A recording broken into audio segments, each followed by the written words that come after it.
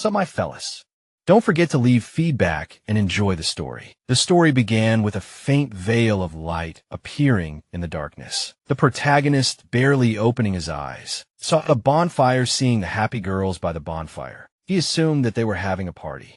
The guy's eyes widened, a smirk appeared on his face, as he mentally said that he didn't think that he was still popular with the girls. Chun-Li turned his attention to the meat on the fire. The smell of roasted lamb made the guy stand up. His lips stretched into a smile. Chun-Li, standing up, looked at the group by the bonfire again. The smirk did not leave his face. He was happy with the beautiful girls and delicious food. A moment later, he rushed towards the crowd, but immediately fell to the ground. He frowned at himself. Chun-Li, twitching his hand, realized that he was tied up. He raised his head. A system window appeared right in front of the guy, informing him that he had a minute left until the end of the survival quest. Suddenly, two men approached the protagonist. The guy frowned, not understanding where the cute girls had gone. Kneeling down, the guy told the man that there was some kind of mistake and that he shouldn't be here. The hunters just chuckled, saying something in their own language. The protagonist gritted his teeth. Now he remembered where he was at that moment. A giant bird flew over the clearing. 12 hours ago, Chun-Li found himself on the shore of the wild lands. He coughed, standing at the shore. The guy scooped up some water. Then he washed his face, looking at his hands. He tried to understand how he ended up here, because he had just been keeping the young lady company. They went shopping to buy her jewelry. Looking away, he wondered if God was punishing him for being a gigolo. Chun-Li shuddered, hearing someone scream. Turning around and seeing half-naked men, he decided that this was some kind of joke. The little boy picked up a bone and shouted something. He threw his bone sharply. The projectile flew a millimeter from Chun-Li's face. A moment later, blood spurted out from a wound. He quickly ran away from the natives, saying that they should not be so serious. Chun-Li grinned and said that he was still good at running. Ordinary people would not be able to catch up with him, not to mention the boy who was with them. The boy froze. He realized something. The protagonist gritted his teeth when another bone grazed his side. Frowning, the boy said that this was not a joke, and this was happening for real. Suddenly, a system window appeared in front of him, informing him that the main quest, survival, had started. The protagonist, continuing to run, tried to figure out what kind of main quest this was. The man swung his bone spear, wanted to hit Chun-Li. A moment later, he threw his spear. The tip of the bone spear rushed towards the boy's back. The boy, not realizing anything, continued to run, looking back. He screamed in fear. The blunt side of the bone hit him right in the neck. The boy's eyes buckled. He realized that now he was finished. His pupils gradually diminished and then completely disappeared. And so Chun-Li found himself tied up by the fire. He sat silently, looking at the system panel, informing him of the completed task. The protagonist chuckled. He still had a chance after miraculously surviving for 12 hours. When the men walked away from him, the boy asked the system what kind of reward it was. Then a couple of system windows with various information appeared in front of him. The boy frowned when the system offered to open the beginner's gift pack. A moment later, a system card appeared, and the system reported the purchase of basic language, proficiency, and a beginner's survival guide, along with an axe. Various information began to flow into the guy's head in the form of archive cubes. Chun-Li's eyes widened now.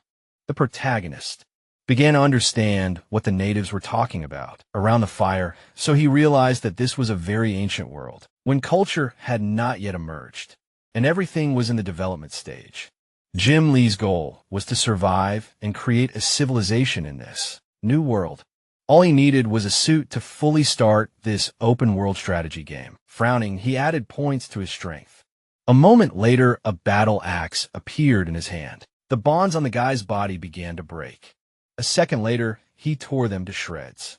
Smiling and clenching his fist, Chun-Li said that he did not expect that 1 point would add so much strength to him. The two men froze and looked at the protagonist. He threw the axe over his shoulder with a smile on his face. Shurgue, angry, ran towards the guy, ordering his subordinates to kill him on the spot. The protagonist was not afraid, even when the two men approached him. He only smirked. He held the axe in front of him and said that they A bunch of ignorant savages dared to be impudent to him. A god Shurgu grabbed the bone with both hands and said that he did not understand what a god was. Chunli smiled and said that this meant that he was an authority among this bunch of primitive people, and also the leader since he was sent by heaven to rule them. Shurgu's body trembled with anger. He suddenly jumped up and swung the weapon. The protagonist was surprised and gritted his teeth. He frowned. Chunli swung the axe, saying that he could not lose. The guy was able to block the opponent's bone. The ground beneath his feet gave way a moment later. The ground shattered and cracks spread across it. The protagonist frowned and said that he did not expect this savage to have so much strength. Shurgue and Shini were tensely confronting each other. Shurgue gritted his teeth as he saw the axe pierce his bone. The protagonist frowned. Shurgue tense screamed. A moment later, his bone weapon was cut. A piece of bone flew off the protagonist, and the man looked at the bone. Shurgue, shocked, looked at the bone. The tribesman stared at the bone in shock and disbelief. Chunli, turning his head, felt that something bad was about to happen. Shurgu, feeling furious, screamed, asking Chunli, how dare he break his weapon? The veins appeared on his face as he ordered the entire tribe to attack the protagonist. The boy ran away screaming that this was a complete scam because they agreed to fight one-on-one. Chunli started running away screaming, saying that it was not normal for so many people to attack a 24-year-old boy. One of the savages approached the boy. He swung his club. The protagonist swung his axe and struck first. The savage fell to the ground in fear. Chunli stood in front of him and said that they were just a bunch of savages. He clenched his fist and said that he did not want to fight them, but they forced him, frowning. He ordered everyone to surrender. The crowd of savages froze and did not move. The protagonist narrowed his eyes, mentally saying that if these savages had not attacked him, he would not have to explain himself here. Suddenly, the tribesmen trembled with fear. They turned around abruptly and ran away. The protagonist, not realizing that there was someone behind him, tried to understand what was the reason for the savage's fear. Suddenly, a system window appeared in front of him. He was given a quest to exorcise a saber-toothed tiger. The tiger's saliva dripped onto the boy's head. Chunli surprised the tiger by raising his head sharply. He ran away with a scream. The tiger raised his paw and roared. Chunli blocked the beast's claws with his axe as he ran, dodging the beast's paws. He asked God why everyone wanted to eat him. The protagonist jumped down. Looking back, he said that if this continues, he will die. The boy gritted his teeth when the tiger landed behind him. He thought that this mission was idiotic, because this beast will kill him in one bite. The tiger jumped forward. The tiger's claws raked across the boy's back. Johnny fell to the ground in pain. Gritting his teeth, he began to get up. Swinging his axe, he said that he can't run away any longer. Grabbing the axe with both hands, the boy said that he couldn't go straight ahead. He had to outsmart it, frowning. He tried to figure out what he could use against the saber-toothed tiger. Looking into the distance, he saw smoke from the fire. When the beast raised its paw, Chunli realized that he only had one chance. He suddenly rushed forward. The tiger stood on its hind legs in surprise. A moment later, it jumped towards the boy. The protagonist slid along the ground. The tiger simply lowered its paws and landed on him. Running away, Chunli cursed, saying that he would no longer believe in movie stunts. Frowning, he said that all cats are disgusting because they like to play with game. Running to the forest, the boy said that the plants ahead will help him. As soon as he gets to the fire, he will win. The tiger swung its paw, breaking a tree in its path. Its claws almost hit the boy's head, barely passing over his head. Johnny gritted his teeth as he ran forward. He narrowed his eyes, seeing the target. There was a fire right in the clearing. He jumped forward with the last of his strength. His body began to tumble. Soon, he stood up, finding himself next to the fire. He grabbed one of the branches. The guy managed to raise a semblance of torch and strike at the tiger. The cat, frightened by the fire, roared. She immediately retreated back. The tiger, closing one eye, growled. The beast frowned and was afraid. The protagonist, starting to circle around the fire, told the tiger to come closer if he dared. Johnny held the torch in front of him. He He frowned even more, hearing a strange sound. The sound came from the forest nearby. The boy raised his head and realized what those sounds were. A huge footprint of the beast was left on the ground. The tiger opened its mouth in surprise, hearing the sounds of footsteps. The cat was struck as if by electricity. He turned around abruptly and ran away. Shin Li, gritting his teeth, told the tiger not to run away, because he had challenged him and he didn't want to be alone. A moment later, the system reported the successful completion of the mission. To drive out the tiger, seeing 2 new points, the protagonist opened his mouth in surprise. He turned his head sharply, hearing a sound from the forest. Turning in the direction of the sound, he said that someone was approaching him, which meant he needed to leave quickly. Starting to run, he told the system to add 1 point to strength and agility. Many system windows appeared in front of the boy for a moment. A second later, steam came out his mouth. Chun-Li did not stop running away. He landed on the ground after a jump below. He saw a crowd of savages gathered. Frowning, he called out to them. Shurga stood up and asked the boy in surprise how he had not been eaten by the saber-toothed tiger. The protagonist grinned, raising his axe. He said that this insignificant tiger was nothing more than a big cat to him. As soon as he attacked it, it immediately ran away. The protagonist smiled widely. He looked at the crowd in surprise, trying to understand why they were not afraid of him. Maybe he said something wrong. Suddenly, one of the girls clenched her fists when she pressed herself against him. The boy asked what she was doing. She suddenly grabbed the boy's leg, saying that he had saved them. All the tribe members raised their hands, thanking the boy and asking to become their leader. Chun-Li frowned. He realized that this was the reward for the quest. Looking at the happy people, he said that he did not expect such sympathy. He chuckled and said that they should stand up first, and they were so welcoming that he couldn't let them down. Clenching his fist, Shurgue shouted, saying that he was truly the most powerful man. Chun-Li felt like an emperor for the first time in his life. He raised his axe and ordered everyone stand up. Then he declared himself king. At that moment, system windows appeared, informing that he had successfully joined the nameless tribe. Closing his eyes, the guy added a point to his physical strength. When he opened his eyes, he said that any improvement in abilities leads to qualitative development. The more points the protagonist adds, the easier it will be for him to complete the task, because his equipment and strength will increase. A huge inventory panel appeared in front of the guy. One of the items in his inventory was a healing potion. The protagonist, seeing it, read the conditions for storing and using it. Putting his hand to his chest, he said that if he pulls it out, he will need to use it within 1 day or throw it away. Soon a sphere of liquid appeared in the boy's hand. The liquid rushed to the wounds on his back. Soon it reached the wounds. A moment later, the wounds disappeared. Chun-Li smiled, saying that this was a very good thing. Extending his hand to Shiryu, he said that if someone was injured, he could give this medicine. The man clasped his hands and shouted, saying that their king was too powerful. Closing his eyes, the boy said that this was how he could protect them. Soon his eyes opened, and he said that since he was their king, he needed to get to know them better.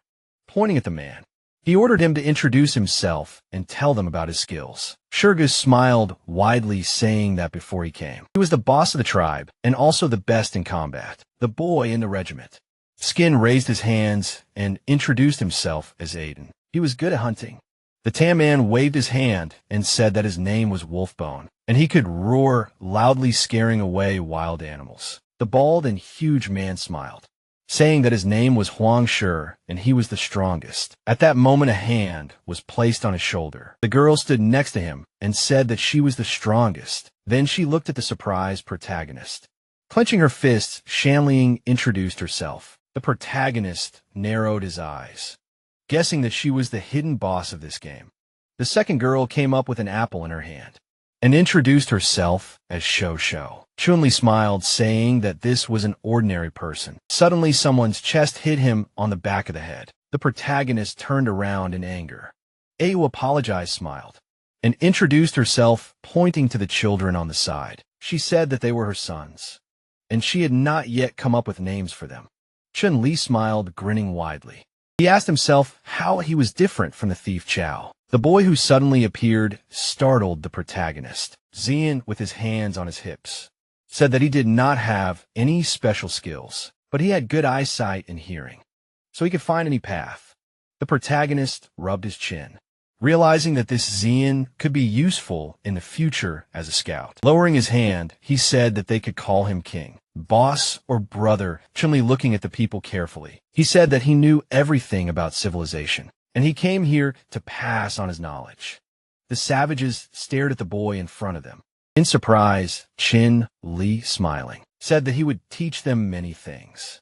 He would guarantee them that they could eat meat every day. The crowd froze in shock upon hearing his words. Everyone raised their hands and began to rejoice. At this moment, a system window appeared, informing them that the main quest had been activated. The protagonist's eyes widened as he read the quest conditions. He put his hand on his chest and said that it was another main quest. The guy then looked at the crowd in front of him.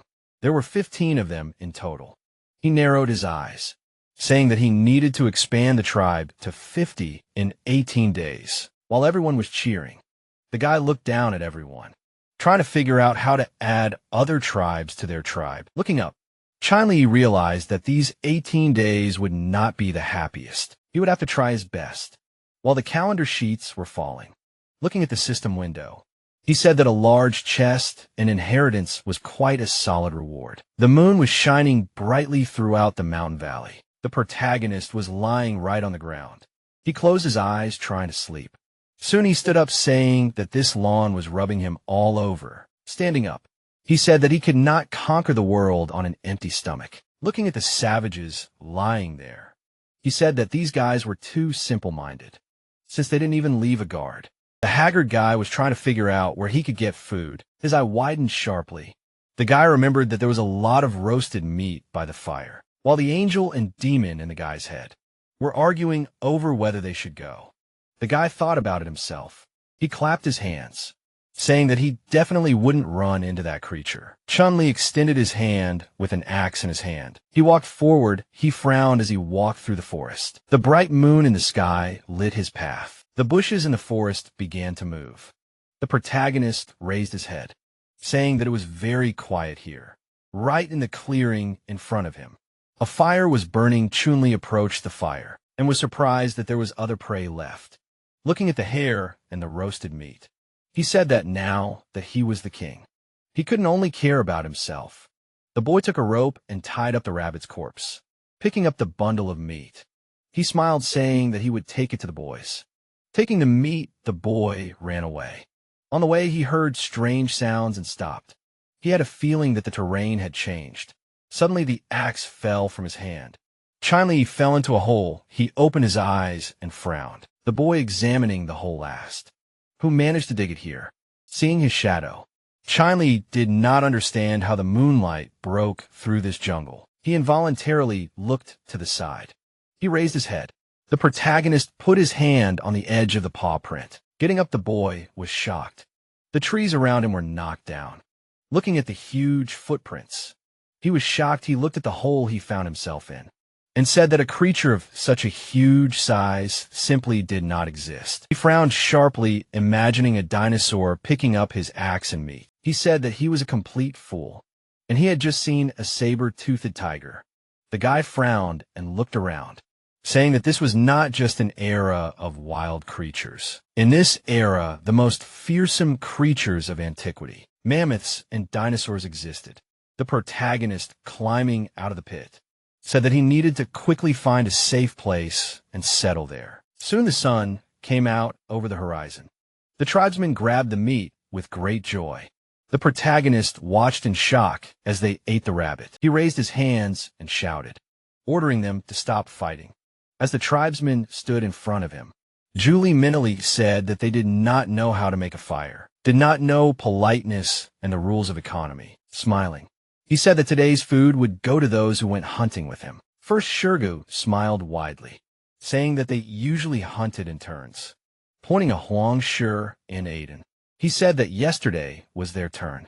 Today, it was Liu Tang, Jiu Tao, and Wolfbone's turn. Clenching his fists, the man said that they all wanted to hunt since the king was with them. The crowd of men smiled, confirming Shurgu's words. The protagonist looked at Zian in silence. Looking at the way the boy was clutching the weapon, he assumed that he was wary of him, as he thought he had a grudge against him. Raising his hands, the protagonist said that he wanted to choose a place for the whole family, to build a new home. The girls approached him and asked what a family was. The boy answered by saying that it was when she and her loved ones lived in one place. Putting his hand on a tree, he said that a family was like the roots of a tree. They went deep into the ground, providing the whole family with food and safety. Shanlin, hearing the king's words, hugged her friends. She suddenly stretched out her arms to the boy, pressing Chunli to her chest. She asked if she could live together with the king.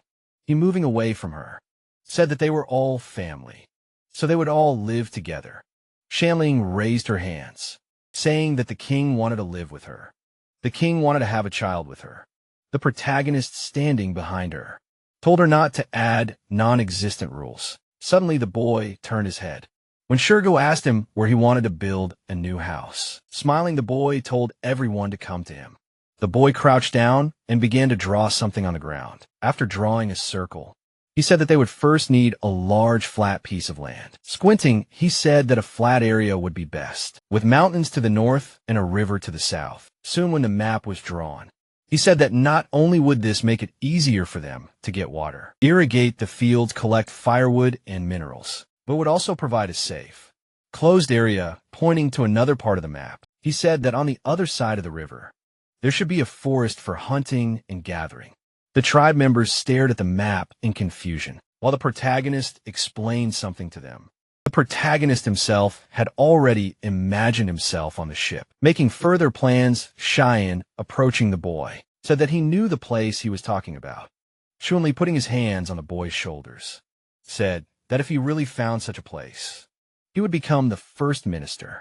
Cheyenne, imagining bulls, said that this place was far to the east, but it was better not to go there, because there lived a herd of bulls that were better not to mess with. The protagonist, imagining an ordinary bull, said that this was even better, because the herd would provide them with a large amount of good meat. Massaging his fist, the guy said that their prey today was a herd of calves. A wide smile appeared on the protagonist's face. He raised his axe up, telling him to pick up the weapon and go meet their new home. The events are transferred to another part of the mountain range. A huge forest filled the entire space. The dead head of a chicken crawled out of the bushes. Zian raised his head and said that the area was quiet and calm. They could go out after waiting for a while.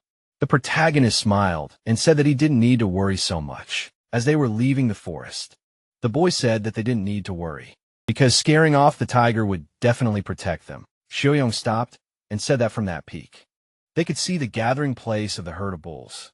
The group headed towards the top of the hill. Cheyenne pressed himself to the ground and asked the others to do the same. Chunli objected, asking them not to worry so much. Soon he stuck his head out. His eyes widened in shock. He saw a vast plain in front of him. Smiling, he said that he could smell the sea. A system window appeared in front of him when he asked to open the map. Looking at the system map, the boy said that this place was perfect for building the first city. Suddenly, Zian pulled the boy's hand. The boy began waving his arms, saying that he shouldn't speak so loudly, otherwise the black bulls would hear him. John Lee, without arguing, stuck his head out from behind cover. Reflections from the system windows began to appear in his eye. The guy, thanks to the system, could view the plants in this area. Looking at the liana, he received information that it was poisonous. After that, he analyzed the tree itself. On the tree branch, he saw a gray squirrel whose meat was tender. Lastly, the guy analyzed the wasp. Its bite was toxic, and 5 bites led to death. The protagonist frowned, looking at Zian. He asked where those big black bulls of his were. Zian, sticking his head out, said that they were right behind that grove. Ahead was a large bend in the river. So the group, led by Zian, headed towards the bulls. Half an hour later, the sun reached its zenith. The protagonist group approached the grove. Entering inside, Cheyenne said that they would most likely be discovered earlier. Chunli himself frowned upon hearing this, realizing that it was too quiet here. Crouching down, he tried to figure out what was so scary about the bulls. The boy scanned the plants in front of him. He chuckled, realizing that they were all ordinary, standing next to the bushes. He said that he was worried that there might be scarier things here, since there wasn't even a single calf nearby. Suddenly the boy began to sweat and pointed his finger forward. The protagonist froze upon seeing this, looking at the place where Xian pointed. He said that this tree seemed to be moving. Xian's mouth opened wide, shocked by the height of the beast. Xian Li, realizing everything, gritted his teeth. Right in front of them was a huge black bull. The bull's eyes shone in the darkness of the forest. Suddenly the bull roared. Shurgu, standing next to the king, asked if it was true that they would hunt them. The boy smiled, nervously saying that they would defeat them. Walking forward, he told the group to lie in wait, while he went and scouted out the situation. Soon the protagonist hid behind a tree hiding. The guy started to cry. He didn't want his people to die so easily. Looking at the bulls in front of him, he said that now he can only rely on those two abilities. Soon the bull passed by the protagonist. Chun-Li, raising his head, mentally said that this beast is 3 times bigger than him. He should find a calf to practice on. Hiding behind a tree, the guy said that this beast looks very scary. Looking at how it eats food, Chun-Li was thinking about attacking. Soon the guy found the smallest bull. He decided to try to negotiate with it first. So he came out hiding and greeted the little child. It froze with grass in its mouth. The protagonist smiled nervously. He opened his eyes, realizing that something was wrong. The calf opened its mouth and roared loudly. His cry scared the birds in the area and called all the adult bulls. They immediately rushed actionly. The guy turned around and ran away. As he swam across the river, he told the bulls to stop chasing. Even the river did not stop the bulls, and they rushed after the guy.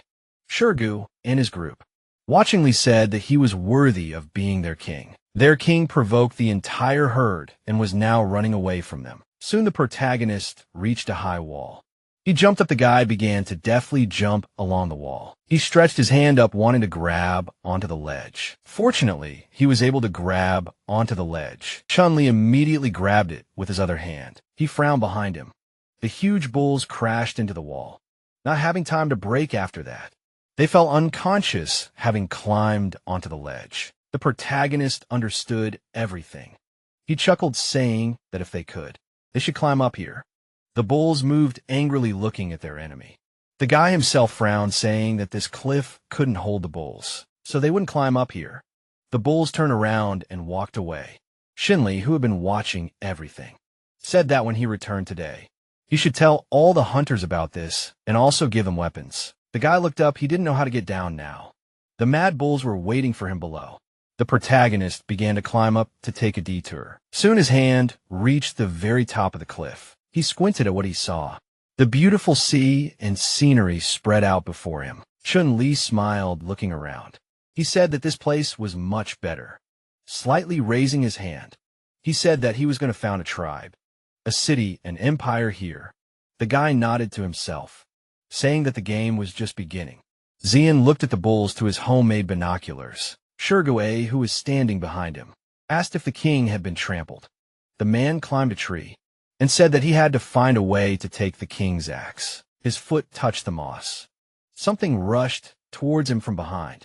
The axe sank into the tree, startling Shurgu. The protagonist appeared behind him and said that he was quite brave. The boy chuckled and said that he didn't think that the man wanted him dead. The group crawled out of their hiding places. Seeing the king, Shurgu, smiling and standing in front of the boy, asked how it went if those bulls were strong. Pointing at the bull, the protagonist said that he was going to eat beef to replenish his strength. They should try Cheyenne. Raised his hands and said that they should forget about that idea. The protagonist narrowed his eyes, asking if he hadn't made himself clear. Gritting his teeth, he scared his subordinates, so that they just need to answer yes or no. They immediately agreed to his idea out of fear. Chun-Li, having received the answer, grabbed his axe, raising the axe. He said that from today on, he will teach them how to create a powerful weapon. Clenching his fist, he said that he will also teach them advanced hunting techniques. The group of hunters were happy to hear the king's words. Soon the sun hid behind the mountains. The protagonist swung his axe. With another blow, he chopped down a tree. The tree trunk fell to the ground. The hunters opened their mouths in surprise. Shurgu, smiling, asked why he cut it down. because this tree is inedible and has no fruit. Putting the axe on the stump, the guy said that it was a material for making weapons. Taking a stick about 2 meters long in his hand, the guy began to explain everything. Step by step, he began to sharpen one end. Soon a primitive spear appeared in his hand. Then a system window appeared next to him and gave a bonus to the technology. Chun-Li smiled, saying that he did not know what this technology was for. The guy picked up the spear and said that this weapon is called a spear, and it is used to pierce the enemy or throw at him. The protagonist frowned a moment later. He threw the spear pierced the tree trunk. The wood cracked from a spear that hit it. Shirgu opened his mouth in surprise. Pointing at the spear, the man said that it was a very powerful weapon. A moment later, he hugged his king, and the entire group began to worship him. Shirgu happily raised the spear when a protagonist said that it was now his. Looking at his subordinates, the boy told them to make spears for themselves. The sun was shining brightly on the clearing. Shirgu barely managed to block Wangshi's attack. Egan, holding the spear in his hands, said that it was a very good weapon. Chun-Li, raising his hand, told the boys to attack him. The men looked at each other. They rushed at the king at the same time. The king stood calmly waiting for them to approach. He deftly dodged Wolfbone's blow. The boy fell to the side, dodging the lunge of the second opponent. Chun-Li looked back. He sharply struck the spear in the jaw. Then he landed on his feet. Wolfbone rushed at the king. The man looked at his opponent with a frown and anger. The protagonist also frowned. Blood spurted out from the wound. Xian flinched when he saw it. Shirgu and Huangshi stopped the fight. The protagonist's spear stopped at Wolfbone's heart. Then he told him that he was dead. The man looked at the spear nervously. He fell to the ground, saying that the king was like a god and they could not defeat him. The boy smiled, saying that they did not know how to handle wooden weapons and still relied on brute force. Everyone looked at the king's back when he said that skills require training. Now, they would use spear throwing soon. The protagonist drew a target on a cobblestone, standing in the middle of the clearing. He told his subordinates to stand there and throw spears. Shirgu swung his spear, wanted to throw it first. He threw the spear pierced the boulder, but missed the target. Shirgu scratched his head, as the protagonist told him that his throw was powerful, but he needed to work on his accuracy. Shine's spear hit the ground in front of the boy. The protagonist frowned, and told the boy that he had thrown the spear at him, and not the target. So many people began throwing spears. Trying to hit the target, the protagonist glanced at the men and realized that they simply had no talent. Suddenly, someone else's spear flew past him. The spear hit the target with a crack. Chun-Li immediately looked at Egan, who had thrown the spear. He smiled and asked if he had one. The protagonist handed the boy 2 spears, saying that they were now his. Suddenly, Shanling stuck her head out of the tree, saying that a huge beast was approaching in the distance. The king looked into the distance and ordered everyone to take up their weapons and be ready. A huge shadow appeared in front of the group. The protagonist frowned as he looked at the forest, wanting to improve his skills while taking advantage of the moment. At that moment, a beast burst out of the forest. A huge red boar roared as it entered the clearing. It opened its mouth and headed towards the group of people. The protagonist swung his spear, ordering them to obey him. Dodging the beast, the boy ordered them to surround it. He rushed at the boar and the man collided. The protagonist's body was dragged back by the beast's mass. They threw the spears, and they pierced the body of the beast. Tears appeared in the eyes of the boar. The boar was breathing heavily.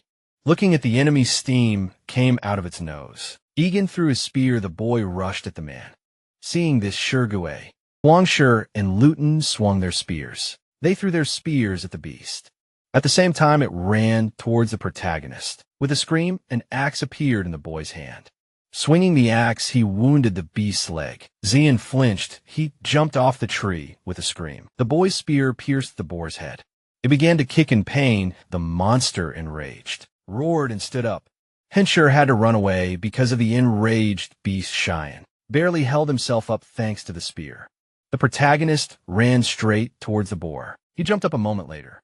Chun-Li swung his axe. The axe cut through the smoke. Shirgu and the hunter stood up and shouted, asking if the king was okay.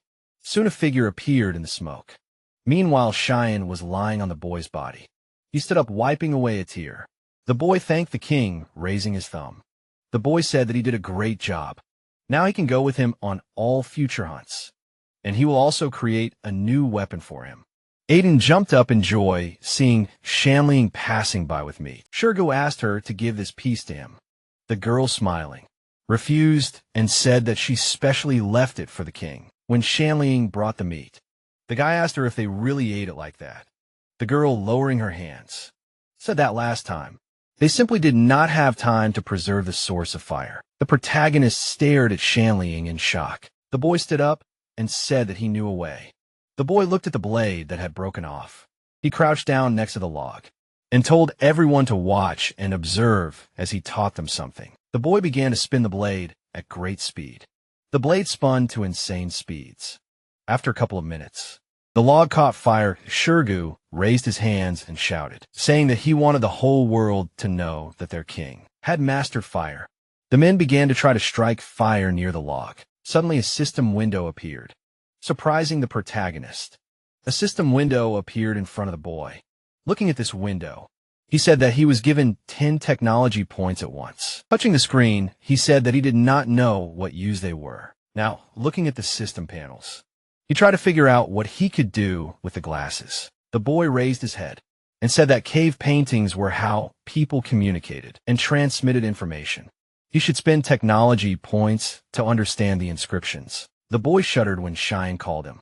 The boy, walking up to him, said that he found that this boy showed signs of nursing. When the king turned to him, the boy said that he assumed that there were cubs nearby. Zian, turning halfway, said that he spent a lot of time looking for cubs. Soon the group arrived and saw everyone working hard. Turning straw into rope, Shurga stopped and asked what they were doing. Egan smiled and said that it was a straw rope, and it was much stronger than a vine. Soon a rope appeared in his hand. Shurgu closed his eyes, saying that he did not understand anything. The protagonist, holding a branch in his hand, told the man to bring everything here. The guy stuck the branch into the ground, making a semblance of a circle. He told everyone to come to him, taking a rope in his hand. He told his subordinates to choose a branch similar to his and a rope. John Lee, picking up the branches, said that everyone should make at least 5 of these wooden structures. After that, they inserted the assembled structure into the hole he had prepared. Finally, they tied them together with ropes. After that, they carefully distributed the straw outside. Thus, a simple pigsty appeared in the clearing. The crowd was happy with the resulting hut. They quickly ran towards it. The entire crowd climbed into the pigsty, which amazed the protagonist. The guy slapped himself in the face, saying that the pigsty was not built for them. Soon Zian and Shanling arrived with the piglets. Zian, picking up the young ones, said that they had brought forth children. The protagonist, turning to them, said that they had done well. Pointing to the hut, he said that they should be placed in it. Shurgu rushed at the king. Embracing him, he asked how he could give such a good den to these pigs. Huang Shi embraced the king, saying that they could finally take shelter from the wind and sun in this nest. They all wanted to live there. Chunli knocked the guys away from him with blows. Standing behind them, he said that if they wanted to live in the pigsty, then he did not care, but after they built a more comfortable house, there would be no room for them. One Shi'er, stretching forward to his friend, said that he was giving his place to him, who became nervous, said that the pigs should live there. So Xiong led the piglets into the hut. Aiden, approaching the king, asked why they cared about them if the pigs were just food. The protagonist asked the boy if he would be happy if he could eat meat every day without hunting. The boy smiled and said that he would be happy, while Xiaoyong looked at the piglets.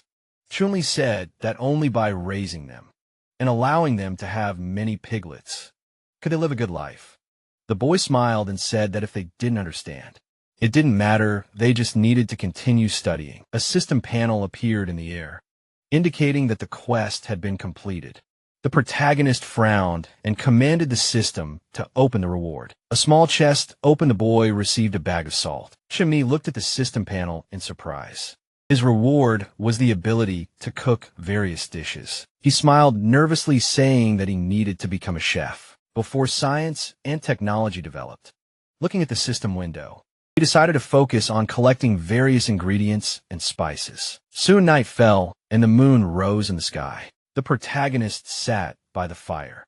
Cheyenne flinched when the king called him the boy. Looking at the fire in front of him, said that he was injured during the day, and at night he had to be on duty for everyone. So he thanked him for today.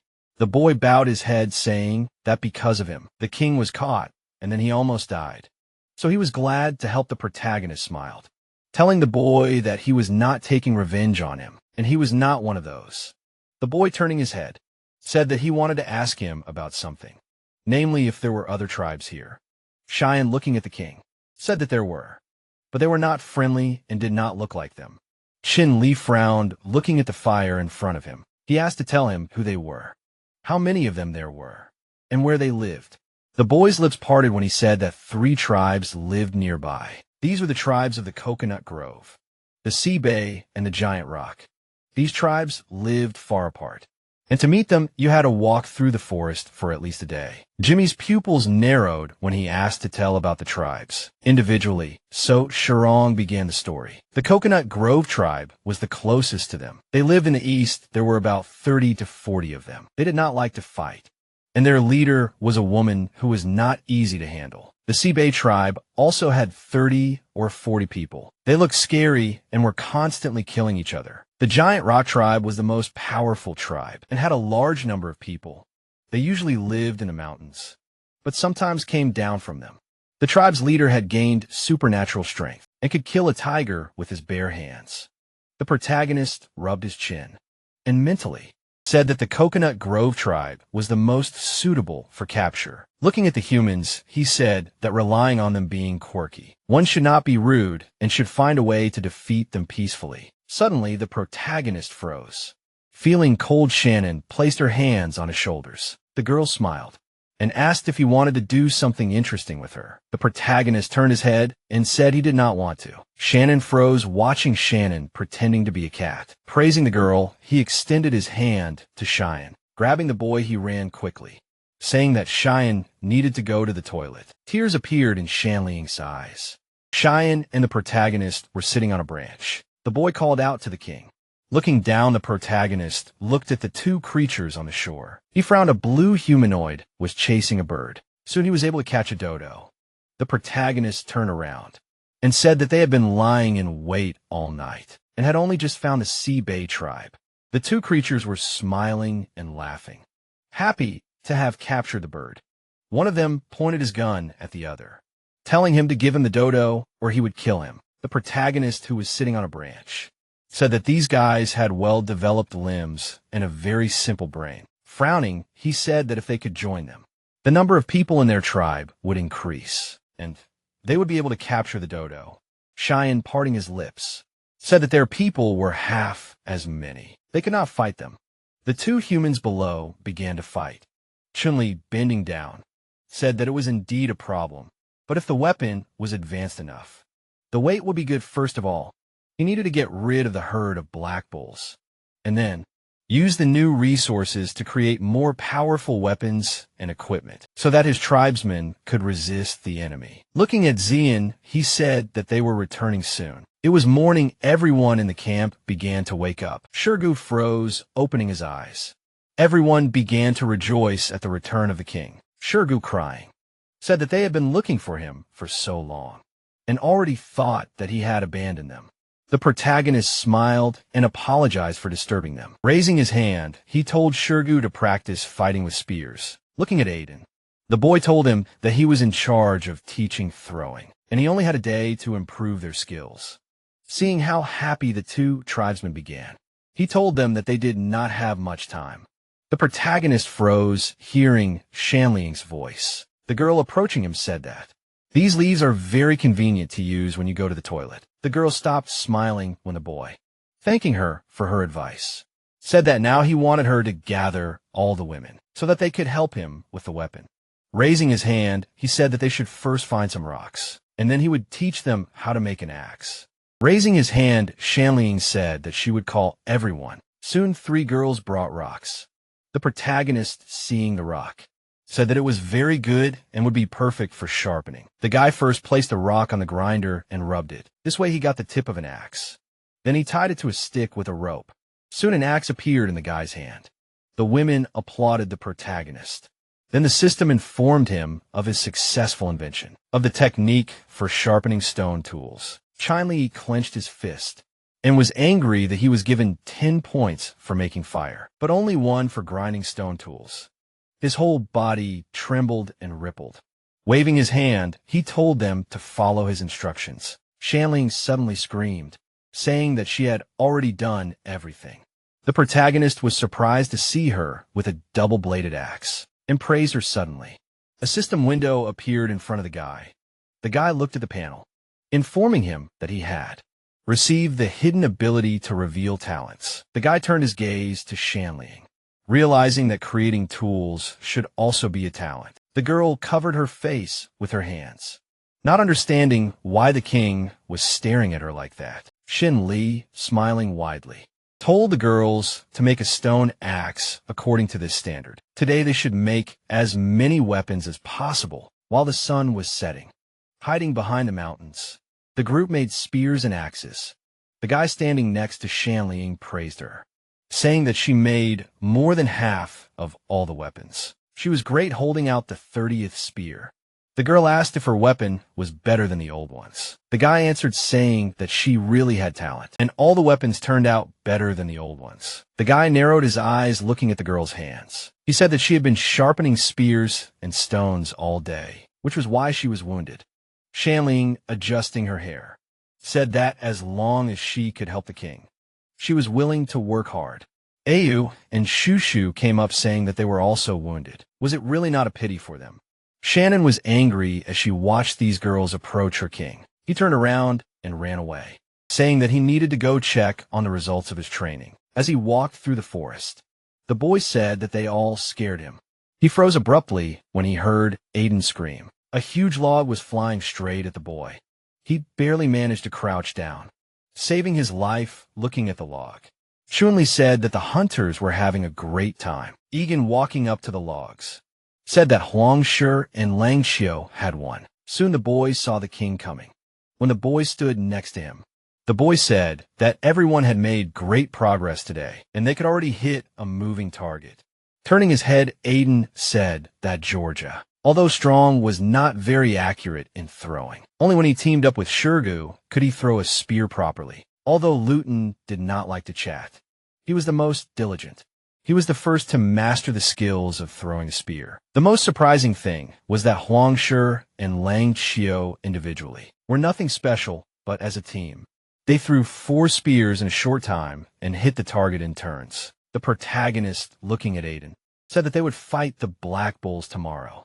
Imagining the killed bulls, the guy said that he should take a secret weapon with him. Aiden smiled and asked what kind of weapon it was. Li continued to work. Even when night fell, he continued to hammer while sweat was pouring down his body. The young man clenched his teeth, lowering the stone axe onto the cobblestone. Exhaling tiredly, the hero muttered that he had not slept all night. He wanted to finish. He remembered the curious face of Aiden, who asked about the secret weapon. The king then pointed at the herbs in his hands and asked the others to look. He told them to pick out the black tips of the leaves, but warned that if they had wounds on their hands, they shouldn't touch the juice of the leaves. As he looked at the plant in his hand, the boy reminded himself that the system had identified them as a natural paralytic. He hoped that the juice of this thing could paralyze those monsters. The fighter looked up when he was called and was told that spears had been brought. Shanling looked at the depression in the boulder in surprise and asked why the king had dug a hole there. When the girl with the bundle of spears came closer, the boy explained that it was called a stone mortar, and it would soon become clear what it was for. Then asked to call the girls, so that they could use a new tool and crush those green leaves, and then smear the juice on the tip of the spear. One of the tribesmen came next and asked what they should do. They also wanted to help, glancing at the others. The boy asked them to eat and rest first, because a big battle awaited them. Meanwhile, dawn had broken. The boy climbed a tree with his breakfast, sprinkling the meat with salt. He thought out loud that it tasted much better this way. At that moment, the blonde raised her spear and shouted to the king that everything was ready. She threw the spear. The hero caught it calmly. The young man looked at his fighters below and ordered that the women stay at home and protect the children, and the rest should take their weapons and go ahead with him to the mountain. All the members of the tribe shouted joyfully. The king raised his divine weapon and called for the hunt to begin. His squad prepared for battle, and the commander-in-chief announced that now it was the monster's turn to tremble. Clouds covered the sun. The tribe looked out from the cliff. Hunter informed Shurgu that the king had gone alone as bait, looking down at the monsters from above. He clarified whether it was too dangerous, but the boy replied that the king was so strong. What danger could there be? And called for a look sitting above everyone. Xian told everyone to get ready. Looking down carefully, the hunter noted that there seemed to be some movement on the other side of the river. Shurgu turned to the girls and asked them to pass the spears in time, especially from Aiden's side. He could not be left without a weapon. Looking forward seriously, the man reminded that the king had taken such a big risk that they could not make a mistake. 10 minutes before the black bulls were calmly chewing grass, the protagonist looked out from behind the bushes, looking tensely at the enemies. The young man remembered that according to his latest experience, he would be able to safely run to the mountain. One of the monsters leaned over the water, and the king decided that for reliability, it would be best to lure a small bull with short jumps. The fighter got closer, frowning. He mentally expressed the hope that he would not stumble. Otherwise, he would simply die. Several stones thrown by the boy's hand flew at the enemy's head, cupping his hands like a megaphone. He began to taunt the monsters with shouts. And while the injured bull moved angrily at the enemy, two more also turned their heads, looking at the enraged beasts running towards him. In confusion, the hero realized that there were 3 of them, which was too many rushing away from the monsters. The young man muttered that it was risky. The monsters even broke trees and tore out bushes, trying to catch up with the hunter. Running onto the plain under the mountain, the young man shouted to Shurgue to aim at the first bull, dodging a blow from the nearest enemy. The king added that his subordinates should focus on the attack. Huangshi raised his comrades and ordered everyone to get ready. With wide eyes, Shurgue ordered them to be careful, after which spears flew down. After the command, several guns pierced the bull and it roared. Jim Lee barely managed to cling to a protruding part of the rock when the enemy came closer. At that moment, little Aiden aimed his spear and threw it, shouting that he would hit the target. The monster let out a scream when the weapon actually pierced its neck. Then he fell while the youth clung to the rock.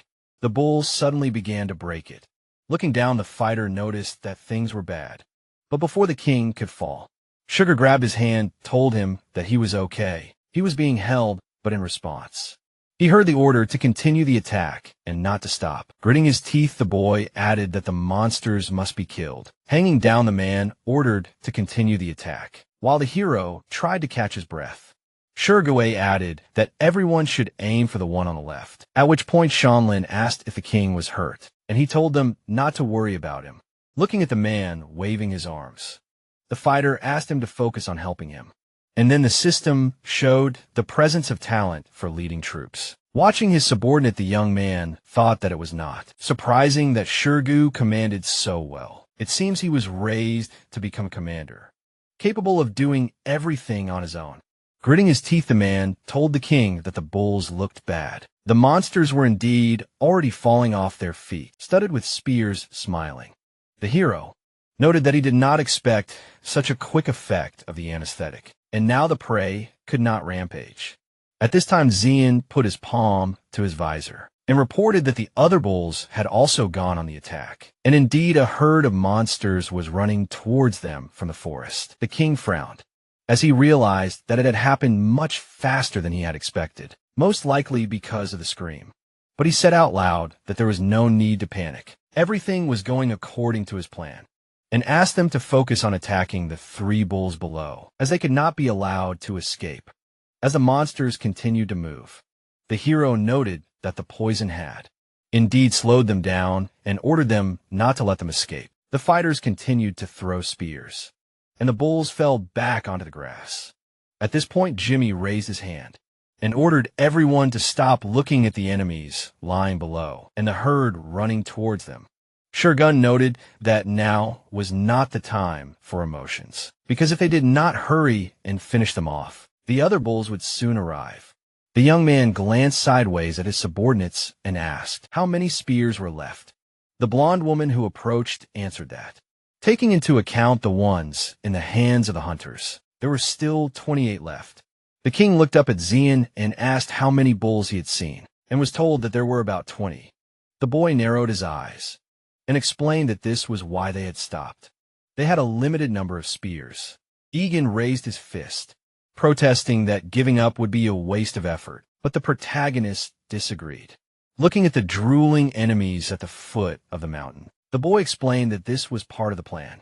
He had no intention of betting such a small number of people against the herd of bulls. The war had just begun, and his goal was to kill their boss. And as for the rest of the bulls, they would naturally scatter in all directions. The king looked at his interlocutor seriously and said that, in order to lure the largest one, it was necessary to use bait.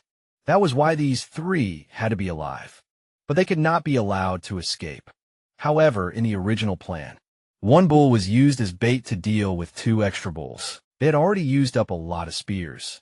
Then the lookout pointed at the huge figure coming out of the forest, calling for a look, and asked if the bull boss was not that huge monster. The large bull took a deep breath and roared so loudly that the sound wave reached the people.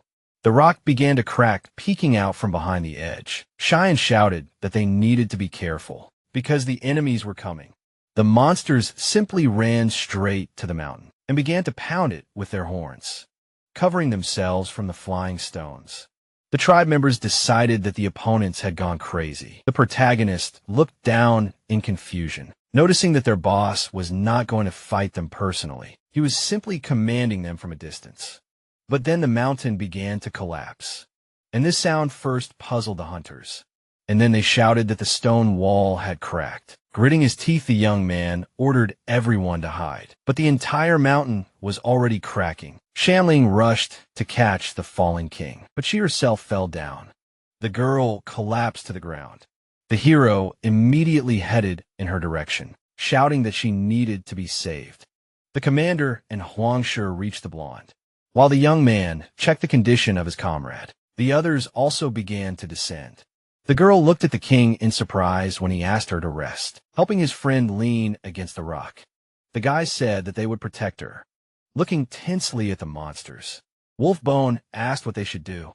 Fight the enemy. The bulls were advancing on the people, while they decided among themselves that there was no need to make any sudden movements, but to obey the king's orders.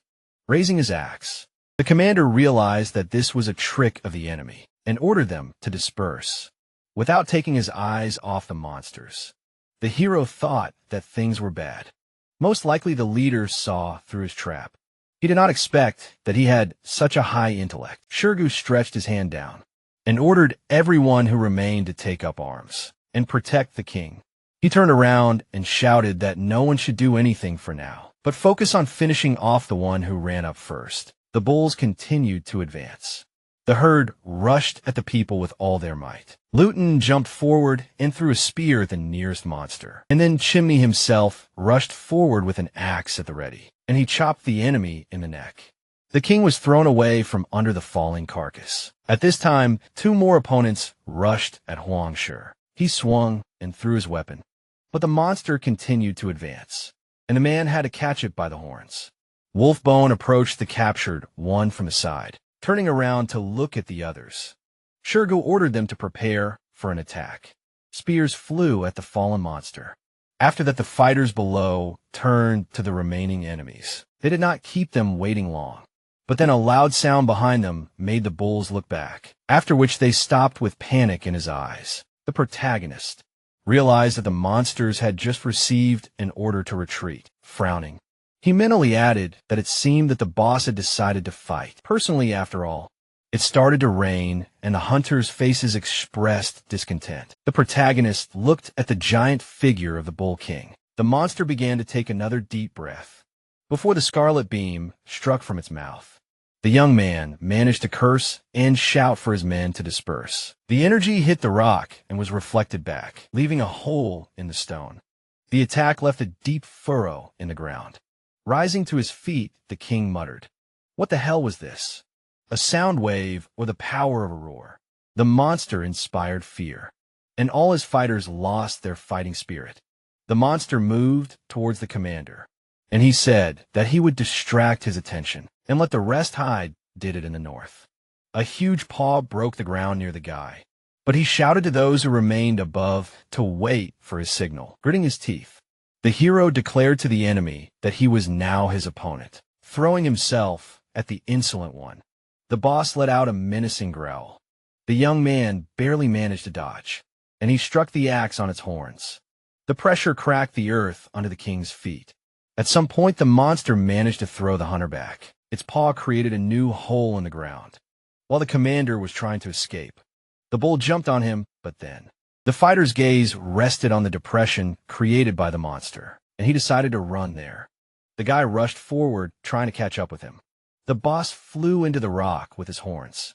A powerful explosion was heard, and the tribesmen called out to their king in fear. Pershanling also trembled from such a sight. The bull began to try to break the mountain with his paws, and the people could not understand what was happening. The monster pointed his paw at the others, and an order was given not to retreat, to prepare for battle, raising their spears. The hunters looked at the powerful fingers of the monster. Huangshi lowered his head and admitted that they would only pierce his callus. But suddenly an axe flew out of the stone and cut the boss in the face. He covered his eyes to avoid getting blood in them. Climbing out of the hole, Chun-Li thanked the fat man because it was he who created this gorge. Catching his weapon, the young man added that it allowed him to hide there at a critical moment. Although he added to himself that despite this, he still received serious injuries. The men looked at their king with concern. Coming out of the gorge, the commander called Shurgu. His mouth dropped open when he heard the demand to follow his orders, throwing himself at the monster. The guy ordered to kill the big guy. The rest immediately rushed at the enemy with a battle cry. Huangshi swung his weapon at the boss, but then he caught a sharp horn with his stomach. Cursing loudly, the bull began to moo and try to shake the man off his head when Luton entered the battle, jabbing his spear into the monster's leg. The man shouted that he would be trampled.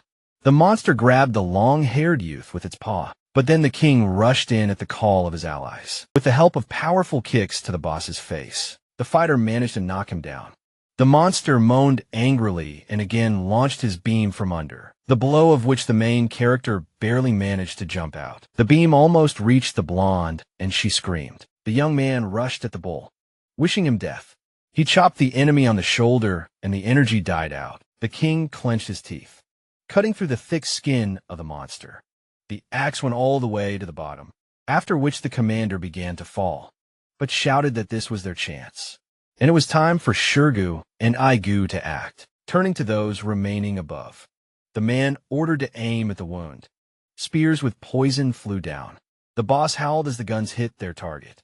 The huge bull began to fall over and fell heavily to the ground. Clouds of dust rose into the air. Exchanging glances with his comrade, Wolfbone clarified whether they had won. The guys above had no doubt about it, and joyfully raised their fists in honor of the victory. The hero came closer to the lying bull, not paying attention to the glorification of his own person. Gritting his teeth, the young man thought that something was wrong, or the other monsters waiting for. At the moment when lightning struck, the boss rose again. The leader turned around and only had time to curse. A powerful blow from the monster's paw threw him aside. The next blow hit the rest, scattering them, after which the bull looked at those who remained above and sent a beam from his mouth in their direction, sitting at the foot of the mountain. The guy breathed heavily and mentally blamed himself for carelessness. He stood up looking down at the figure of the boss. He was pulling the spears out of the wound. Then he threw one of them straight at Shanley. The spear was reflected in the eyes of the young man. When he realized that this was the end, was he really going to die? Right here, but then someone rushed past the king. The spear hit Shanley right in the chest. The fighter looked at it in shock. Then he found the girl was lying on the ground, and he remembered all the good things she did. The figure of the monster stood right in front of the guy, throwing an axe forward. The protagonist roared for the monster to fight him. Suddenly a pattern began to appear on the shoulder of the young man, and the system began to warn about the appearance of an unstoppable force before rushing into the attack. The king wished death on the bull, and a bright streak of energy pierced both the enemy's carcass, and the rock the guy's blow literally split the monster in half. The enemy fell apart into two halves. Looking gloomily at the other bulls, the hero suggested that the next one should come out. They looked at each other in confusion. Clenching his fist, the young man shouted that they would die too. The monsters moaned in fear and rushed away. The axe fell to the ground. The king leaned on the handle of the weapon, instantly losing all strength. Blood gushed from his mouth. His vision began to dim, and the system signaled that the fighter was dying. He saw his people running towards him and Luton leaning over the girl. The last thing he remembered was Huang Shi, desperately asking Daida to get the medicine. When he opened his eyes again, he saw the ceiling of a straw Hada leaned over him, glad that the king had woken up. It turned out that the guy was lying on her lap with his head frowning. The protagonist clarified whether this was really a pigsty. She smiled sadly and replied that it was not. So after they drove away the bulls, they moved to this new land, and they built this hut especially for the king, carefully lifting the fighter's head. The woman asked him to lie down while she told the others, but he assumed a sitting position and asked to wait, which made the blonde decide that he wanted to give her an order. Looking at his unusual wounds, the guy asked how Daida and Luton were doing. Images of recent events flashed before the woman's mind's eye, and she told him that when they found Luton, he was barely breathing, but he quickly recovered, and after he woke up, he stood outside and guarded the king all this time, and Ditto was more seriously injured. But they had magic medicine, so now she needed to rest, and she would recover, and the rest were still fine. Closing his eyes, Chun-Li exhaled that everything was fine with the others, to which the blonde explained that in 4 days, everyone had returned to normal. The young man suddenly approached the mistress's face. He was shocked that so much time had passed. The hero called up the system window and found that there were only 11 days left to complete the quest. While he was looking at it, thinking that he had no time to recover and could not waste a second, the woman thought that the king was constantly staring. At one point, the young man tried to get up, but the pain stopped him, and the blonde noted that he needed a good rest. Glancing at the woman, the chief said that now was not the time to rest, and ordered to call Shirgu. Frowning, the fighter added that he should only tell him that he woke up, and not say anything else.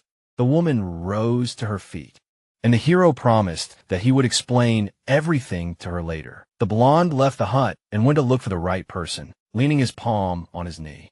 The guy thought that now he had neither fighting power nor restraining force, and if everyone knew about it, then this task would not be so easy to complete. He called the window with a map, mentally calculating that fortunately, after they drove away the herd of bulls, the tribe immediately moved here. It was necessary to build a fence as soon as possible, then convert it into a wooden wall, and place plots for planting and raising cattle there. The hero closed his eyes. When he heard Shirgu come and order to speak outside, the man smiled happily and said that he was glad that the king was okay. The young man lowered his head and said that he had a task for the big man. He touched the wall of the hut with his hand. When the commander asked him to come closer and remember everything, he told him. The warrior put his ear to the hay and asked the king not to worry. Having received the order, the big man ran away saying that he would do everything. Frowning, the chief thought that this was not enough. This time he could not make a mistake when hunting bulls. It was necessary to clear the territory. Luton shuddered and turned around when he was called and told that there was a task for him too. The boy looked at the hut in surprise when the hero told him to go for the king of bulls and bring his skull and skin and make sure that he took everything. The long-haired man's face reflected shock when the king handed him his divine weapon from the tent. With an embarrassed look, the hunter walked away, promising to carry out this task. The blonde looked inside and tried to persuade the chieftain to rest again, but he again said no, looking at the exit of the hut. The young man added that he also had a task for her, The hostess parted the flap of the hut when he allowed her to enter. When the woman entered, the chieftain said that he sent them all away to give her an important secret task, to which the blonde immediately threw off her clothes and said that she had been ready for a long time. And he had to shout that she had misunderstood everything and let her put her clothes back on. Having carried out the order, the hostess looked at the floor in embarrassment, and the young man cleared his throat to begin speaking, looking at the blonde from under her forehead.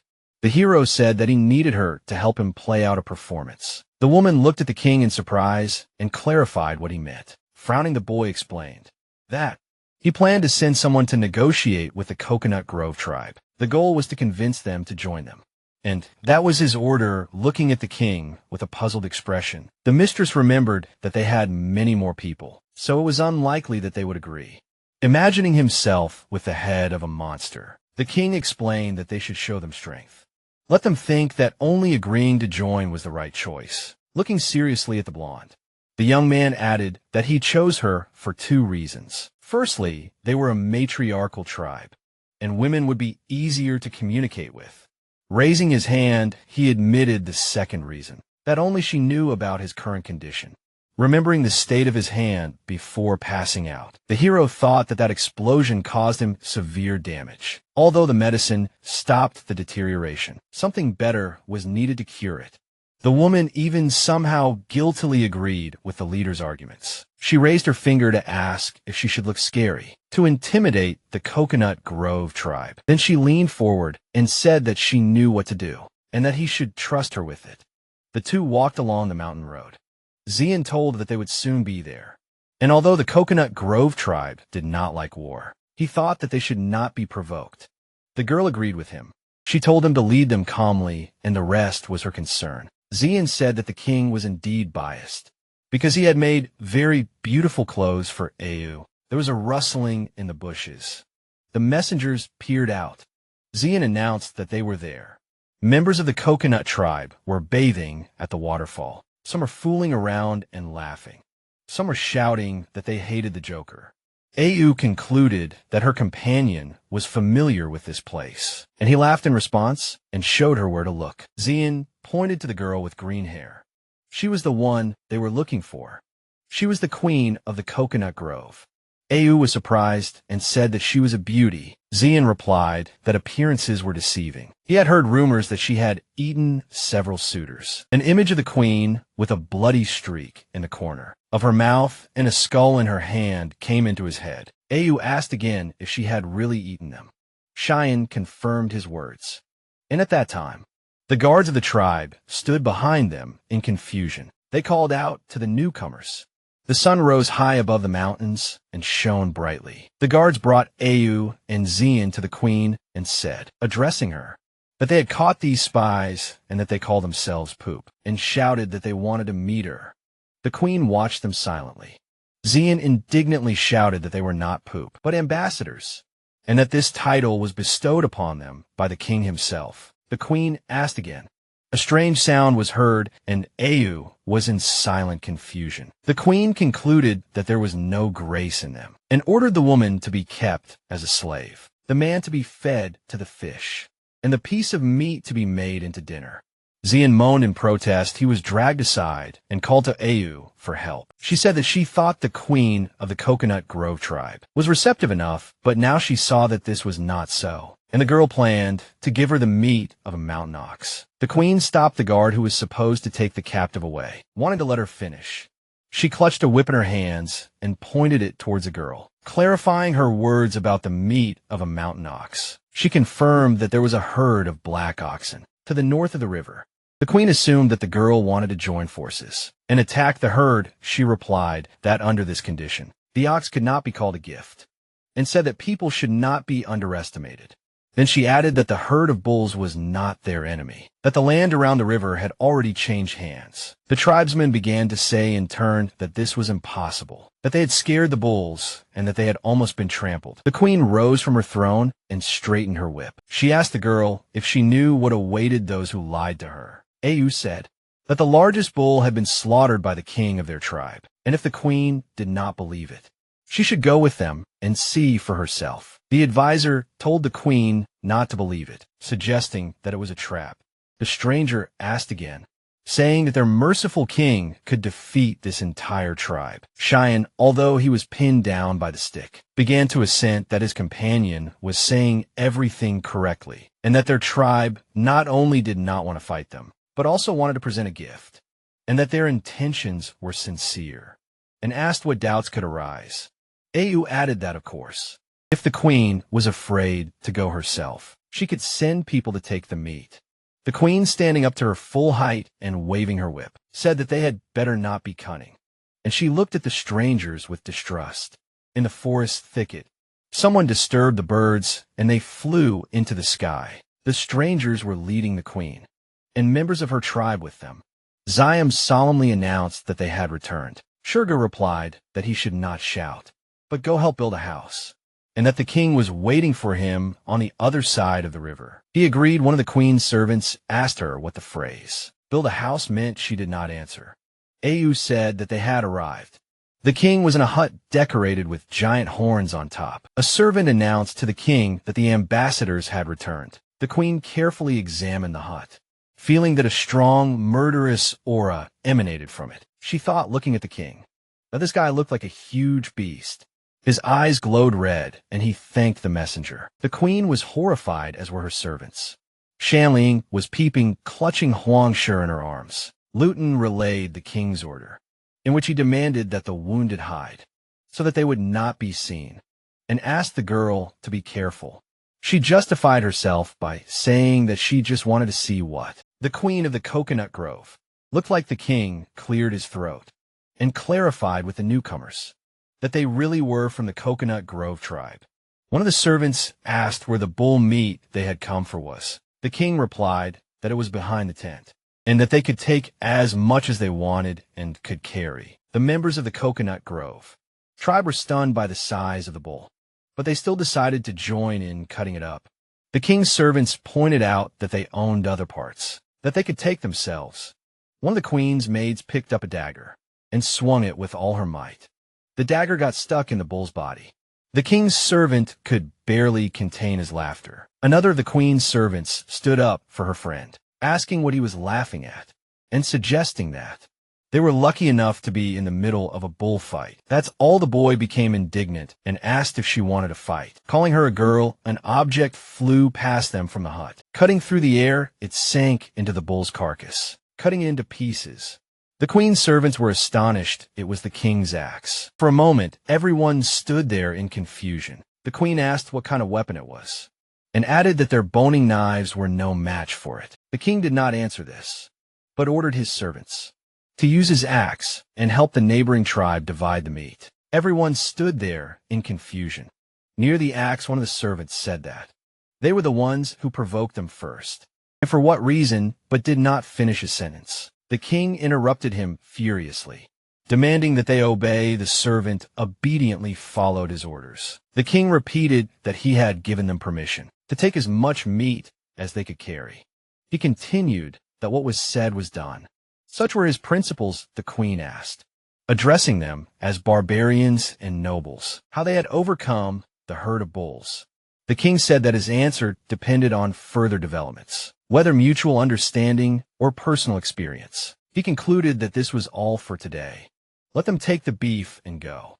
To which the queen, snorting, called him an indifferent pig. The king thought that he had overdressed himself, and if it were not for the bandage of bullskin, the wound would have bled. A thin stream of blood began to flow down the stone near his foot. He cursed, realizing that blood was flowing. Au assured the queen that they would give her tribe a few extra stone axes, and although they are not comparable to the king's divine axe, they are good for cutting meat.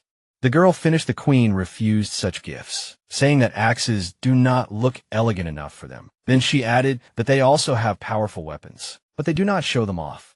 And then she expressed the hope that they will not have to use these weapons on members of the neighboring tribe, and wished them all the best. She ordered her servants to take what was theirs, and said that they were returning. Au added that if there was not enough meat, they can come back and get more. but they should hurry because the tribe plans to share it with others. They did not say anything to this and simply left, Au waving after them and inviting them to come again. They passed to a clearing. The queen stopped and asked if everything was checked. Turning to her scouts, silhouettes appeared from behind the trees. One of the servants reported that they found their buildings, the so-called houses, and she assumed that there might be piglets inside. They accidentally heard grunting. The queen was surprised that they could build such a good home for pigs. The scout continued, saying that in addition to this, they possessed the divine power of fire. The queen could not believe her ears. The girl continued that they saw with their own eyes how they got fire out of nowhere, and roasted beef on it. The queen was deeply amazed. The scout wanted to add something else, but hesitated, and the queen ordered to continue. The girl said that there were only 10 people in the king's tribe. The rest were children and one old man. She expressed doubt that they could hide the rest of the tribe. The queen asked in a rage why they did not conduct a thorough search. The informer reported that the trees in the area were cut down, and they could not remain in the open, but only watched hiding in the forest. The queen snorted with displeasure and left surrounded by servants. So it seemed at first glance. But she turned around and, swinging her whip, hit her scouts hard. Then she said that if they dared to look for excuses again, they would not get off with simple lashes. The servants bowed their heads obediently, thanking the queen for not banishing them. The sun was shining brightly over the king's hut. He sighed and looked at his hand. Au asked how his wounds were. He replied that they were better. He added that bullskin had high regeneration and would probably gradually be able to heal his wounds. A sign with the activation of the talent of eloquence appeared above Au, and she replied that this was very good. The king thought that eloquence was a very rare talent. Air said that compared to the queen of the coconut grove, the king loved her more and asked if this was true. He blushed and denied everything. He sighed and said that even the walls had ears, in order to tell those who were hiding to come out, then come back and help heal his wounds. And then he added that there were traces of blood on the throne, and asked to clean it up before Luton came, and ordered not to allow anyone to come near. Au agreed. Then she looked at him with a tender look, calling him king and winking. She said that he was handsome. He coughed and turned away blushing. Then he said that these were all the instructions. And then Zian ran up calling him. He said with admiration that the king was amazing, because the queen of the coconut grove really did place her people around their camp. He asked how they had done his task. XIOM said that they had done everything. They had seen what they were supposed to see, and they had not seen what they were not supposed to see. The king sighed with relief, and he praised Zian for his work. And Zian thanked him in return, and said that he would go help Shiryu build houses. The boy ran away. Au asked the king if he really thought that the coconut grove tribe would want to join them. He replied that it was too early to talk about it now, because the plan was only half complete. He added that when the tribe came to them for the second time, they would be able to begin the second part of the plan. Shinli, lying on the bed, could only think about how tired he was. He had a task in front of him designed for 11 days. He needed to help people build a home, create a tribe, and increase the number of people to 50. He was sure that this time would not be enough. Even to recover, the guy decided to open the warehouse, check what he had basic knowledge of the language, a basic survival guide, and a cookbook. He also had a universal map of the area. In his inventory, there was a bag of salt and a healing potion, which was enough for only one person. Unexpectedly, a notification appeared frighteningly, where he read that his battle axe had been updated. The guy did not understand what was happening, since his weapon turned into the penguin axe. The protagonist did not notice when this happened, and in surprise, the guy thought that it seemed that the axe had turned into an artifact, but the player did not understand why. He did not notice this when he gave the axe to Luton in the morning, stretching his hand in front of him. The protagonist waited for the axe to appear in it. He was extremely surprised. Now, he had a legendary weapon, which the guy received under the condition of a blood sacrifice. Jimmy thought about it. He spilled blood on the axe, thereby activating this powerful skill. He remembered the bloody weapon. The guy was struck by the thought that otherwise he would not have gotten off with just a scar on his hand. The guy sighed, looking at the axe. He was pleasantly surprised. because he did not expect that the weapon could evolve, after which the protagonist wondered if the rest of the weapons had the same hidden skills or properties. Putting the axe aside, he came to the conclusion that the activation conditions are irregular. Everything depends on fate. Because only one axe almost killed him, Chimley decided to return to the inventory. There was only one potion left. The protagonist decided to leave it for the critical moment. The guy was determined to carry his axe. To destroy all nearby animals appeared before his eyes that he would have to kill. He was determined to subjugate everyone to himself. He remembered the people who took the meat. It should have been enough for 2 days. For 30 people sitting on the couch and thinking. The guy thought that time was limited, so Zian would have to work hard. Not far from the hut stood Luton, whom the protagonist called to him, and asked to call Zian to give him a secret task. Luton unquestioningly agreed to carry out the order. He and Zian went to the protagonist's hut, going around the rest of the settlement. Approaching Chun-Li's house, Xiong addressed the king. Kneeling down, he saluted and announced his arrival. Looking up at Xiong, the protagonist clarified whether he remembered the herd of black bulls that they drove away sitting on his knees. Cheyenne listened to his king. He was given the task of finding the bulls and reporting this dutifully. He had limited time, 2 days to search. The little hunter immediately carried out the order. Turned around and ran. The protagonist sat back down on the sofa and thought about how much everyone had contributed during these days. It suddenly occurred to him that he could make small gifts for everyone during these couple of days. Cheyenne did not stop searching. The guy did not leave the hut for 2 days and made gifts. Tired, he looked at the fact that he had 9 days left to complete the task, throwing away the materials. He decided to finish the work for today. He produced a stone spearhead, a bone whistle, and a drinking horn, receiving 3 technology points. The guy thought about the gifts he had created.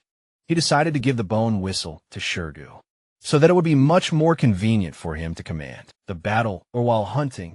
Then, he made stone spearheads that can increase the lethality of spears, or increase the percentage of victories by several points. He decided to give the last gift to Zian, thinking that he would like it. At that time, he was just running to Chun-Li, and at that moment a cry was heard on the street, calling the protagonist and reporting good news. The protagonist perked up. You came into his hut, happy that their house was finished, and Chimney asked to show it. Before leaving, you offered to put a cloak on the king, because he was not feeling well. The guy thanked her. The girl decided to help her king because he worked hard. The protagonist even became embarrassed and thanked her. Leaving the hut, they went to look at the new house. The girl ordered the crowd to part because she brought the king. Wolfbone turned around. Shurgu saw the protagonist and was happy. He decided to tell him that they built a house. According to Chun-Li's instructions, the man pointed at the house with his. And finally, the king saw a new hut in the settlement. Shurgu was very happy. He wanted to know if the king liked it, who was not as impressed as the others. None of them noticed the guy's mood, and everyone began to rejoice that they no longer had to sleep in caves and look for branches. Now, they had a house. The rest of the villagers supported the mood, saying that the pigsty was really only suitable for pigs, and this was the house they would live in. The king wanted to dampen their ardor by noticing that at first they had spoken incorrectly. Shurgu said that they had also built a straw door and dragged it to show the protagonist. The king began to evaluate this door, but suddenly, a plaque about the completed task of building a wooden house appeared in front of him again, for which he received 10 technology points. The protagonist was surprised. That building a house costs the same number of points as making a fire. He thought that the backward tribe had changed a lot since he came. He looked at his tribe and remembered that initially they drank blood like animals. But now their characters and abilities had changed. He wondered if the influence of the system was involved in this. Remembering what Shurgu was like initially, the player came to the conclusion that this was an acceleration of evolution. Watching the joyful tribe, the king turned to Au, asking to immediately inform when the hunter Cheyenne would return, to which Au did not dare to refuse. Standing next to the girl, the protagonist announced that he was leaving. giving the order to the others to continue building houses. Soon many people would live in them. Suddenly Cheyenne's voice was heard reporting on the find. The residents turned around. Cheyenne was jumping for joy and shouting that he had found bulls. Chun-Li praised the hunter, who was trying to catch his breath, putting his hand on Cheyenne's shoulder. The king gave the order to follow him. In order to carry out the second part of the plan, he turned to Shirgui, who was still dancing with joy with his secret task. Having moved away a little, they sat on the floor in front of their king. The next few minutes, the protagonist explained the plan to the people and clarified if they had any questions. Shurga doubted whether this plan would work since it was not finished. Confident Xian said he could finish the task when the time came and offered to take more men with him. Chun-Li decided that this was the best time to give gifts, so he gave the whistle to Shirgu for command, for which the latter thanked him. Shirgu immediately began to whistle a melody, and the king turned to Cheyenne, saying that there was a gift for him too, but only when he finished the task. Now the protagonist was completely serious. He turned to the people and reminded them that as soon as they received the signal, they must immediately begin to act. Chun-Li said goodbye to his servants, and Aiden even waved goodbye to him. The protagonist decided that now was a difficult time, so he would have to give the wounded work. He turned around and looked at Au and Luther. First, he turned to the girl, asking her to convey a message to Shanling and Huangshi, containing a request to build a fire in front of the house, but not to light it. Au clarified whether this was for the guests who would soon arrive, to which she received a positive answer. In an instant, the player became serious. Decided to look at the bait released a couple of days ago. At this time, Shosho watched as a crowd of people approached their huts. She was surprised at how many people there were. It was the Coconut Grove tribe. Frightened, she ran as fast as she could. Not paying attention to the apples falling from her basket, she realized that things were bad.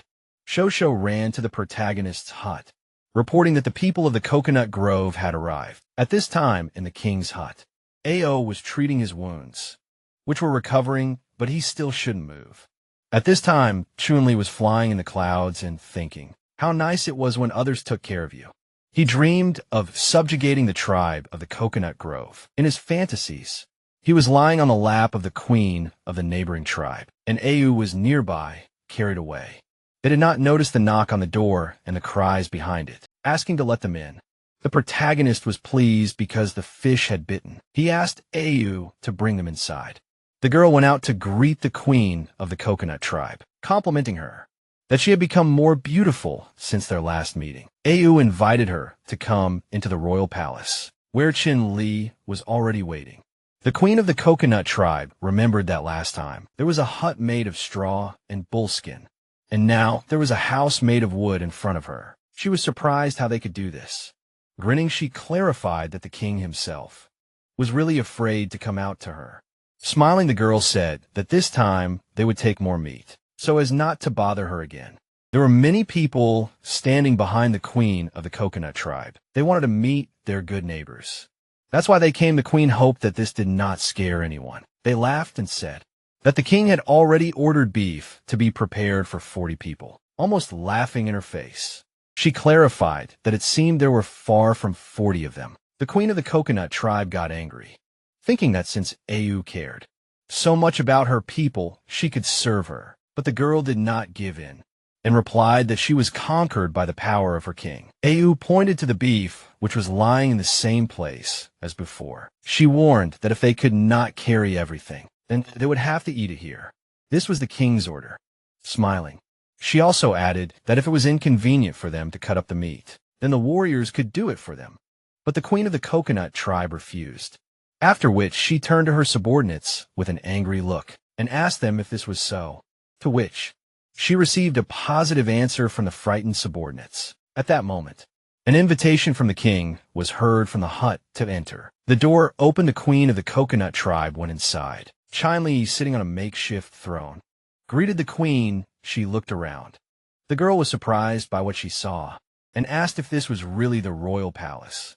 It looked fine overall. Looking at her, the guy thought that she seemed interested in the technology of building houses, which meant that he could continue to lure her with a look of victory. He said that this was a temporary palace.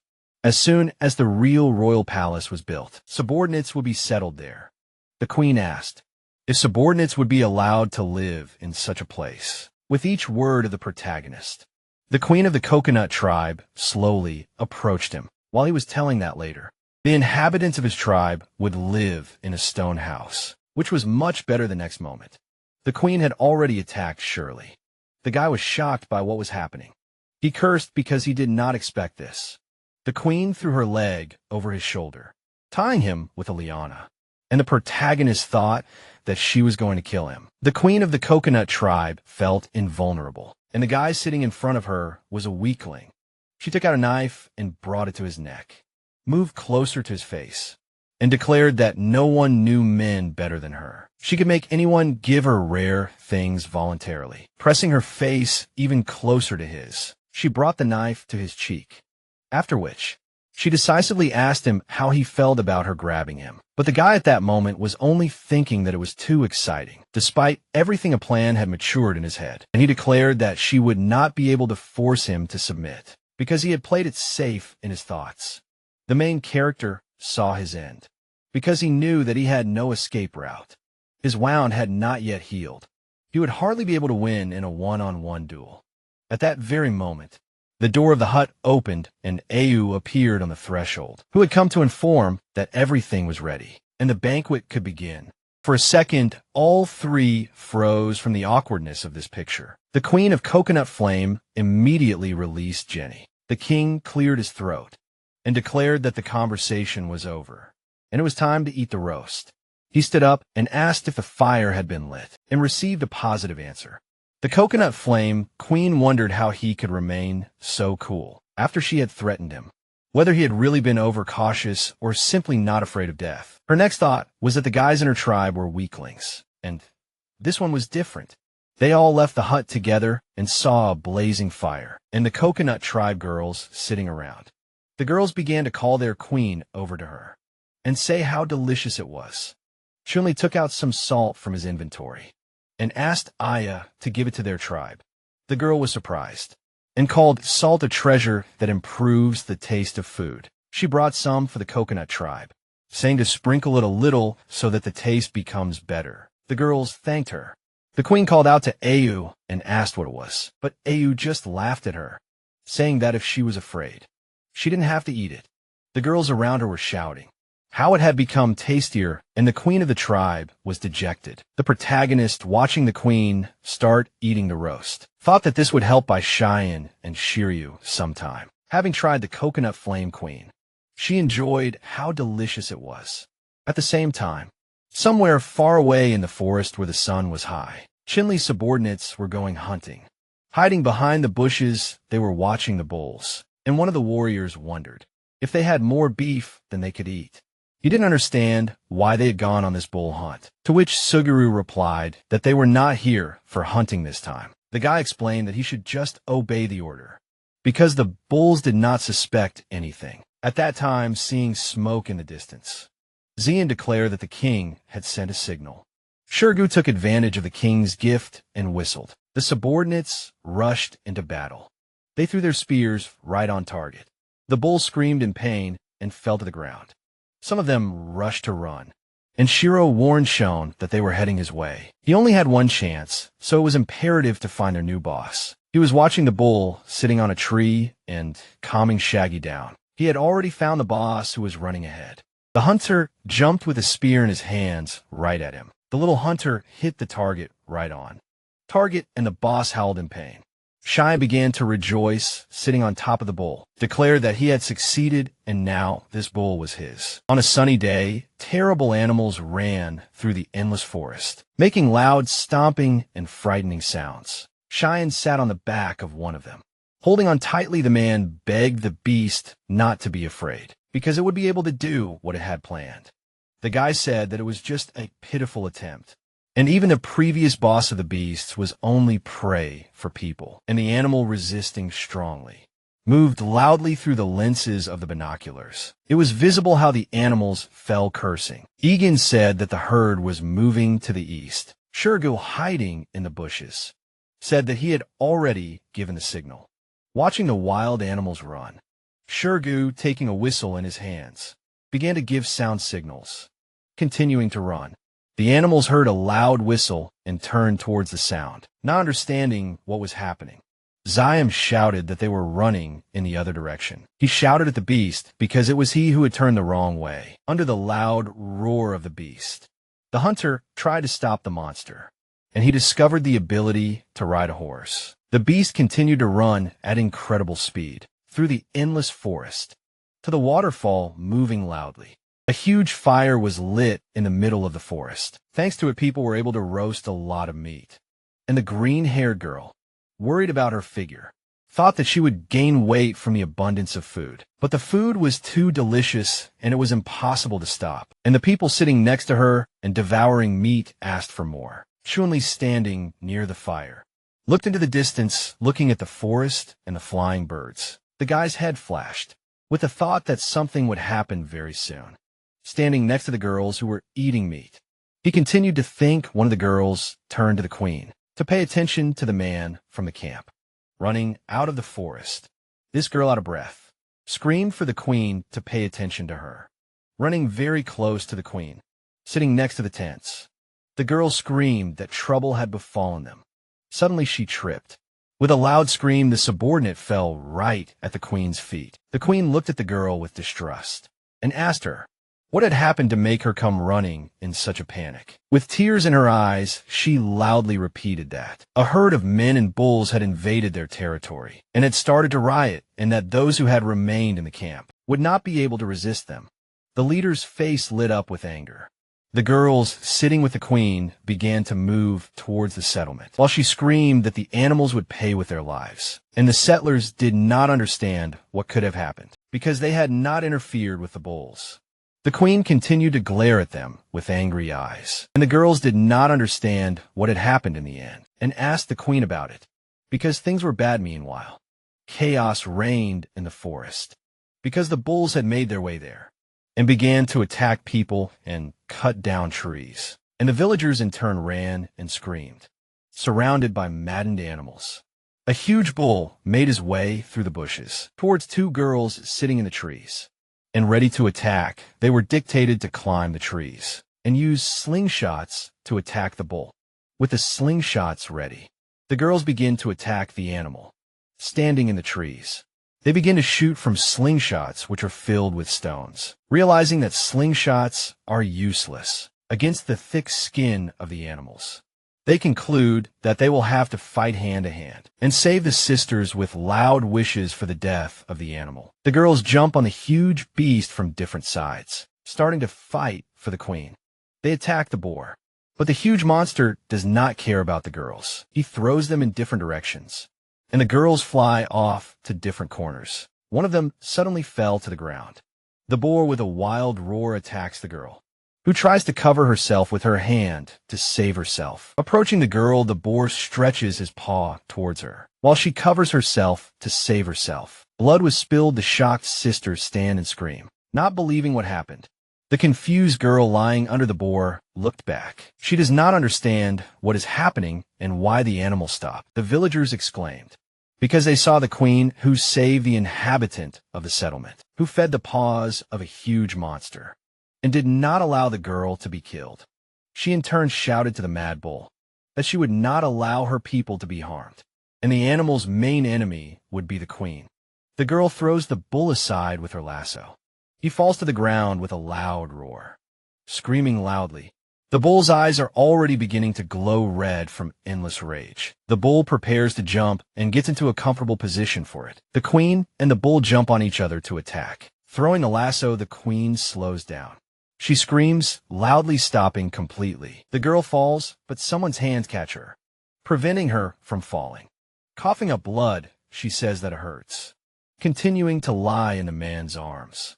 Looking up, she sees a worried Chimmy who asks about the girl's condition, but she, coughing, says that she is fine, putting the queen on the ground. The guy tells her to rest, and entrust the rest to him and his assistants, who came with him, and the shocked girl does not understand at all why the herd went so crazy and came here, but the guy warns the girl and asks her to be careful. Cursing Chunli, says that the danger has passed, standing in front of the bull.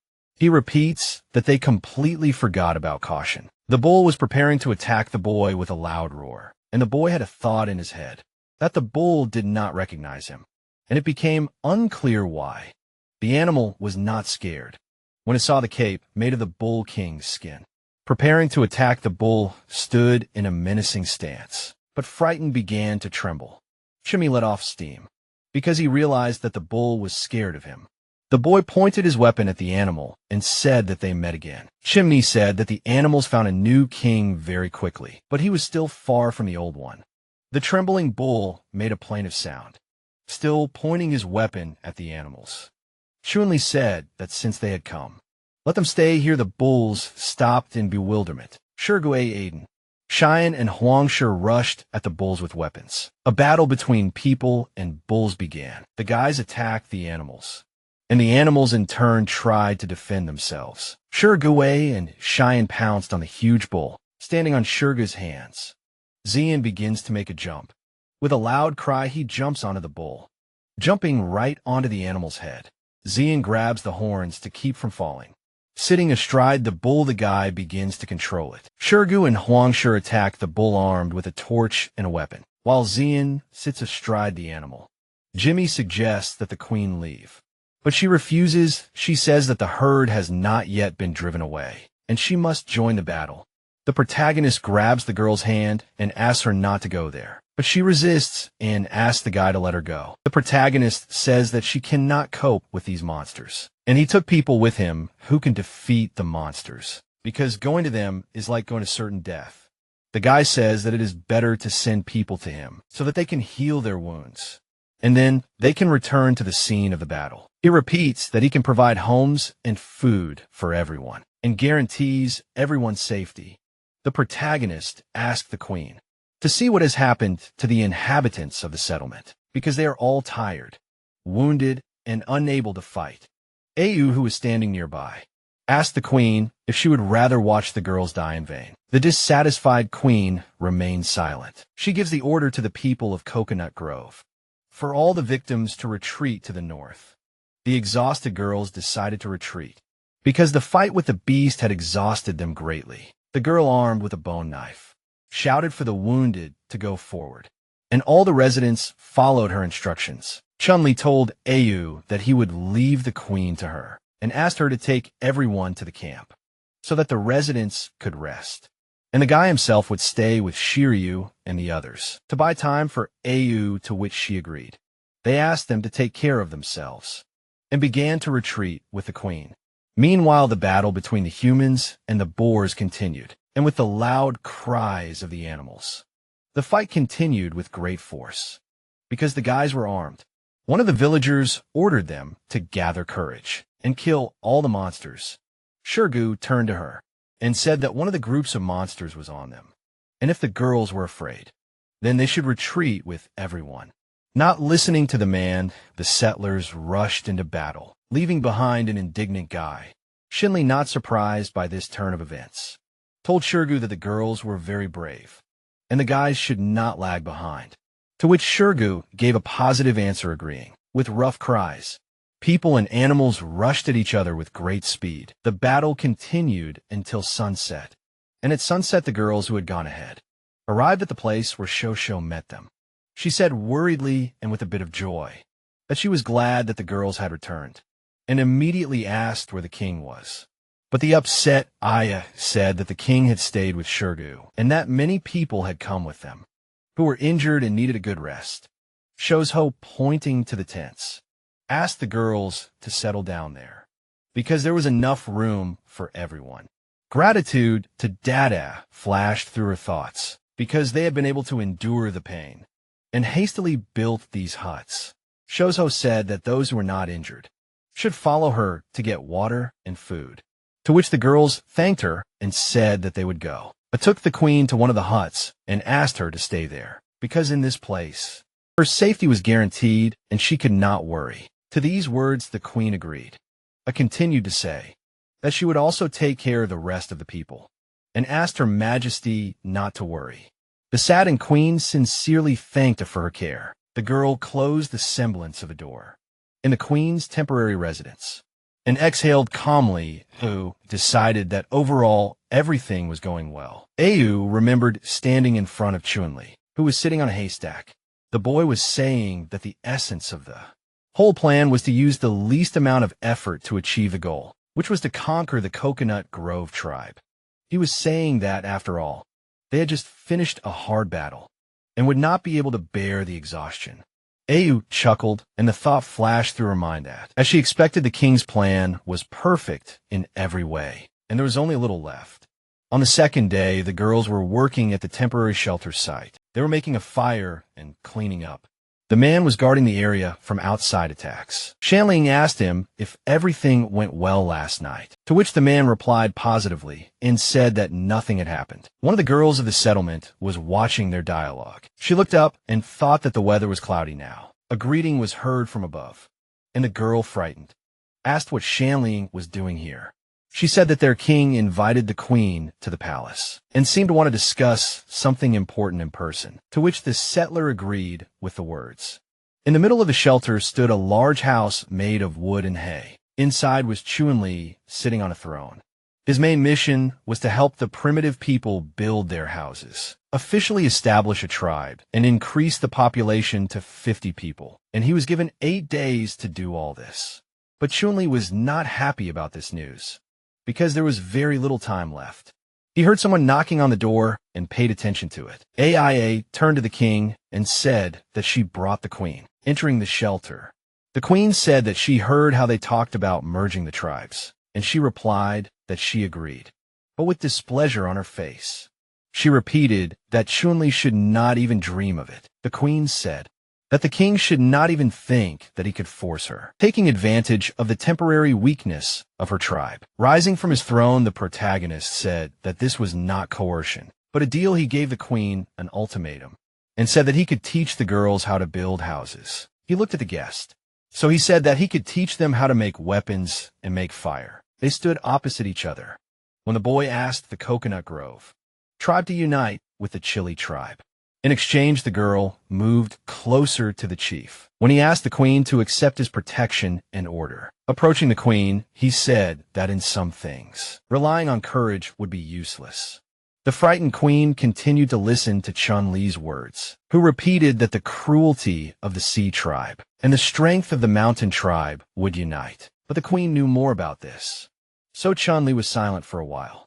Then he continued to say that now the queen was like a wounded deer, and bloodthirsty animals would follow the bloody tracks and find them, and then kill them altogether. And unable to bear these words, the queen ordered to stop turning away from him. She kept telling him to stop and lost in thought. The queen said that it was not that simple, and she could not force the people to accept the rule of a stranger. She repeated that she could still accept, provided that the battle took place and was not won, and only then could they be convinced. Without stopping, she asked if Chun-Li could accept this challenge, and with a smile, stretching his lips. The boy chuckled, and eventually he agreed. Standing outside the house, the chimney queen gathered all the villagers to announce the news. The protagonist began to say that, since the queen was injured and could not fight, then to make things fair, he would not fight either. Turning to Shurgu, the king declared that he would fight in his place. Overjoyed, the man asked who would fight him. A girl, Ayun, stepped forward and accepted his challenge. Shurgu took his weapon and began to get into a fighting stance with the girl. With pigtails, he smirked and told the girl not to get hurt. However, she repeated that he was talking too much and asked him to be careful of the falcon's pack, shouting that he was afraid of the falcon's peck. He rushed at the girl. She jumped and threw her small knife at the man. He realized that the king was standing behind him, and the girl was cheating. The man quickly assessed the situation and thought that if he dodged, the knife would definitely hit Chun-Li. He parried the knife with his axe, and it simply crashed into Shurgu's huge weapon. The second blow hit the protective helmet on Shurgu's head, shouting that it was all over and wishing for death. The man jumped at the girl.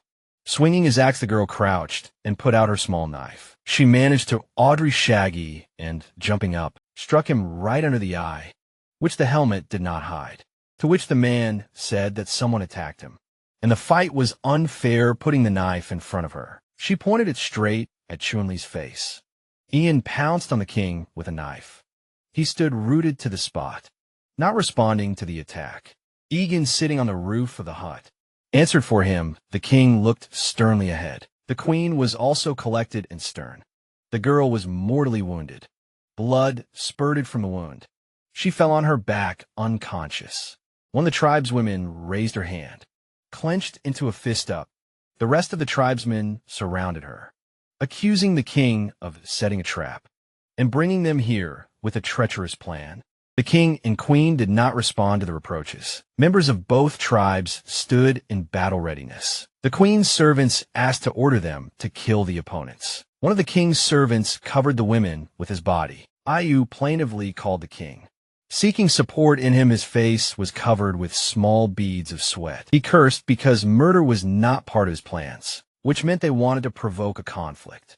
It remained to be seen whether this was the queen's order or arbitrariness. He glanced sideways at her, thinking if this was the queen, then all that remained was to take her hostage. A picture of him doing it appeared in his head, but then she herself told her servants to stop. The queen screamed in rage, asking if they thought they could deceive her by using such mean tricks on their friends. She continued that she did not want to find out who was involved in this murder plot. But this fight was lost. The servants looked at the queen with hurt eyes. She turned to the king and said that Ayun was the best warrior of the Coconut Grove tribe, and if it were not for the queen, she would never have given up her dignity. The queen continued that she knew the king had great power, including supernatural power. She knelt before him and begged him to spare the life of her warrior, considering her inherent loyalty and bravery, explaining that then the Coconut Grove tribe would be grateful to him. Shunli looked at her, thinking that this was not the worst outcome, and was glad that he was back in control of the situation. He calculated that there was one last portion of the restorative potion left. Then he extended his hand to the queen and said that he would save her servant. She extended her hand in return, and he added that it was because they were friends. The queen thanked him, and one of the maids asked him to hurry because Ayun was dying. The king thought that for the sake of the general situation, he would forget about this incident. He knelt down in front of the warrior to heal him, and continued the thought that he would give them a small punishment in the form of a longer recovery of their warrior, and the dose of medicine that he would give would be enough to save his life. The rest he would spend on healing his wounds. I regained consciousness. The queen and her servants were impressed. The king ordered that she be taken to rest, and assured that she would wake up in a few days. The girl, sitting by the warrior's body, said that a miracle had happened. The whole tribe picked up and began to repeat this word, falling on their knees before the king. He put his hand on the queen's shoulder and asked if they could now unite their tribes. She agreed, blushing slightly. He laughed in delight, and she lowered her head in embarrassment. The king hugged the queen and said that he would allow her to command her tribe as long as she obeyed his orders. The queen said she had one last request, and when Chai-Li asked again, she said that he should officially become her partner. She added that they would hold a grand ceremony to confirm their relationship. The king asked again, not believing his luck. It was like a pie delivered to your door. In his mind, he already saw himself picking up his bride in his arms, then how they would have a wedding. Exchange rings, then the wedding night, the birth of their daughter, how she would grow up and get married, and how they would grow old together and die on the same day. And all these pictures were very touching for him. The queen was puzzled by his silence and asked, what was the matter? Did he not want to arrange a marriage ceremony? He hugged her tightly and reassured her that he did, but he hoped that she would recover first, and he would have time to prepare for the ceremony. To which she agreed. The king ordered the servants to disperse, and the wounded to heal their wounds. Then announced that he would expect everyone at their marriage ceremony. In a few days, the servants accepted the order and dispersed. Johnny received a notification that he had officially created a tribe, and now he needed to give it a name. The king looked at the characteristics of his tribe, surprised that he had 46 people under his command, which meant that 4 more were missing. He decided to simply name the territory first. The name of the newcomer tribe was successfully added, but it was necessary to expand the population as soon as possible, so that the task related to the substantiation was completed. The protagonist decided that he would have to subjugate the Seabay tribe. He continued to think that his wounds had healed, and he could go and capture some prisoners. It only remained to find out whether the captured prisoners were considered the tribe's population. He dejectedly covered his face with his hand, while Aya led the queen away, explaining that the king was often so strange, and she would soon get used to it. She agreed, and then Chunli accidentally overheard a conversation between two girls from the Coconut Grove tribe. One of them told the other that it was strange for her to see him so happy. She decided that he had gone crazy. The second confirmed that now he should look depressed, because the same thing would happen to him as with his previous partners.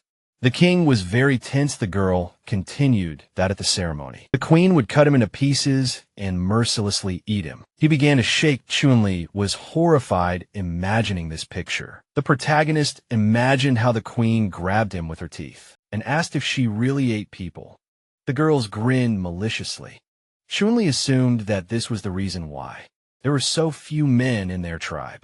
A huge shadow loomed over him. The boy raised his hand in fear and asked the monster not to eat him. When he was called out, Shanling lowered her head in disappointment. The boy calmed down and asked what was wrong. The woman raised her eyebrows and asked if her friend really wanted to become the queen's partner. The hunter smiled awkwardly and said that he needed to think about it again. The giantess imagined them hugging and said that according to rumors, they were going to hold some kind of ceremony. The king imagined himself being eaten and said that he had made a hasty decision. Shanling put her hands on his shoulders and asked if this was true. The protagonist could not believe that the bride would be a praying mantis. Chunli concluded that he was unlucky. The girl lifted him into the air and agreed with him. Put her hand on her belt and asked why her friend had run away, since she needed to hide the wounded. The woman pushed her away and said that she wanted to keep their leader company. The guy asked to leave him alone and asked his ally to tell the wounded not to hide anymore, but to build the camp. The giantess let him go. The wild girl said that she would go and notify the others. Shannon looked back and asked her leader to think carefully about everything and think about her as well. The girl asked her not to be afraid for him and said that they still had a lot of work to do. The young man looked away and concluded that he needed to find an opportunity to talk to her about breaking off the engagement. The next day, a horned rooster was sitting on a branch. The hunter spread his arms and yawned widely. The women were dragging logs somewhere. The king looked at the map of the area and realized that everyone was getting along well with each other, and the new arrivals had already begun to help build houses. The protagonist closed his eyes and sighed. Jimmy lowered his head and decided that he had to break off the engagement today. The people standing by the haystacks greeted him.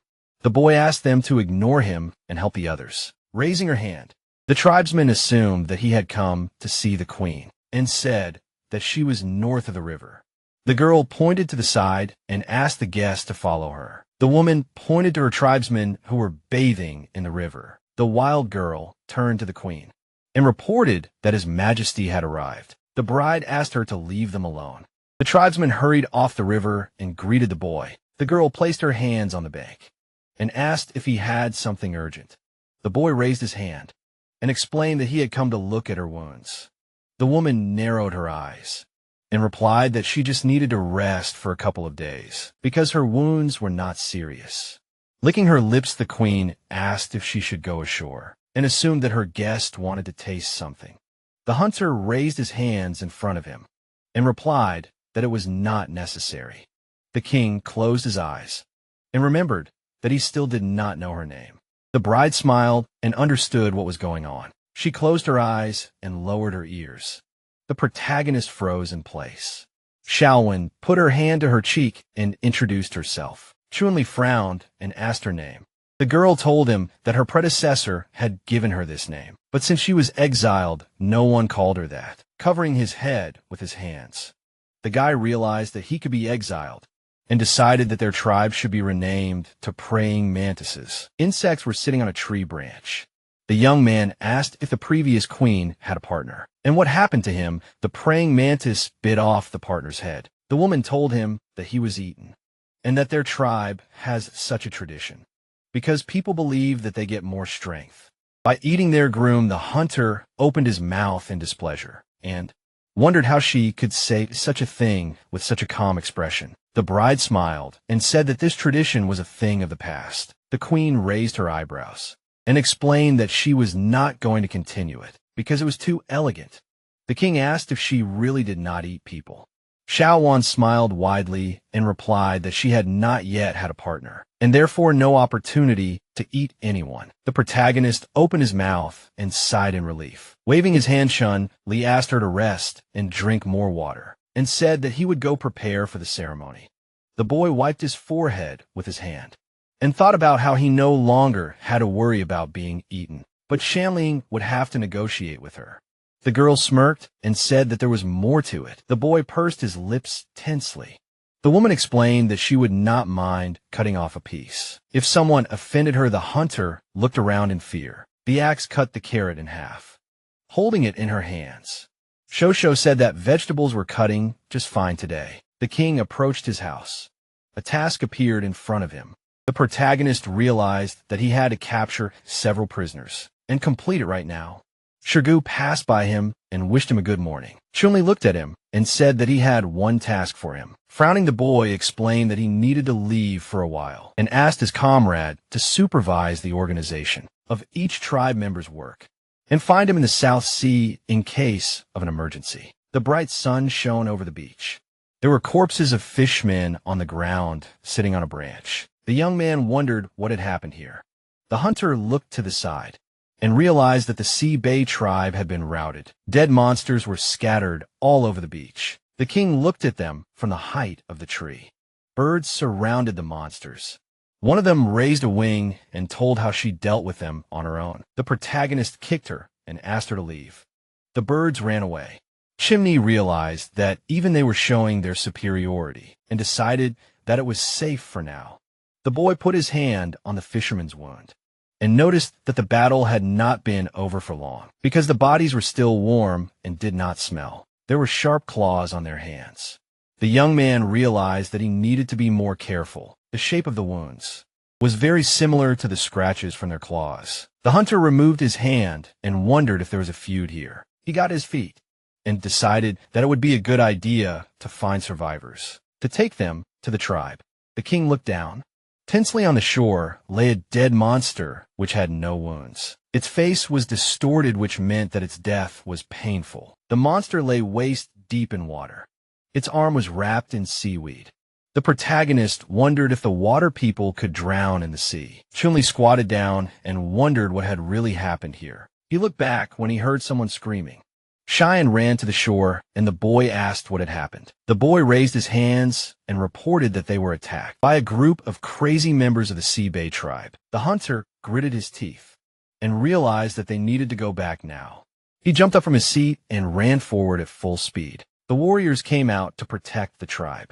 When the fishmen emerged from the river, Shirgu raised his hand and asked his comrades to conserve their energy and prepare for battle. The monsters continued to advance, ignoring the spears that pierced them.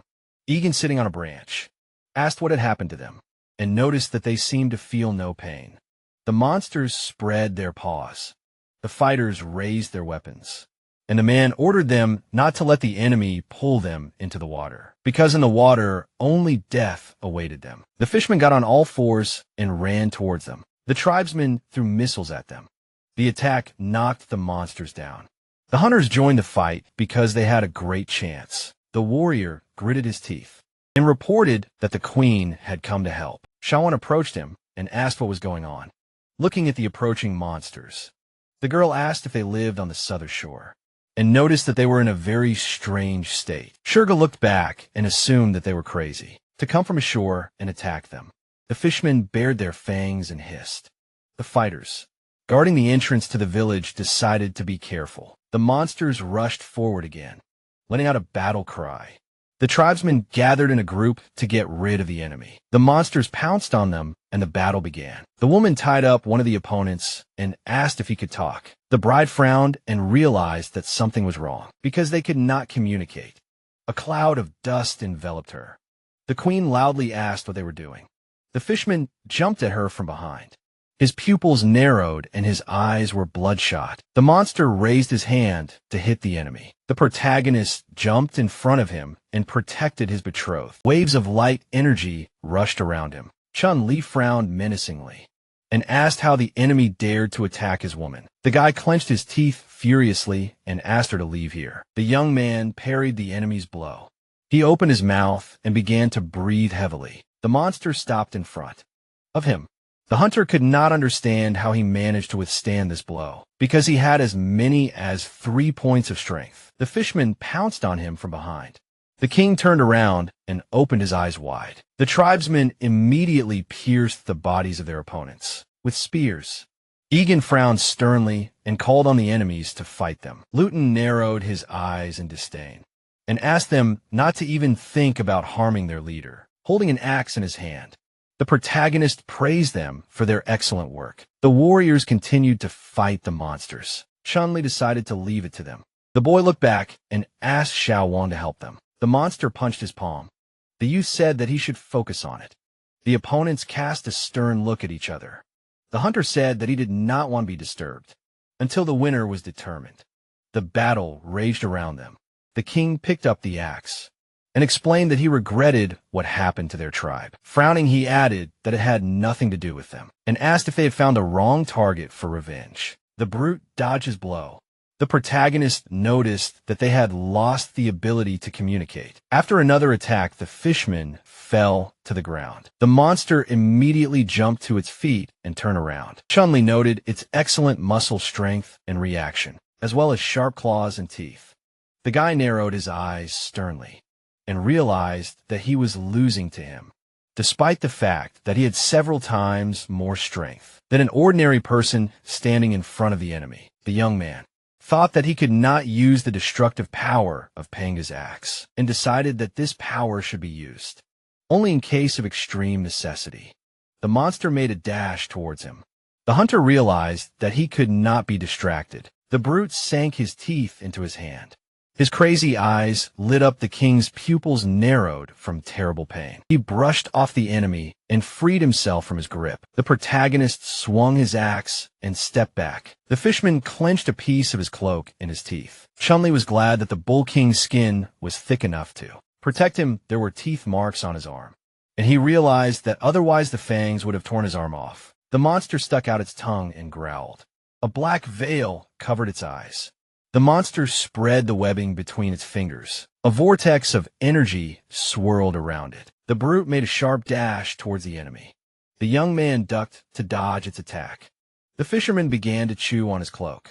The hunter wondered why his speed and strength had increased so suddenly, and realized that he had almost died just now. He turned around and asked why the monster did not attack him anymore. The monsters headed back to the water. The king was outraged that one of them took part of his cloak. The tribesmen glared at his opponent. Several fishmen surrounded Shiga. The protagonist wondered why there were so many of them. The injured man held spears in his hands. Jimmy frowned and realized that this was connected. There was a red haze in the air. The monsters used the smell of blood to capture the target. Because of it, they become even more cruel and begin to follow animal instinct. The boy imagined how bloodthirsty sharks chased a wounded seal. The young man smeared the wound with mud and decided to take advantage of this feature. Cheyenne raised his stick and asked what he could help him with. The hunter put his hand on his shoulder and asked his friend to bring 3 piglets here. The boy scratched the back of his head and asked if they didn't leave them to eat. The king stepped forward and asked him to just follow the order. He looked away and thought that the enemies would definitely pay for forcing him to sacrifice 3 piglets. The protagonist approached Xiaowang and said that the wounded should leave here as soon as possible. The tribesmen brought the pigs to the battlefield. Jimmy pointed to the water with his hand and ordered them to be sent to the river. The frightened animals immediately began to run. The boy waved his hand at Aiden, who was sitting on a tree. The boy immediately threw several spears forward. The sharp sticks pinned the piglets to the sand. The fishmen stopped. One of them blocked the path to the pigs. The monsters standing in the water turned around. They bared their teeth furiously and screamed. The monsters rushed forward. Ignoring the boy, the fishmen hung over the wounded animals, watching them from the side. The hunter asked his comrades not to stand still. The king frowned sternly and ordered that the spear tips be smeared with anesthetic and fired at vital points. He narrowed his eyes when Aiden shouted that something was wrong here. The monsters grabbed their throats and began to breathe heavily. They fell to the ground and groaned pitifully. The protagonist looked at his comrade and asked if he had poisoned those piglets. Xiao immediately denied it. Foam came out of the monsters' mouths. Chunli spread his arms and asked his comrades not to approach them, as it might be a trick. The boy looked down tensely and asked what was going on. The unconscious fishmen were lying on the sand. The tribesmen had put them in cages. Standing next to them, Xiao Wan asked her subordinates to be on guard and punish the prisoners immediately if they tried to do anything. The girl looked at the sleeping monsters and called them scoundrels. The monster lowered its head and sighed heavily. The woman frowned sternly and asked if he had woken up. The brood extended his hand to her and asked for help. The bride looked back and asked her ally to report to the guest that the prisoners had woken up. The sun was shining over the mountains. The boy stepped forward. The queen lowered her gaze. The hunter asked what the situation was. The fisherman took hold of the bars and asked for water. The king frowned and asked what had happened to the big guy. Xiao Wang replied that he had been locked up, separately from the others. The monster trembled and repeated his request. The protagonist uncorked a bottle of water. He poured it on the monster's head. The fisherman began to drink the water greedily. Qin Li picked up the water skin and stopped pouring it. The guy frowned sternly and asked if the prisoner understood him. The big guy narrowed his eyes and confirmed that he did. The young man gave the water skin to his friend and asked her to look after the prisoner. Au squatted down and smiled. After giving the monster a drink, the girl asked him not to rush and promised to bring more water if he ran out. The woman closed her eyes and warned him that the river was far away from here, so he would have to wait grabbing the bars of the cage. The monster said that his people also needed water and asked her to give them a drink. The wild woman lowered her hands and said that she could help them, and added that it would be good if the fishmen would help them and answer a few questions. The prisoner gritted his teeth and was indignant that the humans had gathered an army and attacked them, and now they wanted to ask a few questions. Au raised her eyebrows in surprise. She looked at her comrade tensely. The big guy explained that he had heard that the mountain tribe was very strange, but did not expect it to be so serious. The girl frowned and asked if it was really the mountain tribe that attacked them. The woman frowned pitifully.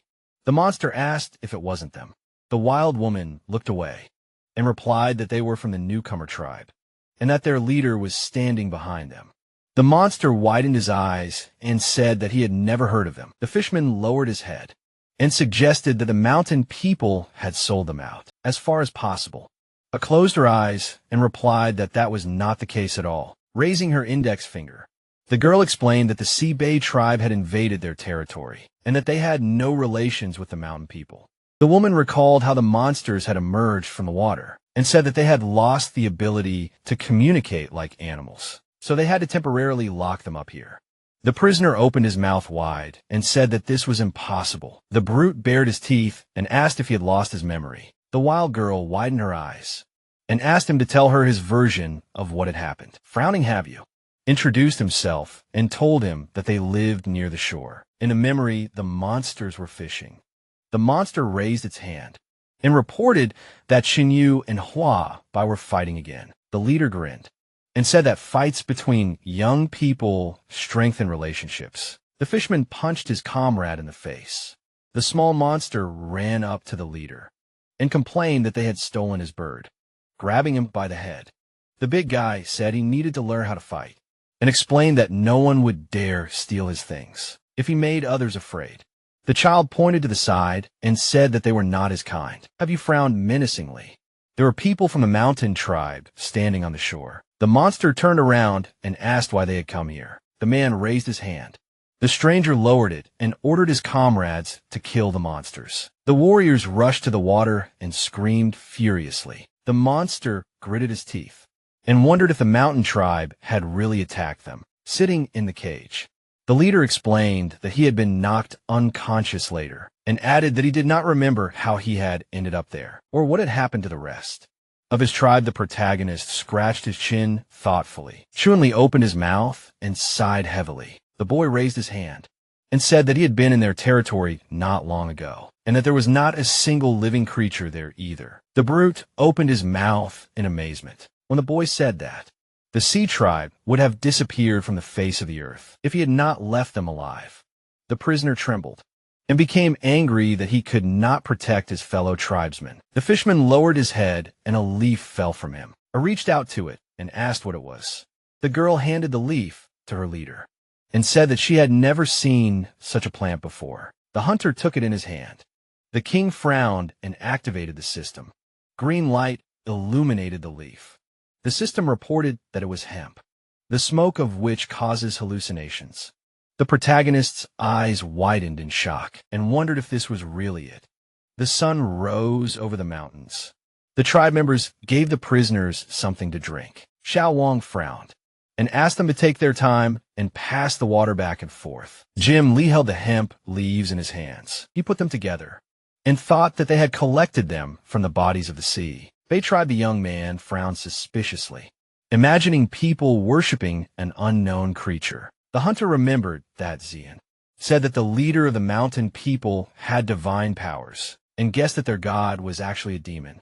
Looking at the hemp leaves, the king realized that the monster had made the sea people kill each other mercilessly and caused them to hallucinate. He frowned furiously and realized that some of them had figured out that they needed to hide in the water to avoid inhaling the poisonous fumes, but in the end they died of exhaustion.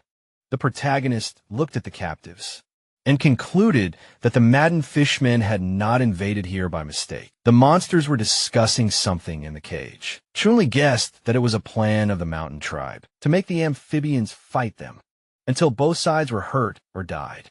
The guy imagined the man trying to grab him and decided that the scoundrel wanted to destroy the tribe of newcomers. The young man looked at Heihu and realized that they could not underestimate the power of the mountain people, who had turned him into a doll that could be manipulated at will. A red system window appeared in front of him. Looking at the status window, the hunter concluded that 3 points of strength would not be enough, and decided that he needed to strengthen it before real danger came. The king looked at the prisoner and concluded that all the members of the rookie tribe were still too weak. The fisherman was upset that he did not notice the villains earlier. Au approached her comrade and warned that the prisoner was about to have a nervous breakdown. Looking down, the protagonist replied that they did not have time to wait for the monster to calm down and suggested that a disaster would soon occur. Raising her eyebrows, the girl realized that they were talking about the mountain tribe and asked if they really planned this attack on them. Holding hemp leaves in his hand, Chunli explained that this plant allows the mountain people to control the members of the sea.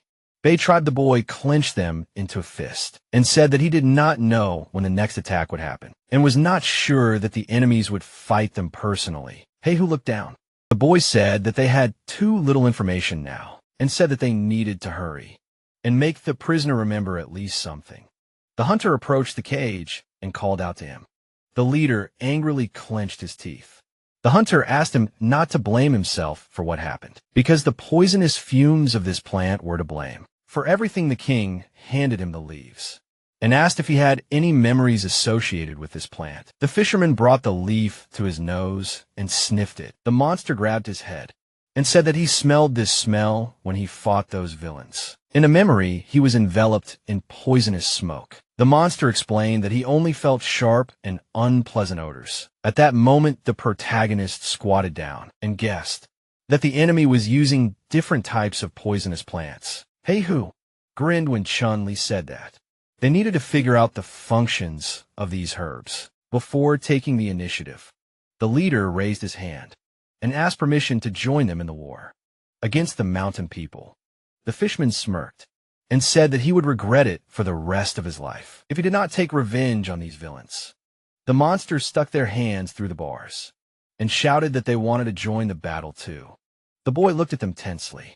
The monsters promised to do anything for revenge. The young man frowned and thought about how he only needed for people to complete the mission. The prisoner raised his hand and explained that their good sense of smell would help identify and track the poisonous herbs. The hunter gave him a stern look and said that he was worried about that.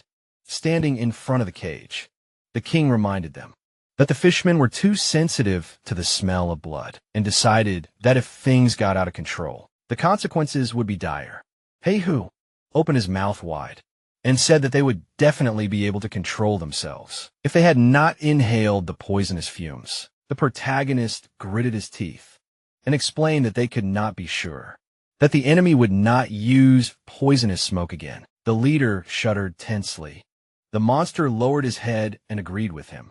Jim Lee raised his hand and said that he understood their desire for revenge, but anger and hatred alone would not solve the problem. The boy lowered the corners of his lips, saying that he had one way, and he assumed that the prisoners would not like it. The monster grabbed the bars of the cage and explained that these people were all that remained of his tribe, so their lives were in his hands. The young man frowned sternly and agreed. Heihu gave him a stern look. The hunter asked them to follow his plan and split up to do different tasks. The king smirked and promised that they would have a chance to take revenge, and asked if they would agree to it. The leader smiled widely and agreed. His men spread their arms and also agreed to do it for the sake of revenge. The protagonist looked at the smiling Aya. Chunli was about to leave, but the fisherman called out to him. The boy raised his head and called out to his comrades. The young man raised his hand and asked his friends to release the prisoners, because they were now their comrades. The hunter saw a message in front of him about the successful completion of the task and was happy about it. A status window appeared in front of him. The king closed his eyes and realized that the population had increased by 22 people at once and wondered if he should expect more rewards for exceeding the plan. He raised his hand when the system asked him to distribute points. The protagonist clicked on the strength indicator to increase it. A sly smile appeared on his face. Waves of bright energy swirled around him. Chin Li frowned furiously and felt the power boiling inside him. A pillar of light fell on him. A scream rang out. Debris from the ground rose into the air. A flash lit up the space around him. The boy opened his mouth wide and began to breathe heavily. The system reported that the increase in strength was complete. The youth clenched his hand into a fist and realized that he was not inferior to any person in strength. The hunter touched his long hair and assumed that this was a side effect. The king opened his inventory and wanted to see what the system provided him.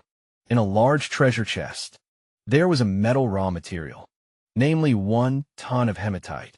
The protagonist put his hand to his chin and decided that this was a very good thing, imagining a smelting furnace. Chunli realized that he needed to find a way to create an environment with a high temperature and wondered if they could really skip the Bronze Age and get straight to the Iron Age. The boy spread his arms and declared that this was the power of knowledge. There was a large gift bag in his inventory. The young man hoped that there would be more valuable things there. A notification about receiving a healing potion appeared in front of him. The hunter was very happy about this.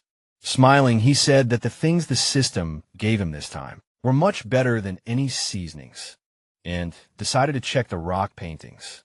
A huge boulder fell to the ground. It depicted petroglyphs.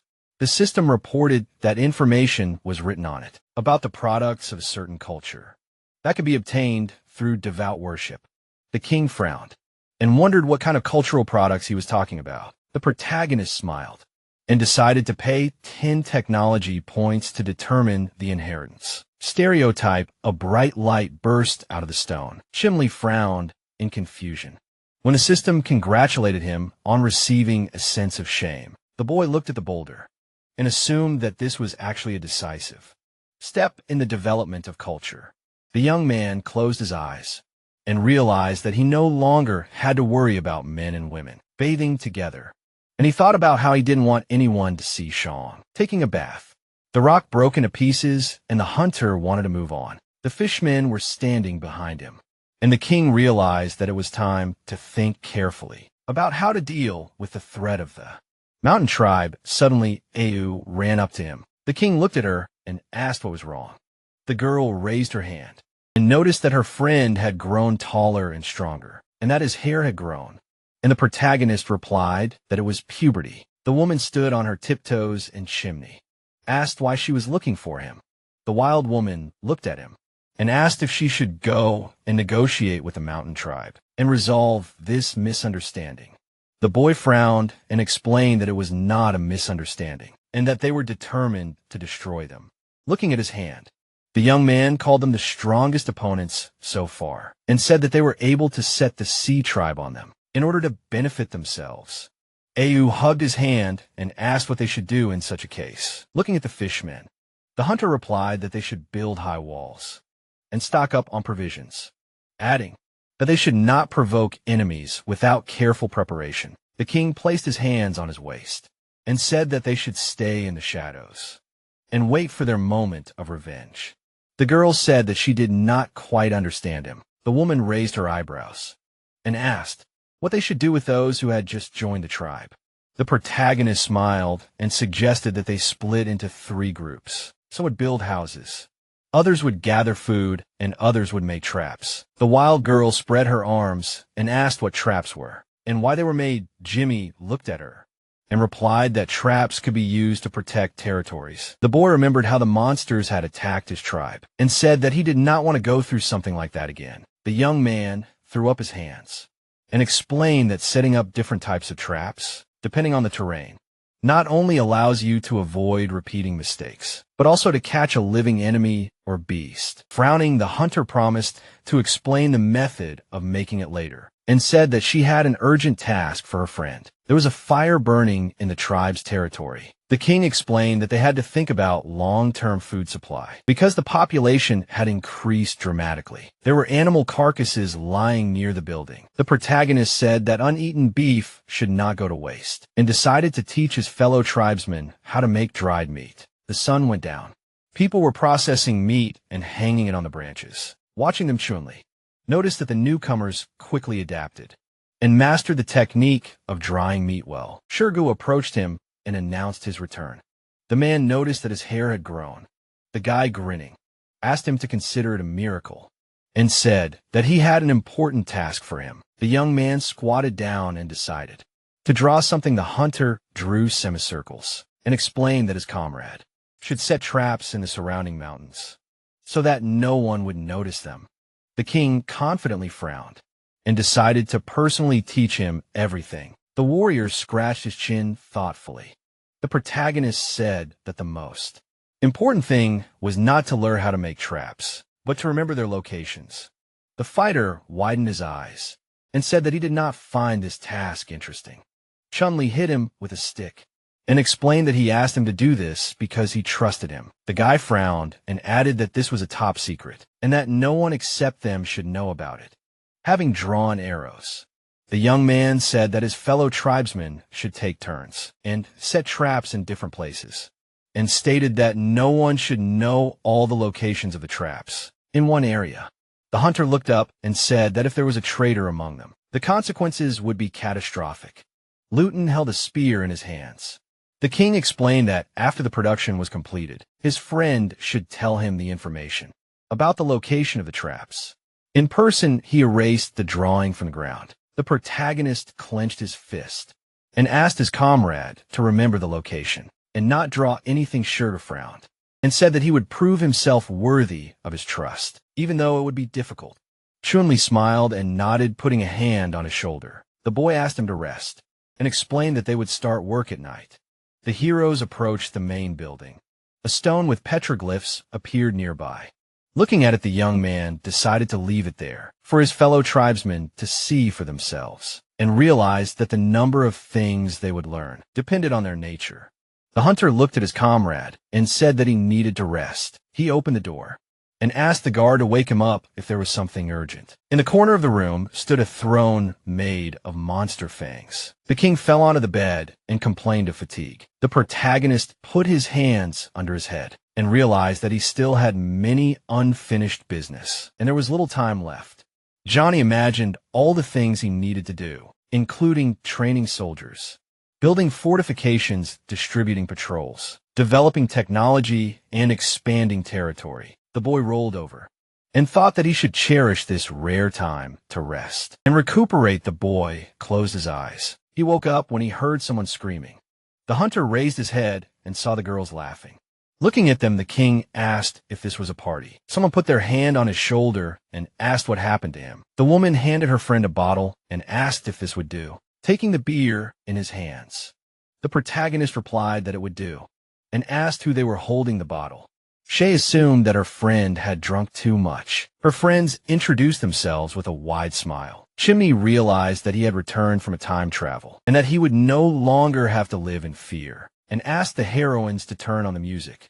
The boy closed his eyes and lit a cigarette. The sun's rays penetrated the room through the window. The boy was sleeping on the bed, hugging his girlfriend. The girl got up from the bed and said that it was time for him to work. The hunter replied that he could not do this anymore. The woman said that her friend was mistaken. The king smiled and began to go through names. Suddenly, Shaya's face turned into Shurga's face. The king narrowed his eyes tensely and asked what happened to her. He jumped out of bed and screamed in fear. The protagonist asked what his comrade was doing here. Sitting next to him, the man replied that the leader himself ordered him to come here at night. The warrior blushed with embarrassment and called him too frivolous. Luton also blushed and decided that there was some kind of misunderstanding. There were sharp spikes in the deep hole. The shovel stuck into the ground, standing at the edge of the hole. Chimney explained that this was the most simple trap, imagining a goat falling into it. The guy reminded the guy that both the enemies and the animals they encountered were quite large in size and said that the depth and width of the trap must be sufficient. For it to be effective, the young man covered the pit with leaves and said that the traps needed to be hidden. Looking at the flooring, the hunter explained that everything was ready now. The king smiled and added that the spike pits could be used with tripwire traps. The fishmen were delighted. The protagonist looked at his friend and asked him to teach the others other types of traps. Aiden spread his arms and said that he did not know how to make them. Jimmy raised his hand and reminded him that the moving target they used last time for training could also be turned into a trap. The boy imagined a net hanging instead of a log and said that this way they could make a hanging net trap. Frowning, the young man left this work to his comrade and explained that he needed to do something else. The hunter passed by him and asked him not to forget what he had entrusted him with. Shurga said that he could be trusted. The king walked away and hoped to finish his sweet sleep. The man began to give orders to the fishmen. The protagonist was standing by the house when it began to get light. Looking at the sky, Jimmy remembered that usually at this time, some people were already going to work and wondered why there was not even a guard today. The guy took a step forward and hoped that no one was sick. The young man pushed the door of one of the buildings. He jumped back when a loud scream was heard from there. The hunter looked inside and asked what they were doing. Shosho blushed and explained that their clothes were too revealing, so they were embarrassed to go outside. The king looked down and assumed that this was the effect of shame. The protagonist closed the door and said that he would give them half a day to create new clothes. Chimney looked back and asked them not to blame him if they refused to go outside. Afternoon, the guy returned to his house. The young man looked at the petroglyphs and thought that he did not expect that this small thing had such a huge power. He looked up when he heard someone's voice. Shurga shouted that something bad had happened. The man took out some stones and said that they had found stones that were burning while they were digging holes. The warrior put them together and said that they just needed to rub them together. Sparks flashed between them. The hunter frowned sternly and realized that it was saltpeter. The king grinned and said that his comrades had worked hard this time. An image of explosives, dynamite, and ordinary matches appeared in his head. The protagonist concluded that with this mineral, their possibilities were limitless. There was a high mountain in the forest. The fighter ran forward while the fishmen were busy setting traps. Shurgu pointed his hand forward and asked the leader to look at it. There was a deep hole ahead. The man said that they were continuing to dig that stone. The heroes approached the edge of the pit. Shinli noticed that there was not much saltpeter here, because the soil here was saline due to the drought. Frowning, the boy assumed that the mineral had not formed naturally, and asked if there was anything else in the ground. The warrior squatted down to check it out. He picked up the shards, and explained that there were some objects on this piece of land that did not look like stones. The fighter tasted one of them. The guard grimaced and said that it was excrement. The young man smiled awkwardly and confirmed this. The hunter frowned sternly and assumed that there was a large dung pit there. Crossing his arms over his chest, the king decided that another group of primitive people could have lived here and realized that their civilization had reached the point of such a thing as a toilet. The protagonist imagined the members of the mountain tribe and thought that they could have settled here. Before Shirgui climbed out of the hole, Chunli asked him to collect saltpeter and bury everything here, leaving as few traces as possible. The boy frowned and ordered him to set up more traps and build signal towers. The man gaped in amazement and asked what he was talking about. For days later, the bright sun rose over the settlement. Walking down the street, the young man was glad that everyone now had a home, since this was the first step towards happiness. Luton asked what this meant. The hunter raised his hand and explained that if the people were provided with food, clothing, and shelter, then the foundation of the tribe would be firmly established. Shang Ling spread her arms and was glad that her friend had returned. The king began to run and asked his comrade to detain her. The girl threw herself at him with an embrace. She knocked the leader down. Their bodies broke through the door of one of the houses. The entire planet shook when the impact was heard. The warrior approached the destroyed house and asked if everything was all right with his majesty. The heroes were lying on the ground. The guard asked the savage to stand up, so as not to accidentally crush the king. Shanling pressed the main hero to herself with force and shouted that he could not just die, because their houses were already built. Wiping his chin, Chunli asked her to be quiet and asked if this was true. The girl raised her hands and said that they had built 10 houses that could accommodate about 50 people. The fishman continued to strengthen the buildings. The guy concluded that the progress was as expected and decided that everyone would be able to move into the houses. In 2 days, the young man patted his friend on the head and praised her for her excellent work. The hunter stood up and asked the woman not to be so reckless next time, and to fix this house. The wild girl waved her hand at him. The king said that next they need to deal with the supply of food and supplies. The fishermen were fishing in the river. The monster raised his spear and announced that he had caught a big fish. At this time, the girls were hanging fish on the racks. The protagonist smiled and realized that, compared to digging traps and building houses, fishing suited them the most. Ao hung the fish by the tail chimney, realized that thanks to the new members of the tribe, the food supplies had increased significantly. Standing next to him, Luton stated that it was all thanks to their leader. Smiling, the man said that he was the one leading them to a life of abundance and asked him not to worry about being destroyed. The boy frowned sternly and asked if his comrade would blame him for using these methods to conquer the Sea tribe and the Coconut Grove tribe. The warrior closed his eyes and replied that he saw no problem with this because his order was their will. Standing by the river, the fighter explained that in this world the strongest survive, and the large and small tribes destroy each other every day, and added that their leader gets the most out of it, with the least amount of loss. The young man smiled contentedly. The guard's mouth dropped open in surprise. When the hunter said that, he already had all the most valuable qualities. The fishermen continued fishing. The king said that they needed to check the border security and expressed confidence that the people of the Sea tribe would give them many more surprises. The sun set behind the mountains.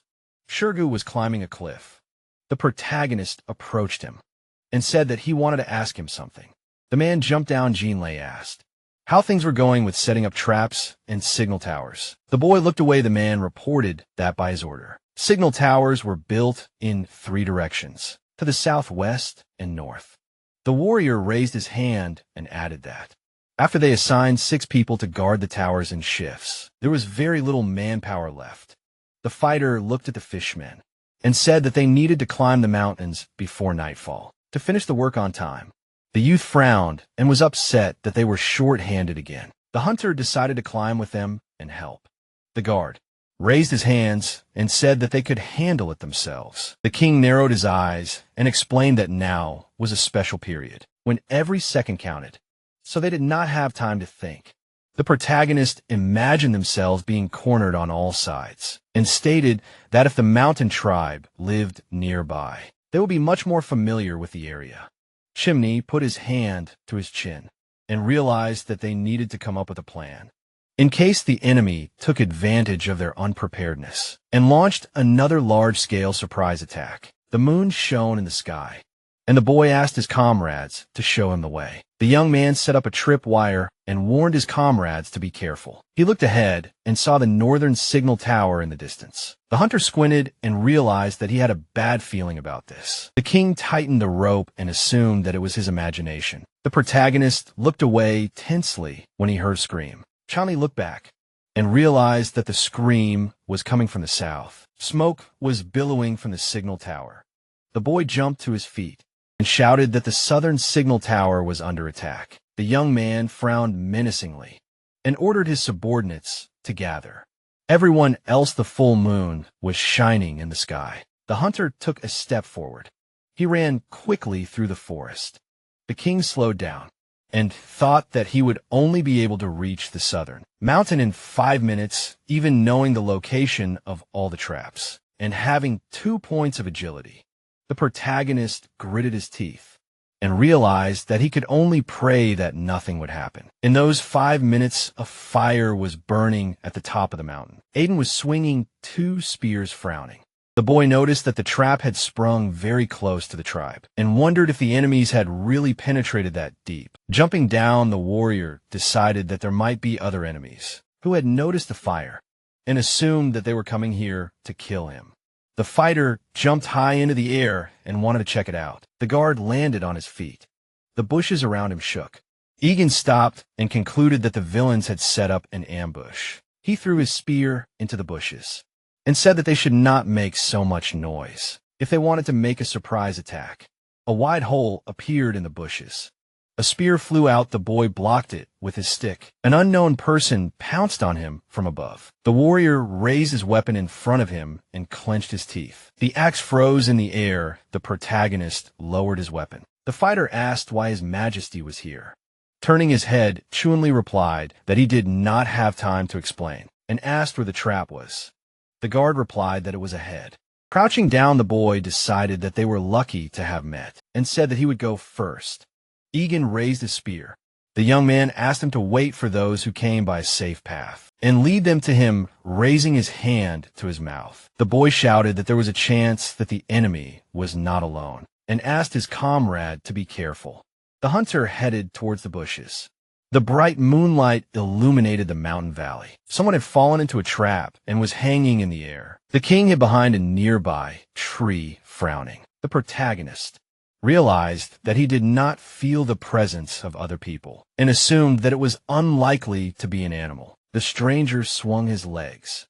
Jinlei noticed that he was not calling for help and wondered if the enemy had really come here alone. The guy pursed his lips and sighed heavily. He came out from behind the tree and picked up an axe. Suddenly, the young man's eyes widened in surprise. Xiao Wang was hanging on the tree. The hunter asked what she was doing here. The hunter blushed and asked if his girlfriend was supposed to be healing her wounds. The girl frowned with displeasure. The woman narrowed her eyes angrily and asked how much longer her comrade would continue to look at her, closing his eyes. The king grinned and said that he did not often see such a picture. The bride promised to finish him off. The protagonist took her foot and decided to use it. Qin Li blew on it, causing it to tremble. The guy touched the foot of his ally. The queen closed her eyes and sighed. Shaowen frowned menacingly and asked her comrade to let her go. The young man looked back when he heard someone's voices. The girl clenched her teeth and said that she would kill everyone who saw her in this position. The hunter replied that he would let her go now. The king began to untie the ropes and asked his comrades not to come here. The guys were standing behind the bushes. The protagonist warned that it was very dangerous here and that they could be killed. Shurga frowned and asked if they should hurry and save His Majesty. Aiden decided that, judging by his voice, it was really dangerous there. The boy sternly knitted his eyebrows and suggested that there was something there that they were not allowed to see. Looking up, the man said that their leader was probably doing something personal and reminded them that women always avoided them when they were bathing or go to the toilet. The warrior's eyes widened, and he noticed that they had all changed slightly. The bride jumped down to the ground. Chunli closed his eyes and realized that he had forgotten to tell the rest of the tribe about the traps and the safe roads. The queen looked down and said that she did not expect her friend to know. So many amazing tricks standing under the tree. The boy admitted his guilt and asked why she came here in the middle of the night. Xiaowan turned to him and said that she overheard a conversation between two people from a sea tribe. In a memory, the fisherman looked at his fellow and said that it would be great if they could go back to the beach and catch some fish, shrimp, and shellfish. The monster raised his hands and explained that they would have more energy to work if they ate. The boy narrowed his eyes and guessed that it was because of the salt in the food. The girl watched the monsters from aside. One of them said that they couldn't go fishing because there was a pack of jackals on the way to the beach. The woman turned to her companion and said that she wanted to find new, safe routes standing by the bushes. The hunter explained that there had been no jackals there 5 days ago and guessed that some of the sea tribe had sneaked out in the last few days. The bride asked if they should be executed, and the king smiled and said that was not what he had in mind. Frowning, the protagonist said that he had been thinking about a security vulnerability that he hadn't noticed before and suggested that he should organize a patrol. Jimmy raised his hand and explained that they still needed to open the road to the beach and set up a new camp there. The boy raised his eyebrows confidently and said that fishing was still in the background because they needed dodo birds and their eggs, and they could also establish a salt industry. The young man looked at his companion and promised to go and deal with the jackals approaching him. The queen said that she could help him with patrols and secret missions and suggested that he think carefully about getting rid of the jackals and expanding his territory. The hunter smiled and asked if his friend was worried about him. Xiaowan waved him off and asked him not to flatter himself. The heroes approached the bushes. The girl explained that she was worried about the recklessness of dividing people to protect 2 territories. The king put his hands on her shoulders. The woman reminded her that the beach had once been attacked by a mountain tribe. The protagonist leaned towards her and said that they had been there a few days ago, so it should be safe now, presenting a map of the area. Chinli explained that the mountain tribe, their camp, and the beach formed a triangle, adding that they could support each other if they exchanged information and resources with a stronghold on the coast. The people fell to the ground from the poisonous smoke, and the boy said that if they all lived together, they would be very easy to poison. The bride spread her arms, saying that she did not understand what he was talking about and offered to do as he said, sitting behind a bush. Shurgo asked when His Majesty would finish his business. The full moon rose over the mountain. The party was walking through the forest. Heihu looked into the bushes. The leader raised his hand and asked if his brother was sure that he had seen jackals on this road. The fisherman frowned and said that he had seen them 2 days ago, so they must be somewhere nearby. The monsters approached the bushes. Suddenly a hyena pounced on them. From there the beast bared its fangs and pounced on the monster. The tribe leader immediately hit it with his fist. The predator crashed into a tree and broke it in half. Heihu bared his teeth and growled menacingly. Several more dogs came out of the bushes. Luton looked at his comrade and asked him to be careful. The young man grinned and asked him not to worry about anything. The leader hit his fist with his hand and suggested that he deal with the enemies on the left. The fisherman dealt a powerful blow and said that he would take those on the right. The hyena fell to the ground. The hunter said that it was all nonsense. 2 beasts jumped on him. The monsters immediately protected their leader and dealt with the dogs. The king lowered his gaze and decided not to engage in battle because this was an excellent opportunity to train new recruits. The predator pounced on him from behind. The protagonist narrowed his eyes decisively. He grabbed the animal by the throat. The hyena opened its mouth and hissed. Chunli confidently frowned and declared that she was very unlucky to have stumbled upon him. The moon was shining above the forest and howling could be heard. The remaining animals ran away in fear. The monster threw the dead dog on the ground and complained that it was boring. The boy approached him and said that they needed to move on. The chief pointed forward. and explained that their former home was there. The young man asked his comrades to be careful. The heroes went out onto the seashore. They approached a cliff nearby. The hunter smiled and decided that this was an excellent place for a fortress. The king presented the layout of the buildings and said that the fortress should be built close to the cliff, and they would erect a signal tower on top. Turning to his ally, the protagonist added that a small place for drying salt should be built next to the fortress, and promised to teach him this method with a wave of his hand. Shyly he announced that he would send people to help them, and warned that they only had 4 days to do everything. The boy frowned and sighed heavily. Imagining himself as a smoking builder, the young man realized that he felt like a contractor inspecting a construction site, and remembered that he once had to carry bricks himself. The hunter asked his comrade to light a fire and asked for help from the camp if something happened. He who clenched his fists and asked him not to worry about anything. 3 days later, clouds were floating in the sky. The king was examining the new bow. He released the string and decided that it was quite good. The protagonist lowered the weapon and realized that the rubber band, made of ox skin, was actually good, but it took a lot of effort to use it skillfully, and the wood was not strong enough, so they needed to find a replacement. Chun-Li looked at the door when someone announced that Cheyenne had returned. The boy looked down and asked him to come here. The door of the house opened. The heroes went inside. The young man asked if there were other tribes of people in the north with whom they could unite. The boy raised his hand and replied that he had been walking north for more than a day, but there were no traces there. In the middle of the forest, there was a lake. The warrior explained that there was some strange large creature there. The monster was covered in fog. Before the scout could see it, it sank to the bottom of the lake and disappeared. The fighter raised his hand and added that he did not dare to go further because there was a snow-capped mountain ahead, and turned back, closing his eyes.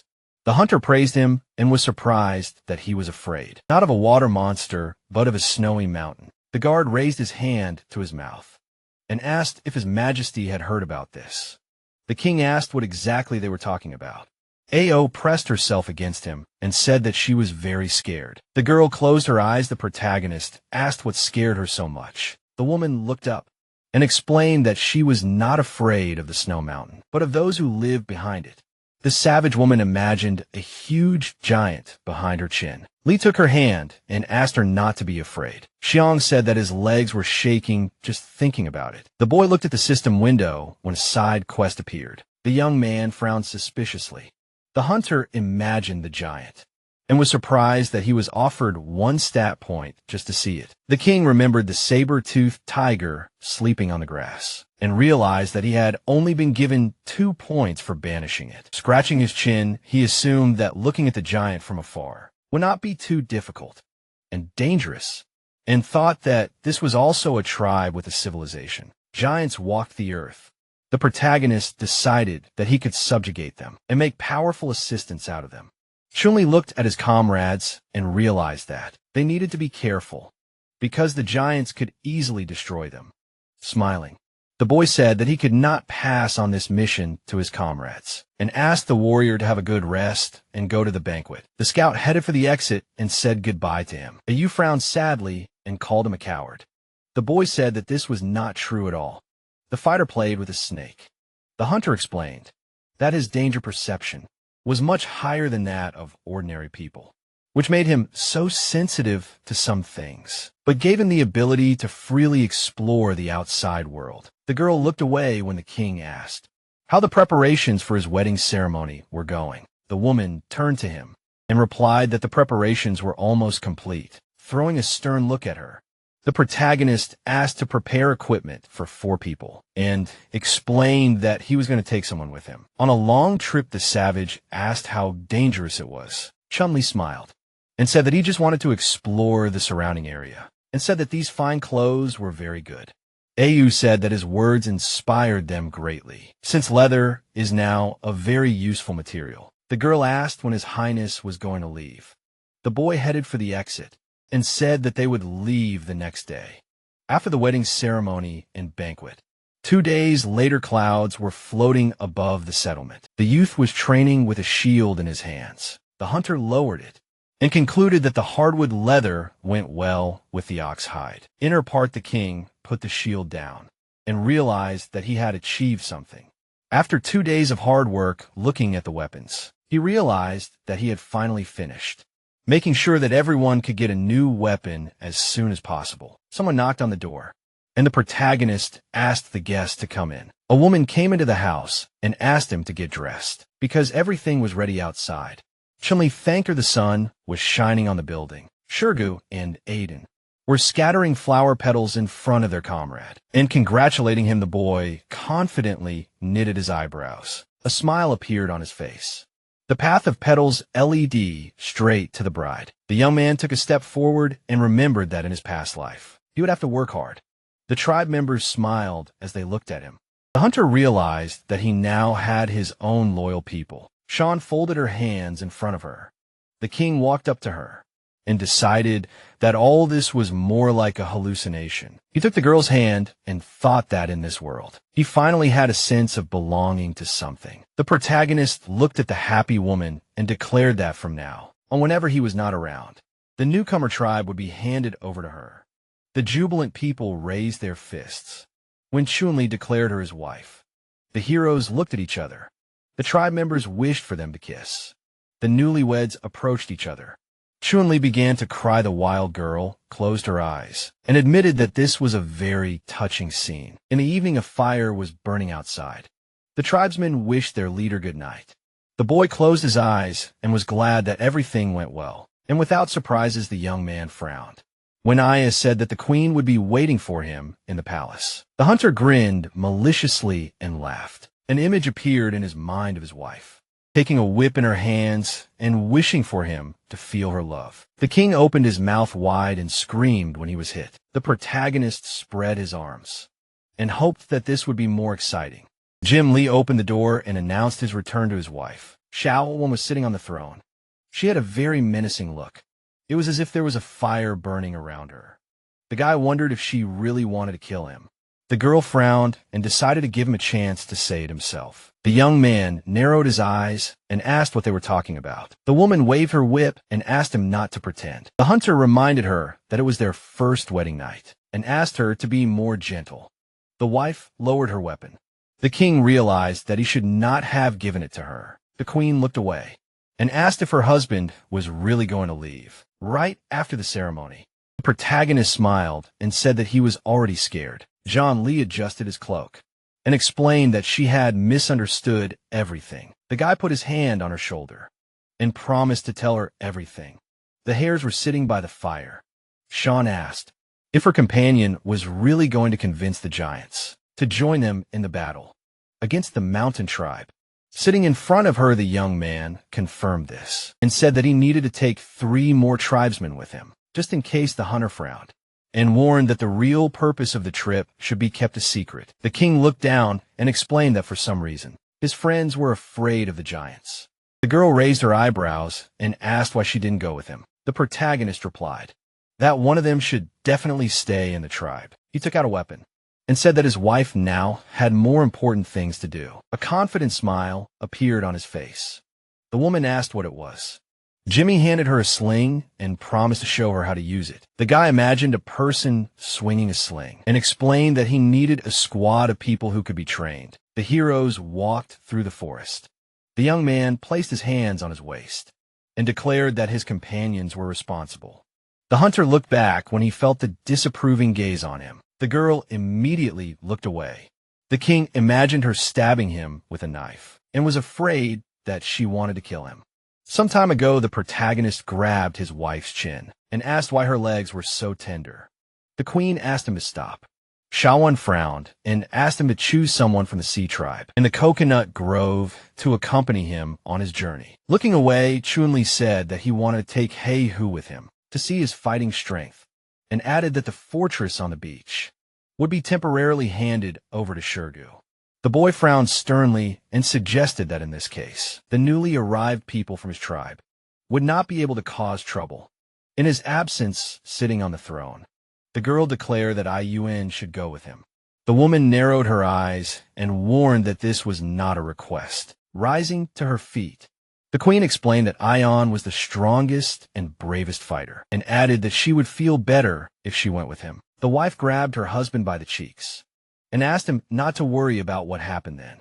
The young man frowned with displeasure and thought that he was not worried at all. The hunter looked back and hoped that Ion would save him if problems suddenly arose. The boy approached him and said that it seemed to him that someone was watching them. The bushes behind them shook. The warrior assumed that he was just imagining it. The king looked at him with a smile and realized that he was not imagining it at all. He turned to him and asked if he knew about the lake ahead. The protagonist confirmed this and explained that Xian told him everything. The leader put his hand to his chest and decided that their comrade had definitely seen that monster. Then two red eyes appeared deep under the water. The fisherman frowned and said that he had seen the monster swallow a leopard whole when he was a child holding a water skin.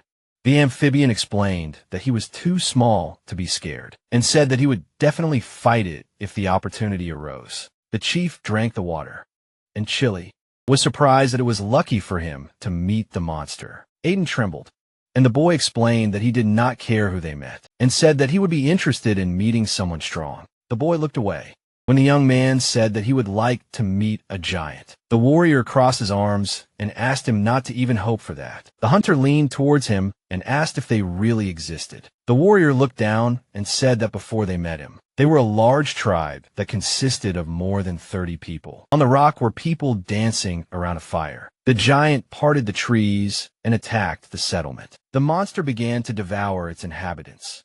Aiden explained that they were too weak to fight back. The monster opened its mouth and swallowed the people. The boy opened his eyes wide and said that none of the survivors would ever forget that terrible scene. The king frowned and decided that it was no wonder that Xian and the others trembled every time the giant was mentioned.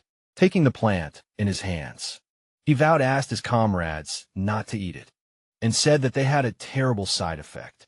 The protagonist leaned over to the berries. Yellow fruits grew on the bush. The system suggested that it was poisonous. Croton, the leader, scratched his nose. Chunli laughed at the fact that he had a chance to try this plant. Looking down, the boy said that these places were completely unfamiliar to him and hoped that there would be no surprises. The young man smiled and wanted to skin everything. Many system windows appeared around him with descriptions of plants. The hunter began to rush from one bush to another because many of them were medicinal. The king frowned when he saw a familiar plant. His eyes sparkled. The sun's rays illuminated the millet. The protagonist threw the ear of corn into the air and was happy to find grain. A window with a description of a side mission appeared in front of him. Raising his index finger, Chinli concluded that they would finally be able to enter the era of farming and realized that they would be able to learn how to make food and medicine when they found clay. The boy sat down next to the grass and decided that he would have to come back for it later because it was not ripe yet. The young man narrowed his eyes suspiciously and felt a chill run down his spine. The hunter looked around and realized that it was not his hostile companion at all. Egan pointed his finger forward. The king frowned sternly. Nearby grew ramy bushes from which it was possible to make ropes, fabric, and paper. Smiling, the main character said that his friend had found a very good thing and suggested that they collect this grass on the way back so that their tribe could wear more diverse clothes. The boy pointed to the bushes and said that he was not talking about plants at all. Jimmy shuddered and looked ahead. Something rustled in the bushes under the trees. An angry hyena came out from there. Its relatives came out after it. The boy assumed that they had been following them for a long time. The young man took out an axe and decided that these animals simply decided to take revenge on them. The dogs bared their teeth and growled. The hunter raised his weapon in front of him and said that they would not miss the chance to eliminate the problem. Along with the root, the guys rushed to attack. Two predators pounced on Heihu. The leader immediately grabbed them by the throat. The fisherman grinned and said that this time they came on their own. The amphibian slammed the two animals against each other. Ian stabbed her with a dagger. Several more hyenas jumped on her. The girl's eyes widened in surprise. The animals collided with each other in midair. The leader shook his hands and said that it was very cool. Heihu smiled widely and asked his comrade not to thank him. The predators began to run, which upset the leader. The king came out to his comrades and asked them to catch up with the enemy, to deal with them once and for all.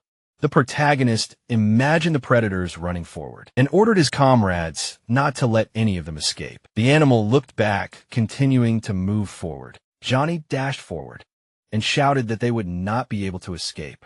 The guy jumped over a fallen tree. The young man frowned and realized that it would be unwise to continue the chase. With 2 agility points, the hunter looked away when he heard a scream. The king turned around and asked what happened. The long vines turned the woman upside down. The protagonist looked up and asked what the hell was going on. The giant flower opened its bud. The system reported that this plant is capable of destroying the environment and feeds on other animals. Frowning sternly, Chun-Li realized that the things around him were humorous fluid and decided that this was very different from his knowledge of the primitive world. In pulled her legs up and asked the flower to let her go right now. The girl accidentally dropped her knife. The dagger fell right into the center of the plant. The weapon fell into the liquid and immediately melted. The woman furrowed her brows. The boy opened his mouth in shock. Heihu and Eigen hid behind the trees. The young man looked at them and asked why they were not saving their comrade. The boy looked down and replied that it was not, that they did not want to save her. The vine wrapped around the heroes' bodies, and the warriors shouted that they had been captured too. The vine wrapped around the hunter's leg. The king immediately cut it with his axe. He rushed forward and shouted that he would save his comrades. The monster released the vine towards him. The protagonist suddenly stopped and shuddered. Ian closed her eyes and asked him to leave. At that moment, the monster swallowed her. The vines blocked Julie's path. The boy cut them and ordered the enemy to disappear from his sight. Hyenas appeared behind him, and the young man decided that at least Hahu and Aiden should be saved. The predators approached him and bared their fangs. The leader threw water skins at them, causing the beasts to fall down. The fisherman raised his hand and asked his leader not to approach them. The hunter frowned sternly. When he heard that the animals had set everything up, the boy began to fight off the hyenas and shouted that their comrade should run away. While they distracted them, the hunter cut down a few more vines. Frowning, the king noticed that they were not very fast and assumed that the predators had used their speed advantage to lure them here. The flower pointed more vines at him. The protagonist put his hands behind his back and realized that he should have realized that something was wrong when he saw that there were only dead trees around Chimney, smiled, and decided to take a chance. The boy swung his axe and thought about how there was nothing he could do in this situation. The young man grabbed a stone. The hunter threw it at a tree. He swung the axe and decided that it did not matter to him whether it was a dog or a flower. Sparks flashed between the weapon and the stone. The king realized that there was nothing that could not be fried. The protagonist grinned and wished for his enemies to burn to ashes. Chun-Li made a sharp dash forward. The boy began to swing the burning axe. The flower opened its bud and spat out humor of fluid. Ion fell to the ground with it. The boy picked her up and asked if she was okay, and explained that they did not have much time, because Heihu and Aiden were still in trouble. The girl looked down, and the hunter promised to give her some clothes. After that, the heroes rushed to run from the burning field. The king shot a fire arrow at a tree. He frowned and concluded that now they did not have to worry about the hyenas nearby. The protagonist ran forward when he saw water ahead. Gritting his teeth, Chun-Li asked his friends to tense up and explained that they had to dive into the lake to save themselves. At that moment, a hyena pounced on the woman. The boy turned around and warned her of the danger. The boy jumped forward to save his companion. Ian grabbed his hand. The hunter threw off her cloak, which the dog clung to. The predator's red eyes flashed and growled. The king frowned menacingly. In that same second, the cloak was torn to pieces. The protagonist fell to the ground. He clenched his teeth, trying to hold back the mad beast. He bared his teeth and called out to him. Chun-Li pushed the animal away from him. The boy turned his head and asked his friends to quickly leave here before the fire got to them. Frowning tensely, The young man noticed that the hyena had already weakened and decided to wear it out before the fire spread everywhere. Suddenly, an arrow pierced the predator's neck. The dead dog immediately fell to the ground. The hunter looked around suspiciously. The girl was holding a bow in her hands. The woman looked up in surprise. When the king asked if she really knew how to use a bow, rising to her feet, the fighter explained that she learned how to do this by watching the leader, and reported that she no longer had the strength to continue. On her way, the protagonist grabbed her hand and asked what they were talking about. Jim Lee frowned decisively and asked his companion to hold on tight. The boy put her on his back and said that they would leave together. The heroes ran through the fire. Aiden shouted that they had no more time. The trees lying around were engulfed in flames. Sitting on Heihu's back, the boy asked if he could change places with Iron. The leader looked back and said that he still had the strength to throw him straight into the lake. The warrior asked him not to do it. The young man walked forward and breathed heavily. The girl pressed herself against him and admitted that she planned to take the opportunity to kill him. For real, the woman raised her eyebrows and asked if he really planned the attack of the Black Bulls. The hunter frowned menacingly and asked why she thought so. The fighter gave him a stern look and said that she knew he would not confess. In the memory, monsters attacked the settlement. Ion explained that some of them were already wounded and that their weapons were unable to cut through the tough skin of the bulls. The tribesmen rushed to fight. The girl stated that how well they fought the bulls only increased her suspicions. The flower was burned in the fire. The woman explained that she knew that her arguments would not convince Xiaowan, so she planned the attack without her permission. The fighter put a knife to the king's throat and asked him not to make any sudden movements. The protagonist continued to run. Ion suggested that he leave her here so that he would not have any problems in the future. Julie frowned tensely and said that they needed to hurry to get to safety, and then she could deal with him. The boy ran through the fire. The girl warned that she would watch him and kill him if he betrayed them.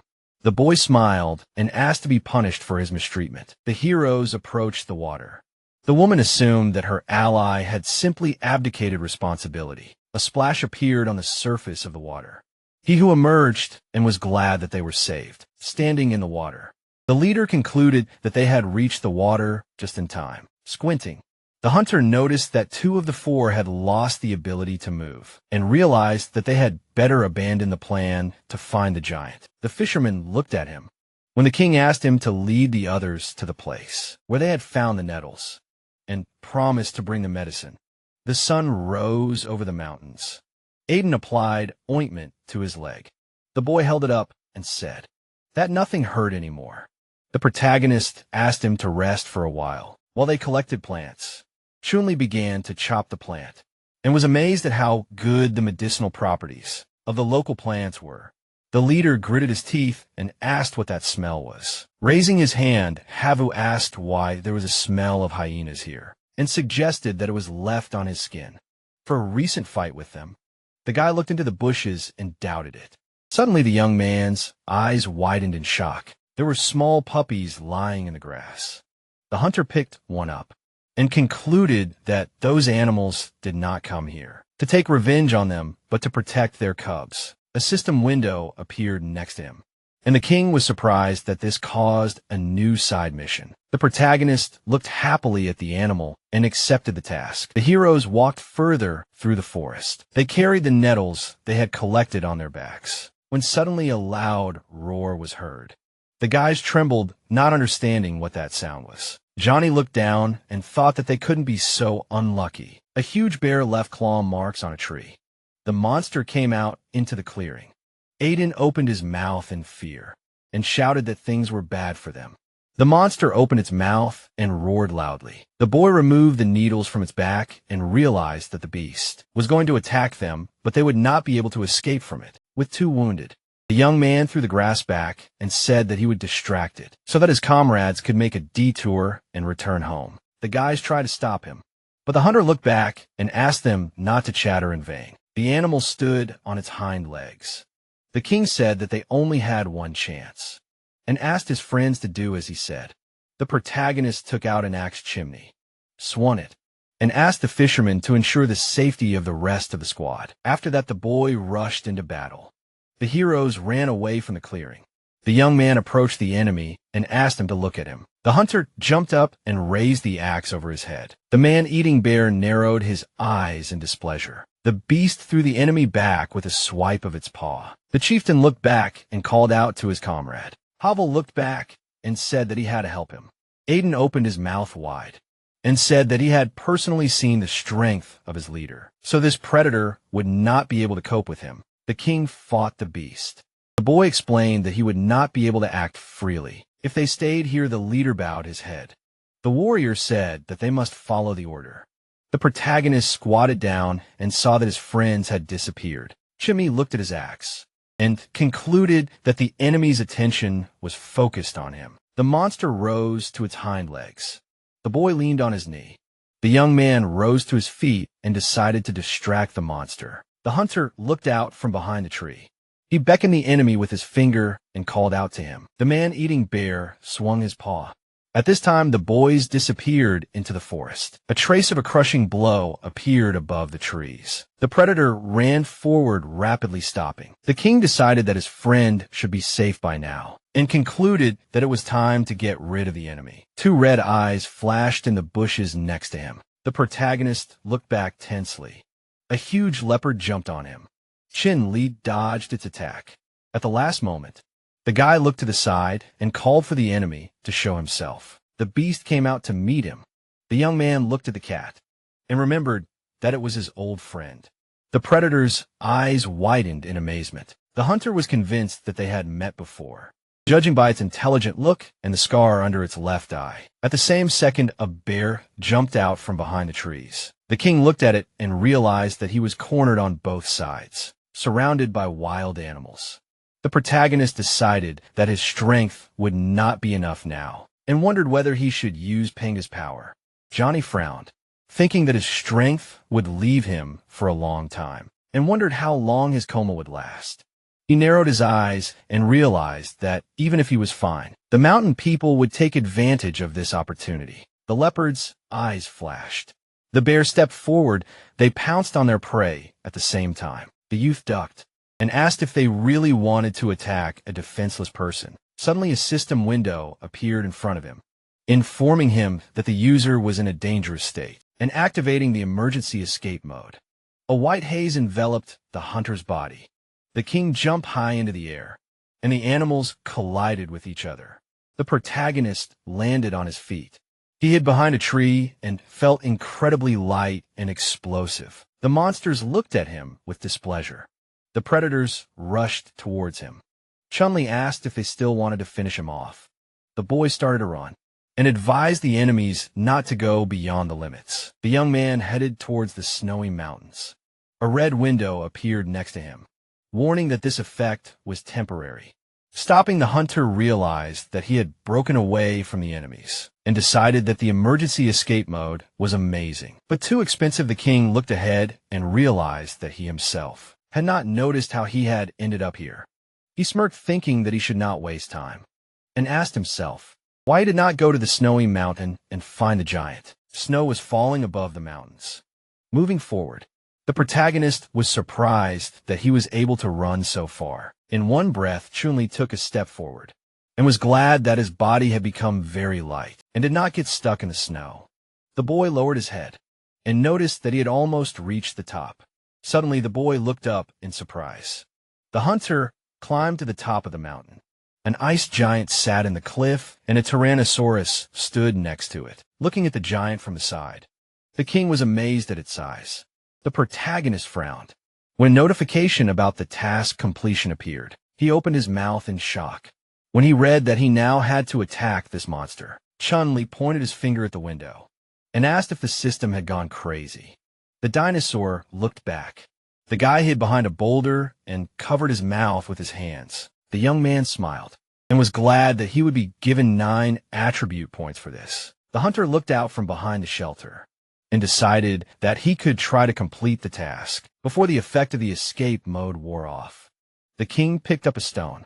He threw it straight at the monster. The stone fell next to the giant.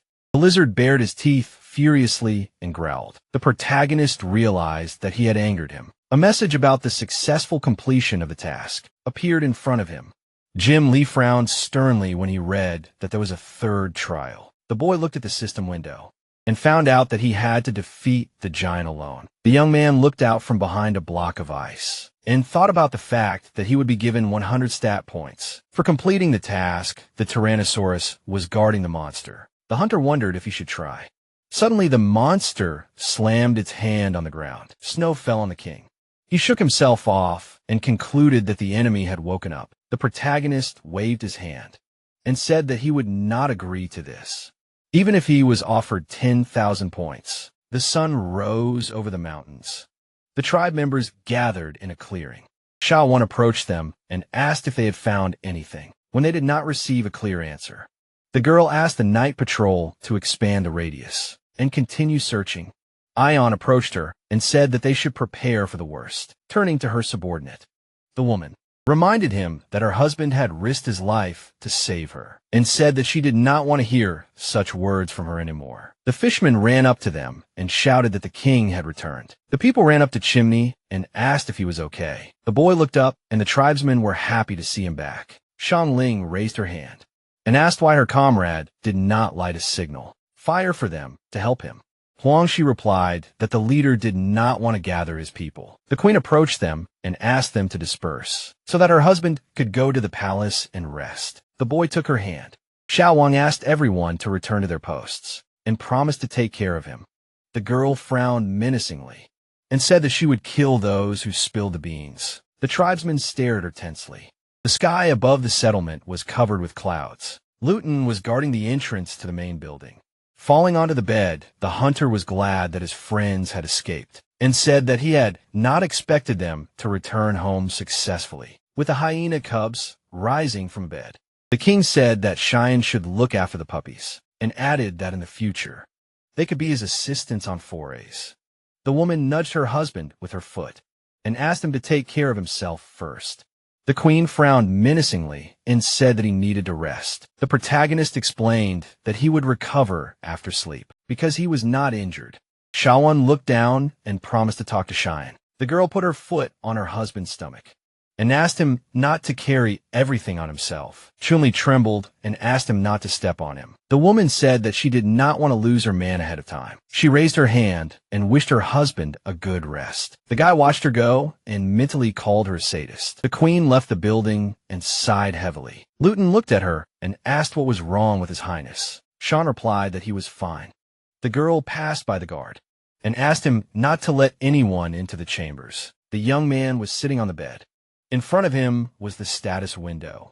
The hunter raised his eyebrows and thought about how he had lost 4 attribute points, but had gained 10 more, so there were no losses. The king imagined the rock carvings and realized that he had recklessly relied only on strength at critical moments and completely forgot about self-preservation. The protagonist opened his mouth and sighed heavily. Chunli raised his hand and decided to increase his agility first. The boy frowned when he read that the agility attribute had reached its maximum value. The young man scratched his head and realized that now he needed to spend twice as many points to increase this attribute, and that would reach a new maximum value later. The hunter closed his eyes and concluded that it would not be so easy to get 22 points of agility sitting in front of the status window. The king remembered that strength had increased to 6 points, but there was no critical value, and concluded that each characteristic had its own maximum. The protagonist clicked on the strength value and decided that it would be best to increase all characteristics to the critical value. His body was enveloped in bright energy. Chunli felt that this sensation was much stronger compared to the last time, as if his body was being stretched to the sides. His shoes immediately came apart at the seams. His pants could not withstand the load and tore. Looking at his hand, the guy realized that strength had reached a critical 10 points and was surprised that the changes had happened so abruptly, that his clothes were torn. The young man moved closer to the status window and noticed that he still had 2 characteristics that had not reached the critical value. The system window disappeared. The hunter wondered how the intelligence stat would affect him. A notification suggested that the probability of random quests with a large reward would increase. The king collapsed on the bed. He put his hand to his chest and decided that increasing intelligence, in exchange for a chance to get a large reward, was too wasteful. The protagonist raised his hand and decided to increase stamina to the maximum. Next time his eyelids began to close, Chun-Li thought about asking his subordinates to make him a few sets of clothes. The guy closed his eyes and decided to get some sleep. The settlement was located on the bank of a river. The fishermen were fishing. Shosho was teaching her friend how to process wool, asking her to pay attention to the integrity of the edges when cutting. The monster picked up a fried fish on a stick and invited those who were hungry to come and have a snack. The savages on the training ground were learning how to use a sling. Shawan picked up a whip and asked them to get ready. On command, the fighters threw stones forward. The shells pierced the training dummies made of hay. The warrior approached the leader and reported that out of 6 shots, 1 hit the edge and 1 missed the target. The young man smiled and said that this was a very good start. The hunter put his hand on his belt and added that it looked decent. The girl hit him in the chest and asked why he was not resting, standing behind the savages. The king replied that he should know what the people were doing. The woman looked down and saw new pants on him. The queen grabbed his pants and asked if her husband was cheating on her, frightened, clasping his palms together. The king denied this and explained that his abilities had improved. His wife said that she would believe him. One last time, Shawan looked at her subordinate and reported that a squad of throwers had been formed, but it would take some time to form a combat capability. The patrolmen were standing on the hill. The girl said that the mobile post could be safely handed over to. Often the protagonist approached her from behind and asked how Egan and Ayun were doing. The woman looked down and said that the boy refused to heal his wounds because he did not want to be a burden to the tribe. The warrior was sitting in the lotus position near the southern signal tower. Au was standing nearby. The queen explained that she was looking after him, so there was no need to worry. The fighter was practicing archery. Shawan admitted that she was worried about her. Au shot forward. The arrow pierced the dummy. The girl decided that she was too harsh with it due to anxiety. Several arrows hit the lower part of the dummy. The woman explained that her subordinate was currently in poor condition. Chun-Li put his hand on her shoulder and said that she should treat Iron better because she cared about her and took on a lot for her. His wife lowered her head. The boy smiled and said that it was time for him to return. To gather strength, the young man turned to the queen and said that he would soon head north to collect precious millet grains. The hunter approached the house and decided to do some inventing, since he had nothing else to do. Egan was meditating on the mountain. For days later, the king was sitting on the floor of his house. He opened his mouth and sighed in relief, holding a stone in his hands. The protagonist said that he was almost done. Numbers appeared on the tablet. Jim Lee frowned and wanted to teach his tribesmen simple addition and subtraction so that he would not have to do the calculations alone. A system window appeared in front of him. The boy was surprised that he was able to get 20 technology points in one go. The boy's mouth opened in surprise when he learned that the technology store was open and asked how to use it. The hunter smiled happily when the system reported that the store could exchange points for practical tools and image of various materials. Tablets and inventions appeared on the system window, and a mysterious object appeared there. The king grabbed the notification and was surprised that he now had the opportunity to exchange points for resources. The protagonist smiled and decided to check what was there. Jimmy sat down on the ground and wanted to make an exchange. A notification appeared that the hero had successfully exchanged 30 points for a large iron cauldron. 70 points remained from the current technology. The king was delighted. He held the cauldron in his hand, thinking that it was a good thing. Then he asked someone what they thought, that he had wasted 30 points on a saucepan, and clicked his tongue cheerfully. Then he shook his index finger, saying that they just did not understand. He thought about cooking and that he had bought a cauldron, not only for cooking and evaporating salt, but because it was made of iron, and this meant that it could be armor if worn on his back. The guy imagined a warrior and thought that the cauldron could become a shield if tied to the forearm and its main ability, which would be activated at a critical moment. is that it can kill at that moment. Aiden entered the room and stopped in confusion. The king was in a strange pose, as if dancing with a cauldron in his hands. The servant said that he heard strange sounds and came to check. The king, slightly embarrassed, said that he communicated with other gods and spirits, and he did not understand this. He agreed the sun was shining brightly over the valley. The protagonist sat in a shallow hole and looked at the lit fire. He concluded that he managed to do what he wanted, namely to dig a furnace in the ground and boil water. So he got another 10 technology points and was quite surprised by this. In the past, he liked the professor, so he learned a lot of knowledge that he did not expect to use in practice. The water boiled, which meant he could put food in the cauldron. He decided that it would be fish soup and added fish to the cauldron. Laughing Chimney stirred the contents of the cauldron, and Haley looked over his shoulder in surprise. The soup was ready, and the hero again received 10 technology points. The protagonist was inspired by this and decided that he was lucky. Today, Shirgu brought something in his hands, telling the king that they had made it. He said that it was salt from their salt works. The old hero, looking at the bowl of salt, received another plus 10 points. Chunli laughed, saying that Shirgu had come just in time. The guy added that he should not rush back, but try the soup with everyone, and he agreed.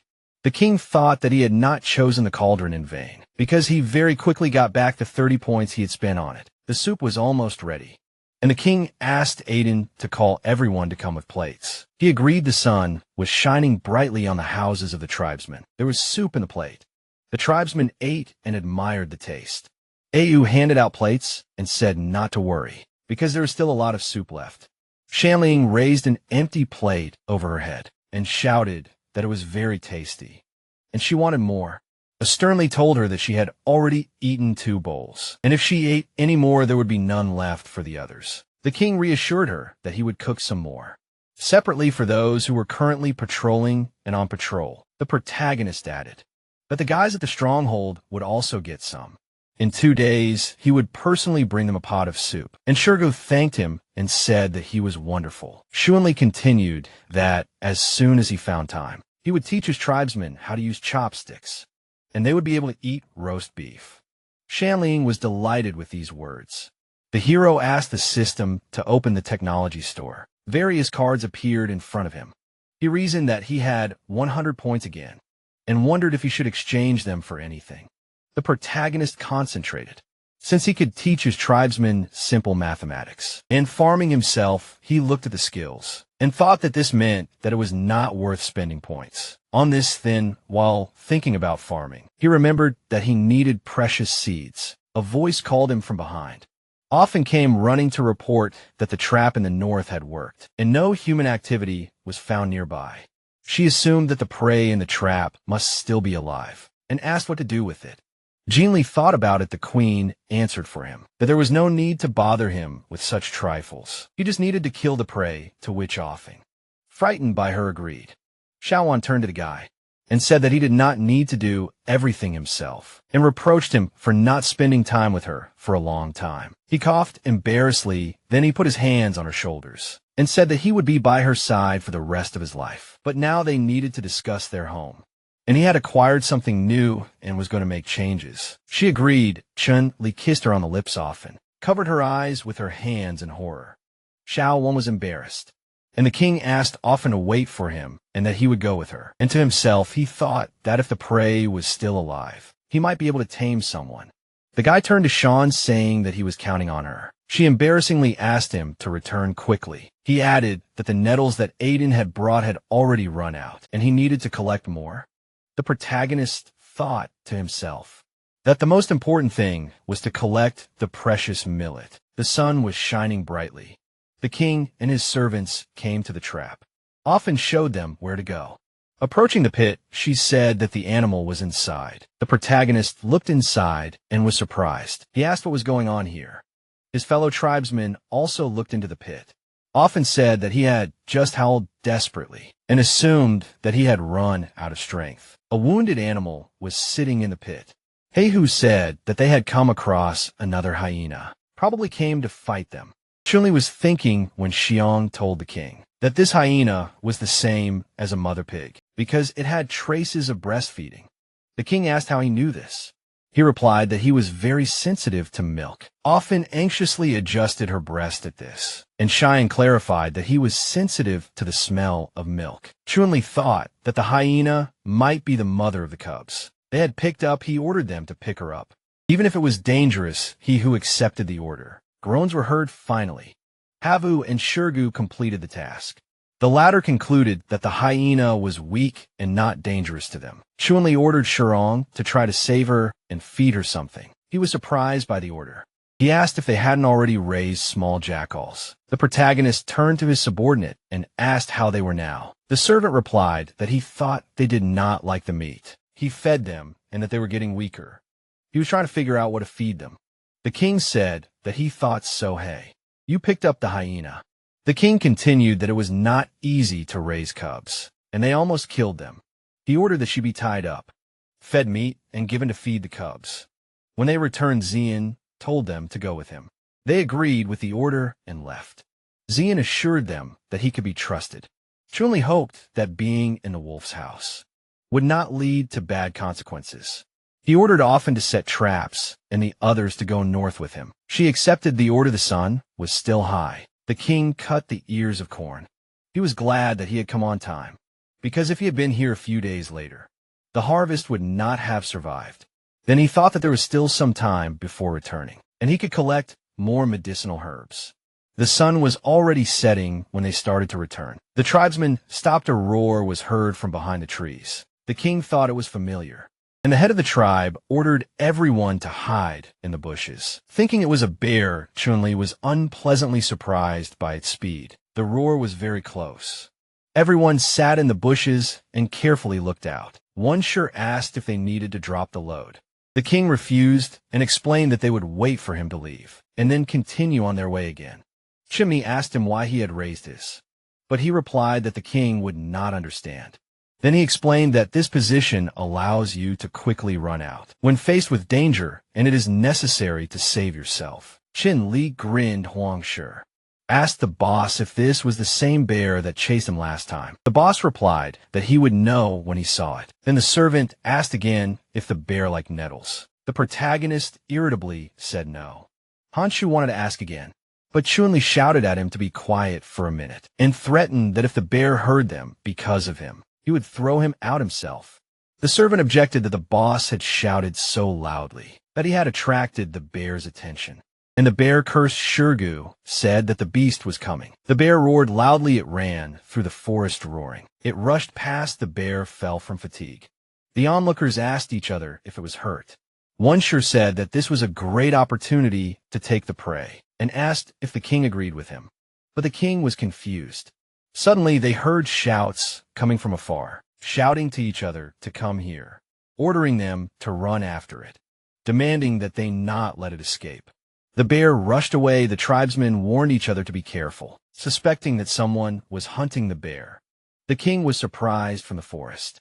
Members of the foreign tribe were chasing the bear, urging him on and assuring each other that he could not have run far. Chunli thought about it, and Huang Shi asked where the mountain tribe people were coming from. The main hero cursed He, who jumped out of the bushes to attack, shouting that it was time to take revenge on them. An eye for an eye. Chunli only managed to say his name in disappointment. He, who continued to run further, jumping over everything in his path. Chunli called out to him. Trying to stop him, the guy managed to grab the leader by the arm and throw him to the ground. One of the opponents, who had wounded the bear, heard a noise in the bushes. He gave the order to catch up with the beast immediately. They were watched by the king and He-Hu. Addressing the former, he argued that they should not sit idly by when such a chance arose. But Chunli interrupted him, saying that they should not let hatred cloud their minds. Looking at the opponents running after the bear, the main hero analyzed the situation. The enemy's forces were superior to theirs, and it was thoughtless to attack them. It meant giving themselves up for nothing. The only advantage was that the opponent was open. The king gave the order to follow him silently, because it was necessary to wait for the most suitable time. At this time, the wounded bear continued to rush through the forest. Screaming in pain, the enemy tribe was on its tail, and the beast, unable to bear it, fell to the ground. The people who approached relaxed and laughed, that the bear would not be able to run away anymore. They continued to mock the beast, asking it to run further unexpectedly for the enemies. A heavy hand fell on the head of one of the men. The king of the mountain tribe appeared behind the guy. He was discussing what the killed beast ate and about its wound. He was surprised that it was able to run so far. Therefore, it should be allowed to die with dignity. The king of the mountain tribe, without thinking, threw away the man he was holding with just one hand, saying that it was not the time to mock the beast. Having crashed into a tree, the man felt sick. The mountain tribe arrived in time for their king, who gave the order to retreat. Pulling out his weapon, he promised a quick but painful end. It was an obsidian blade, natural volcanic glass. The place where it broke was very sharp.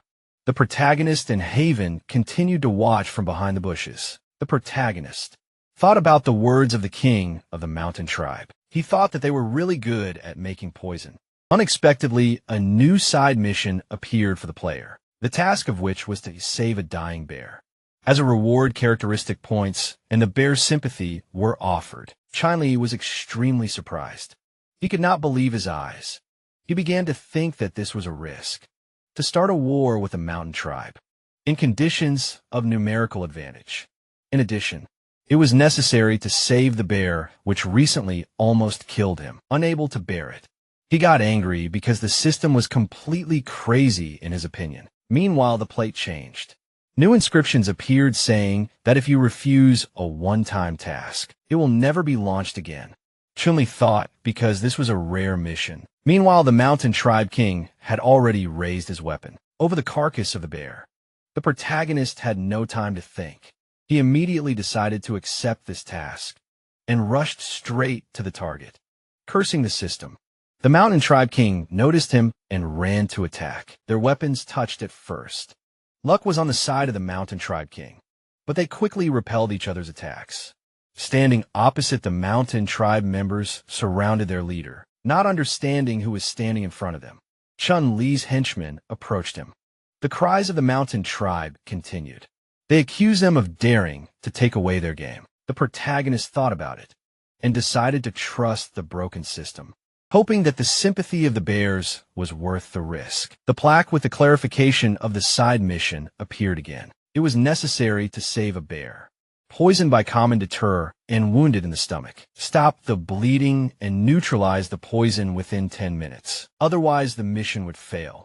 Looking at the bear, Chun-Li remembered that he was poisoned by this plant. Looking at the mountain tribe, he decided that he needed to save the bear and not enter into a fierce conflict with the tribe. The hero tensed up because only 10 minutes were allocated for the task. There was no time to talk.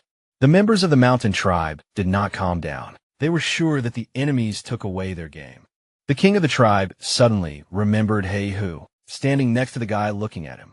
He clarified whether he was from the Sea tribe and sarcastically apologized for not remembering weaklings. Hey Hu was beside himself with anger. He turned to the king and asked how much longer they would have to endure this. But a new notification from the system appeared in front of Chun-Li, containing information about the penalty for not completing the task, and it was terrible for any man. A vision of the system's punishment appeared before the king's eyes. He imagined Xiao Wang laughing at him and offering to eat millet and come back later, while the protagonist himself silently cried. Curled up, the introduction dissipated, and unable to bear it, Chun-Li screamed, and everyone looked at the player with incomprehension of what came over him. Turning to his comrades, he warned them to be careful since there were many opponents. Stepping back past Hey Hu, he voiced only one demand: do not let yourself be killed. The slaughter began. The tribes rushed at each other, taking out their weapons. The protagonist, meanwhile, treated the bear's wound, glad that the wound was shallow and not fatal. The system warned about the countdown. Chun-Li exhaled, calming down while feeling the bear. He wanted to begin neutralizing the poison, but unfortunately, he did not know how to do this, which made him feel very depressed. Not far from him, a member of the mountain tribe landed with a scream. The king turned around. He thought that it seemed that his warriors were still in an advantageous position, but all of them were wounded, although they were not going to give up and were going on the offensive. Chun-Li was worried that he did not have much time. The king of the mountain tribe decided to stop this slaughter, recognizing his enemies as capable. He said with anger in his eyes that time was up, standing behind his tribe. The mountain king said that, for a bunch of vagabonds who had just gathered together, the enemies had done quite well. The enemy squad was reflected in his eyes. He offered to spare their lives if they left right now. Who interrupted him, saying that they had an old score to settle with the king of the mountain tribe. The people from Chun-Li's squad said that they had just warmed up. They still had some strength, even though it was evening, but they had plenty of energy. Shirgu, standing near the king, told him that the situation was under control. The system's timer had less than 7 minutes left. Time was running out. The protagonist continued to feel the bear. He did not know how to neutralize the poison. Looking at his comrades, he noticed that Shirgu was barely holding on. If this continued, the mission would fail. In addition, a terrible punishment from the evilly giggling system awaited him. The king of the mountain tribe raised his leg above the floor, after which he jumped and powerful energy poured out of his leg. Shaking the earth, he rose into the sky. The man was focused. Julie decided to join his comrades. Taking out his weapons, he realized that he had to run away to her. The king of the mountain tribe returned to the ground and asked to say the name. The leaders stood in front of each other, and the protagonist did not understand the name of what he should voice. His enemy chuckled and asked what their tribe was called, because he thought they were a bunch of vagabonds. But he was wrong. He introduced himself as the king of the mountain tribe. Holding out his sword, Chun-Li introduced himself and said that they were a tribe of newcomers. The king of the mountain tribe said that it was not his style to attack a couple of people in a crowd, so they would settle accounts another day. But today he liked everything. Turning around, he ordered to take the man who passed out and gave the order to return. The guy by the tree continued to erupt. The king approached him and ordered him to stop. Jimmy and the others watched as the mountain tribe left them. He turned around at Shirgo's words that they got out of the water dry. Looking at the bear, the protagonist said that there was still one unsolved problem, and there were less than 5 minutes left on the timer. The moon rose over the forest. The king of the mountain tribe and his people continued walking. One of the people of this tribe asked if they would really leave so easily. The king said that he had only brought a white flower with him for hunting today. Without ginseng, the mountain king showed him his hands and said that the supernatural power granted by the sorcerer would soon run out. Remembering his battle with Chun-Li, the king considered it difficult because he was able to quickly block his blow, in which he put 70% of his strength. He was sure that the guy was hiding a lot because he was too relaxed. The king looked at his sword and thought that the boy he fought with had an unusual weapon. He could not understand where this man even appeared. Looking at the full moon high in the sky, the king of the mountain tribe said that next time, he would not let them go so easily. Meanwhile, Chimli and his comrades continued to treat the beast, which was poisoned by the poison of the white dope. The protagonist asked if anyone knew how to neutralize the poison, but unfortunately, none of his subordinates knew how to do this. The king wondered what to do. One of the newcomer tribe members asked why they needed to neutralize the poison at all, if it was their prey for which they sacrificed their lives. Chun-Li got angry because there was no time to explain, unable to bear it. He shouted at his people that this was a huge problem, related to life and death. In his hand were 2 herbs, honeysuckle and burdock, which had the effect of neutralizing poison. But the protagonist did not know whether the herb would be able to neutralize the poison. Of the white dope, all that remained was to make a desperate attempt. Turning to his people, the guy gave the order to open the bear's mouth. While he gave the medicine, Wolfbone and a strong man grabbed the dying beast's mouth, for which they received a slap from the king. Time continued to run, but the bear did not move. Everyone waited impatiently. The system at the last second declared that the poison in the bear's body was no longer lethal, and the danger had been eliminated. Chun-Li didn't even believe it right away. He practically cried over the bear, because now he could catch his breath. Shere Khan asked if they had saved him. The king turned around so far. The life of the beast, who was peacefully snoring, was not in danger. He could not calm down. He insisted that the mountain tribe could not have gone far. He wanted to catch up with them and avenge his tribe. The protagonist reassured him because they did not know the details. If they acted rashly, they would cause great losses. Everyone listened with bated breath to their king, who said that even if they managed to win, it would be a Pyrrhic victory. That is one that cost such sacrifices that it was equivalent to defeat. The protagonist did not want to lose his people. He was against it. I remember the king of the mountain tribe and his last words. He was sure that they themselves would come to the tribe of newcomers, and therefore it was necessary to think over a plan of action. Accumulate strength. Wolfbone did not understand what their king meant, and Huangshe advised him to ask less. Still petting the bear, Jimmy gave the order to take the needles back to the camp, and he himself would take care of the bear. Everyone followed the order without question. Shirgu had a separate task, which was to tell the queen to send reinforcements to the patrols. In post-sentries, all orders had to be carried out quickly, since they were expecting guests at night. Chunli sat by the lit fire, next to the sleeping bear. He heard a noise not far away in the shadow of the forest. Many eyes of different colors appeared. These were wolves preparing to attack, and the guy already knew that.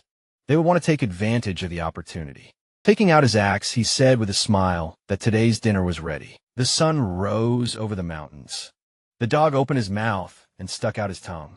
The protagonist looked at him with disgust. The dog was skewered. Chunli said that this game was also very tasty. A bear was sleeping behind him. The predator looked at the man with pity, holding a piece of meat in his hands. The guy advised him to be honest and not refuse his offer. The young man pointed to the carcasses of the animals and explained that he did not know whether the beast ate cooked food, so he left him several corpses. Not bones lay by the fire. The heroes clutched their stomachs when they had eaten to the limit. A notification about the successful completion of the task appeared in front of the hunter. The king tensed his muscles and decided to first increase his physical fitness. To a critical value, the bear brought him the carcass of the animal. The beast placed it on the ground, smiling. The protagonist asked if he really left this for him, and suggested that this was the so-called sympathy. Sitting by the fire, Chunli reminded him that he shared this prey with him. The boy introduced the girl in a bear costume, and said that if this was some kind of gratitude, then he liked it. The young man stood up and said that it was time for him to go back, if he was okay. Suddenly, the hunter stopped and flinched. The predator grabbed him by the shirt and pulled him toward himself. The king narrowed his eyes and asked if he really wanted to go with him. The eyes of the happy beast sparkled. The protagonist pointed at it and ordered it to transform, throwing a disdainful glance at the animal. Chunli was indignant that it could not turn into a girl and asked what use he was. Then, scratching his cheek, the boy remembered that it would take a lot of food to feed such a huge beast, and decided that a bear as a mount would be pretty cool. The boy raised his hand and declared that he would call it Shunda. From now on, the bear happily raised its paws. The beast reached out to lick its new owner. The hunter stroked the pet and concluded that he now had a strong assistant. The king climbed onto its back and wanted to go where the scouts were heading. The sun's rays broke through the thick trees and illuminated the path. The protagonist noticed deep footprints and realized that the ground here was getting softer. Jimmy frowned and asked what was ahead. The heroes entered a bamboo forest. Looking ahead, the boy thought that bamboo could be used as a material, not only for construction, but also for making firecrackers. The young man raised his hand and imagined that for this, you need to mix saltpeter, sulfur, and charcoal, and then dip the mixture into a bamboo tube. Shio, and it continued to walk forward. The hunter suggested that if they could make firecrackers, then in the decisive battle, it would catch the enemy off guard. The king imagined people running away from the explosion and realized that even if the explosion was not powerful enough, it would still make a loud noise. The protagonist looked down and remembered how they found saltpeter. The logs were in the furnace. Jinlei realized that making charcoal would not be that difficult. Sitting on the bear, the boy thought that getting sulfur would be more difficult because it could only be found near volcanoes. Continuing to ride through the forest, the young man asked the system to open the map. A system window with an image of the area appeared in front of him. The hunter frowned and concluded that the nearest volcano was the place where the giant slept. The ice giant was sitting by the cliff. The king decided that he could try to get there without approaching the monster. In the memory, the protagonist immediately ran away without examining the nearby resources. Chunli turned his head and asked the pet to turn around and go north. The boy smiled and promised to show him something that was many times bigger than him. Snow was falling over the mountains. The beast was running forward at a rapid pace. At the command of its owner, the animal closed its eyes and stopped. The young man saw a lake in the distance, where Heihu and Xian were looking to the side. The hunter remembered that last time. He was not in the mood to inspect the area, and decided to do it. Now Xianga headed towards the lake. The king asked him to move more slowly. When they approached the shore, he asked his friend to be careful. A small wave was moving across the lake. The protagonist assumed that the monster could only be seen here. By chance, Chimley ducked. The bear suddenly growled. Bubbles appeared on the surface of the water. The guy asked if his pet had noticed something. At that moment, something burst out from under the thickness of the water. The beast bared its teeth. The monster opened its mouth wide and roared. The giant lizard turned its head, looking at it from behind the tall grass. The young man realized that it was a Tyrannosaurus. The monster came out of the water and looked around. The hunter frowned and asked his friend to bend down. Drops of water were running down the dinosaur's legs. There was a collar on the monster's neck. The king assumed that it was the giant's escaped pet. He frowned sternly and decided that this lizard was the reason why the saber-toothed tiger escaped, and that it was his tracks that were in the forest. The protagonist scratched his chin and concluded that the giant on the mountain had fallen asleep. At least 15 days ago, Shun Li leaned over to Xianga and suggested that they quietly go around the Tyrannosaurus from the side, because they could not disturb it under any circumstances. The heroes went behind the monster. They headed towards the snowy mountains. Soon the bear found himself in the middle of an icy desert. The beast froze in place and looked ahead. Sitting on it, the guy said that they could not go further because the snow was getting thicker. The young man looked away and explained that they would not be able to escape. If something happened, the hunter jumped off the animal. He immediately found himself waist deep in snow. So I wanted to look back.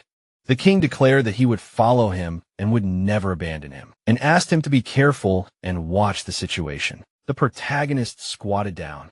In his hand was a yellow stone. Chinli frowned and smelled a strange smell. The boy looked up and asked what it was. The young man continued on his way and noticed that the smell was starting to get stronger. The hunter began to dig into the snowdrifts. A satisfied smile appeared on his face. There were sulfur deposits under the snow. The bear looked back when the king shouted that they had found sulfur. There were yellow minerals lying on the ground. Taking them in his hands, the warrior decided that there could be no mistake, and realized that with such reserves of sulfur, the production of firecrackers would begin very soon. The sun was shining brightly in the sky. Xiong'a brought his master back to the settlement. Xian opened his mouth in surprise and announced the return of his majesty. The tribe members were very surprised when they saw a bear in front of them. The protagonist waved his hand to his friends and said that, from now on, this is their new comrade. The boy smiled widely and said that he wanted to be just as majestic when he grew up.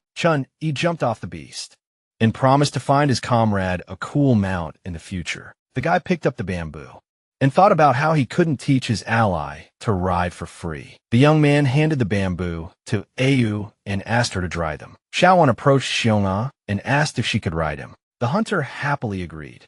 The heroes looked around when they heard someone's worried cries. The fisherman raised his hands and called out to his majesty. The monster lowered his head and began to breathe heavily. The king asked what happened.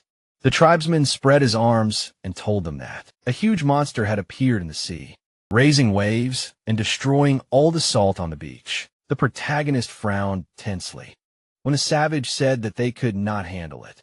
Johnny stroked the bear and promised to personally go to the beach to assess the situation. The sun was shining over the forest. The beast ran quickly along the path. Soon the heroes found themselves on the beach. The guy's eyes widened in amazement. A giant monster appeared from under the water. Screams were heard. The young man gritted his teeth and decided to check what it was. A giant system window appeared in front of him, with an image of an ichthyosaur. The monster raised waves. The hunter said that they could not leave it unpunished, because the consequences would be terrible, and decided that he could defeat it if he pulled the enemy to the shore. Shui and frowned menacingly and growled. The bear quickly ran towards the dinosaur.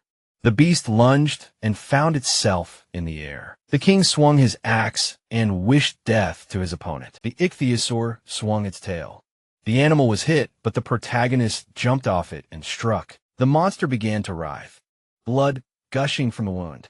The monster opened its mouth wide to attack the villain. Chimney opened its jaws. The dinosaur sank under the water. The guy's eyes widened in fear. The lizard swam to the bottom to drown its prey. The young man braced himself with his legs and hands to prevent it from closing its jaws. The hunter closed his eyes and realized that he would drown faster than he would be eaten if things continued like this. Suddenly, the ichthyosaur stopped. The monster opened its yellow eyes wide. Shawinda grabbed it by the tail. The bear frowned and tried to pull him to the shore. The beast fiercely grabbed the monster with its claws, standing in the dinosaur's mouth. The king realized that his pet was still following their plan, which meant he couldn't give up either. The lizard bared its sharp teeth. The protagonist felt that he could no longer hold on. At that moment, someone dived into the water and swam up to him. The stranger swam passionately. The girl swung her dagger. A deep cut appeared on the ichthyosaur's body, from which blood immediately gushed. The monster lost its composure and let go of the victim. The guy closed his eyes and began to drown. The woman swam after him. The young man closed his eyes and lost consciousness. After a while, the hunter opened his eyes and saw the blue sky. The fishermen hung over him along with Zyonda, and were glad that he woke up. The king was lying on the sand. The tribe members asked their friend to come to them. Alan looked back when she heard that His Majesty wanted to see her. The girl jumped off the rock onto the sand. She sat on the ground in the lotus position. The woman rested her hands on her knees. The monster explained that she was the best swimmer in the sea tribe. The fisherman scratched her nose. Her comrade added that their tribe was not famous for its intelligence, but compared to the rest of their tribe, she was very stupid. The protagonist smiled and said that he could not be angry with his savior for a small mistake. Chunli handed her a weapon and asked where she got the obsidian dagger. Alan raised her hand and said that her brother took it from a bad man. The guy asked if she left the tribe's territory, raising her index finger. The girl asked who this scoundrel was and wanted to fight him. The tribe member leaned towards her and whispered something. The woman gaped in surprise and asked if he had come to help them. And the boy confirmed that. The fisherman raised an eyebrow and explained that she had fainted almost immediately when a crowd of bad people had entered their land. The prisoners were sitting in a cave, and the monsters said that she had woken up, locked up with other tribesmen. The monsters were dragging animal corpses. Fong picked up a carcass and said that he would deal with one of the villains and take his weapon, and asked his sister to use this to cut the rope. The fisherman frowned and said that she would have to jump off the cliff into the river to stay alive. Alan looked at him in surprise and tried to object, but the monster asked her to listen to him. The mountain tribesmen were watching the slaves, carrying the carcass of the beast. The monster explained that his sister would have to find Heihu and do whatever he said. Fan looked at her and asked if she understood everything. The girl's eyes widened and she confirmed it. The heroes looked back when the villain asked what they were doing. The fisherman turned around and gave a signal. The monster threw the animal's corpse at the man. The mountain tribe member fell to the ground. The monster asked his sister to take the dagger and leave. Clouds floated across the sky, sitting on the sand. The woman told him that she had encountered an ichthyosaur that was going to eat His Majesty. On the way back, frowning, the protagonist offered to return to the camp with him and promised to take her to Hahu. Chunli stood up. The boy looked at his ally and said that he almost forgot something. The young man raised his hand and explained that they needed to take an axe.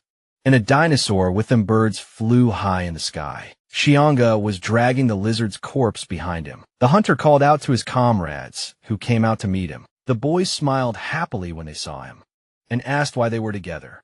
The king put his hands on his waist and said that it was a long story. The heroes were standing on the seashore.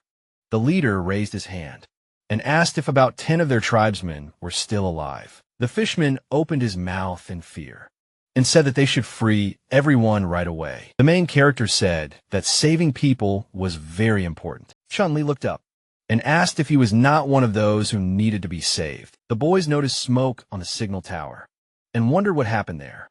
The smoke rose high into the sky. The boy frowned tensely and remembered what he had said before, that mere animals were not able to light a beacon. The young man gritted his teeth and thought about how, when the leader of the mountain tribe left, he had actually been talking about revenge. The hunter clenched his fist furiously and asked if the enemy had come to them, and said he would check it out himself. The king looked back and asked his comrade to lead the others to the coastal fortress, while they strengthened the defenses so that the villains could not attack them. The man said that he could be trusted. The protagonist looked away and asked Hu and Alan to go to the western mountain to take up an ambush position. Chun-Li ran forward and ordered his comrade to wait for him near the trap area and not do anything. The leader promised that he would not be led by emotions this time. The guy ran into the forest. The young man frowned menacingly and hoped that nothing terrible would happen. Smoke continued to rise into the sky. The hunter returned to the settlement and stopped. Xiao immediately looked back and called out to him. The girl smiled and asked what had happened to the monster on the shore. The king replied that it had already become a delicacy and that Xiong'a was already dragging it here. The warrior stood aside the woman, asked him to rest, and promised to check the situation in the west. The protagonist explained that she would not be able to pacify Hu if he went crazy again. Chun-Li looked back and named the friends who would have to go with him. The guy put his hand on his wife's shoulder and explained that Xian had already found a high place from which she could observe the situation, so they would be in touch. Clenching her fists, Chun-Li was indignant that the leader never took her with him and declared that she would follow him no matter what. Smiling, the young man agreed and asked her to unconditionally follow his commands. The wild girl joyfully raised her hands. The hunter ordered Luton to stay behind to protect the queen. The setting sun painted the sky a bright orange. The heroes hid and ambushed. Xian sat next to a tree. Ion waited on a branch for a command. Huang Shi peeked out from behind the bushes and saw that the enemy had arrived. The mountain tribesmen had come out into the clearing. Their leader looked up and frowned. The brute raised his hand and asked his comrades to stop walking up to the bushes. The villain said that he knew his enemy was there and invited him to come out to have a duel. The king frowned and wondered if the enemy had noticed the trap in front of him. The villain raised his hand and noted that it was too quiet and that all the animals had fallen silent, warning them that he would have to use Dashenko's power if they did not show up.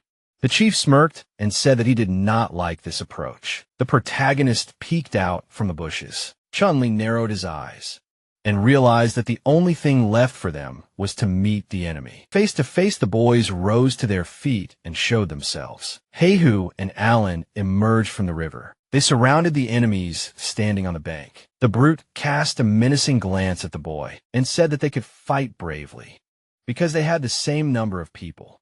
The villain raised his dagger in front of him. The villain pointed it at the boy and challenged him to a duel. The fisherman raised his hands and began to breathe heavily. The leader clenched his teeth in anger.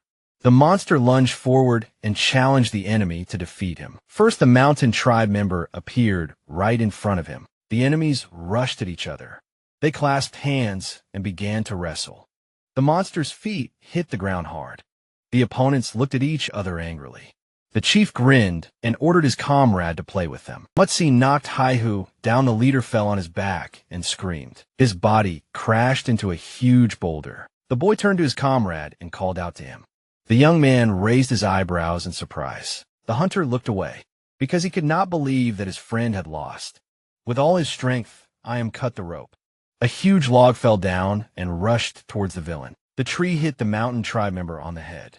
The brute silently pushed it away from himself. Only a few abrasions remained on his body. The king looked at him in horror. The protagonist frowned and realized that they were doomed to battle. The fishman sat on the ground and coughed. The monster wiped the blood from his chin. Mookie rushed towards him and wanted to finish it. The monster dodged his blow. The warrior gritted his teeth. He lunged forward and knocked the enemy down. Heihu grabbed the enemy and offered him a little bath. The mountain tribesman narrowed his eyes in disdain. The leader rose to his feet and threw him over his shoulder. The brute pushed off him and descended to the ground. At that moment, Alan jumped out of the water. The girl pointed the knife straight at the enemy. The villain took his comrade in his hand and swung it. The villain threw his tribesman at the enemy. The villain spread his arms and grinned. With one blow, he sent the woman back into the river. The fighter fell under the water. She narrowed her eyes in displeasure. The mountain tribesman dove after her. A malicious grin shone on his face. Chun-Li looked towards the river in fear. The warrior, holding the torch, asked if their leader had not promised to give them some fun. The villain pointed at the boy and asked if they could fight him. His comrade reminded him that he was their leader's toy. The villain rushed forward and asked him not to worry about it. The fighters ran straight to the boy. One Sure and Wolf Bone rushed forward and said that they would have to go through them. The heroes entered the battle. The man knocked the torch out of his opponent's hands. The mountain tribe member had to jump back.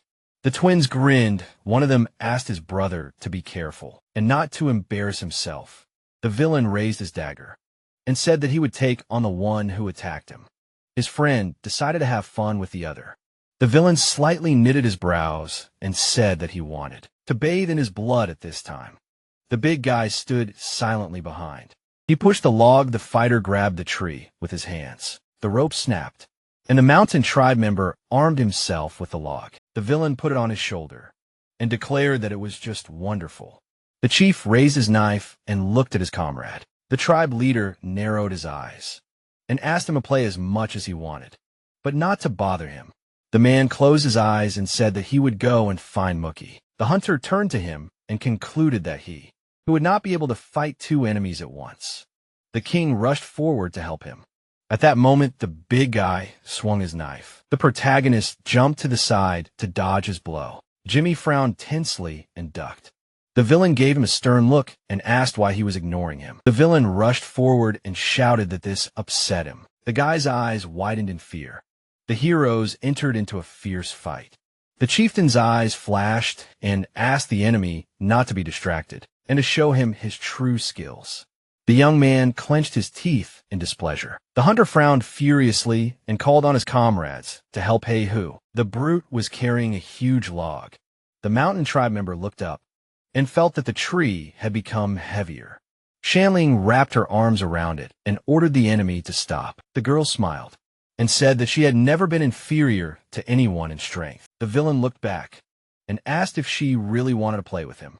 The villain raised his hand. The woman looked at her in fear.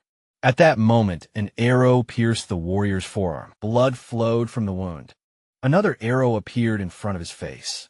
The brute raised his hand and the arrow pierced it. The man frowned menacingly and said that this was wonderful. He lowered his hand and concluded that someone else wanted to play with him. Looking at his leader, the mountain tribe member asked if he was sure he had not been tricked and was happy that he would have two playmates. The leader frowned and told him to have as much fun as he wanted, because he would be alone in the mountains again. Ion watched from a tree from a nearby branch. Xian explained that their comrades were fighting a bloody battle and offered to help his friend. The girl frowned and reminded him that the trap had been used against bears in the past. The woman remembered how the villain had stopped the log and said that they could not help even if they came down. The archer turned her head and said that she would distract the enemy so that her ally could return to the camp, and asked the queen for reinforcements. The boy smiled and asked her to be careful. Hever threw himself at the enemy with his whole body. Mickey opened his mouth angrily and demanded that he be released. The villain hit his enemy with his elbow on the back. The leader spat out blood and clenched his teeth. The fishman grabbed the fighter and realized he had to push him into the river. The monster slammed his feet into the ground. He made a sharp leap forward.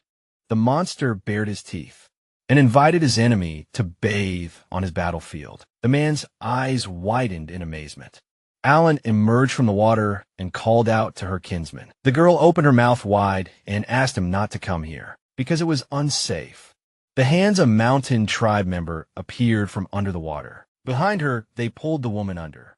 He who fell on his opponent, and wondered why his tribewoman could not fight in the water. The villain raised his hands above his head and repeated his demand. The villain hit his opponent hard in the back. The leader fell to the ground and spat out blood. His pupils contracted for a moment. The fisherman rose to his feet. He threw mutsi over himself.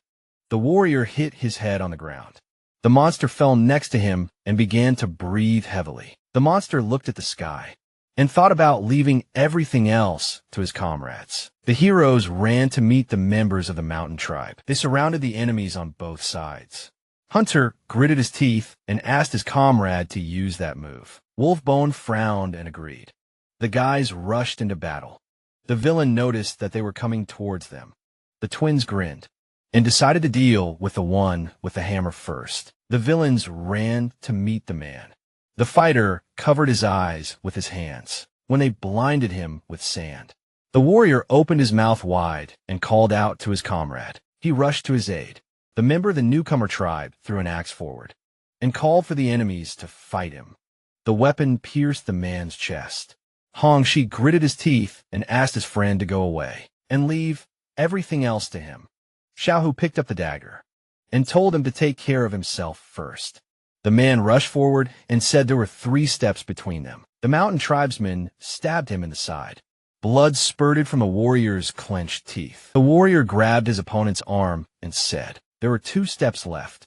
The villain looked at him with disdain and asked what he was muttering. The brute grabbed the blade of the dagger with his bare hand and shouted there was 1 step left. The warrior gritted his teeth and called out to his comrade. Wolfbone leaped forward and swung his hammer. The savage kicked off his shield. The newcomer tribesman was high in the air. He swung his axe. Hong sure declared that his enemy would end. The wounded villain leaped forward to protect his brother. The man struck him hard on the back. Blood gushed from the mouth of the frightened warrior. The mountain tribe member raised his hand and called out to his brother. Ayun released the bowstring. The girl frowned and thought that her opponent was slow enough to hit. The arrows were sticking out of the big guy's hand. The woman noticed that the enemy did not feel any pain, as if the arrows were just scratching him. Shannon was holding back a huge log. The archer realized that she would soon run out of strength. Suddenly the fighter's eyes widened and she saw something. There was a rope lying on the ground next to the heroes. The wild girl trembled with tension. Several arrows pierced the ground next to her. Still holding the log, the girl wondered if her ally had missed. Another arrow fell next to the rope. The woman frowned and realized that her friend wanted to show her something strong. Girl's mouth opened wide and she understood everything. Shanlin kicked the ground hard. She jumped forward and grabbed the rope. The villain put the log down and asked if she didn't want to play with him anymore. Wild girl smiled and denied it. The girl grabbed the rope and offered to play. The woman ran forward. She threw the rope. Forward, a long whip wrapped around the villain's legs. Strong girl began to run around him. Winding the rope, the mountain tribe member closed his eyes and declared that they were not finished yet. Shanling appeared behind him and asked if he had changed his mind. The wild woman pulled the rope and knocked the enemy down. The man fell to the ground. Heihu supported himself with his hand on the ground. Mookie admitted that he had underestimated him. The villain declared that he was very unlucky when suddenly a log appeared above his head. The leader opened his eyes in fear and screamed. The tree hit the villain on the head. The fighter fell to the ground. The fisherman concluded that he was even more unlucky. The protagonist parried the enemy's blow. He had to jump back a few meters. Chun-Li frowned and began to breathe heavily. His hands trembled. The boy realized that he could not withstand the next blow. Suddenly, a burning torch fell in front of him. The mountain tribe member approached the leader and said that it was time to use it, because such was the witch's order. Holding the leaves in his hands, the fighter explained that he would hide in the water, and then his comrade would be able to return home unharmed. The man grinned and reminded him of what he had warned him about. In case of defeat, the chieftain looked thoughtfully at the leaves. He turned around the young man, wondered if the enemy was really going to give up his mind. To strengthen his body, his axe caught fire. The hunter, engulfed in flames, thought that he could not allow this. The brute looked at the leaves again and realized that they were red. Ginseng, the villain, lowered his head, and assumed that the witch had guessed his character. Suddenly, a wave of fire appeared in front of the mountain tribe member. The fighter jumped to the side to avoid being hit. The blast wave cut the nearby trees in half. The warrior reached for the torch and called his leader too indecisive. The villain looked down at him.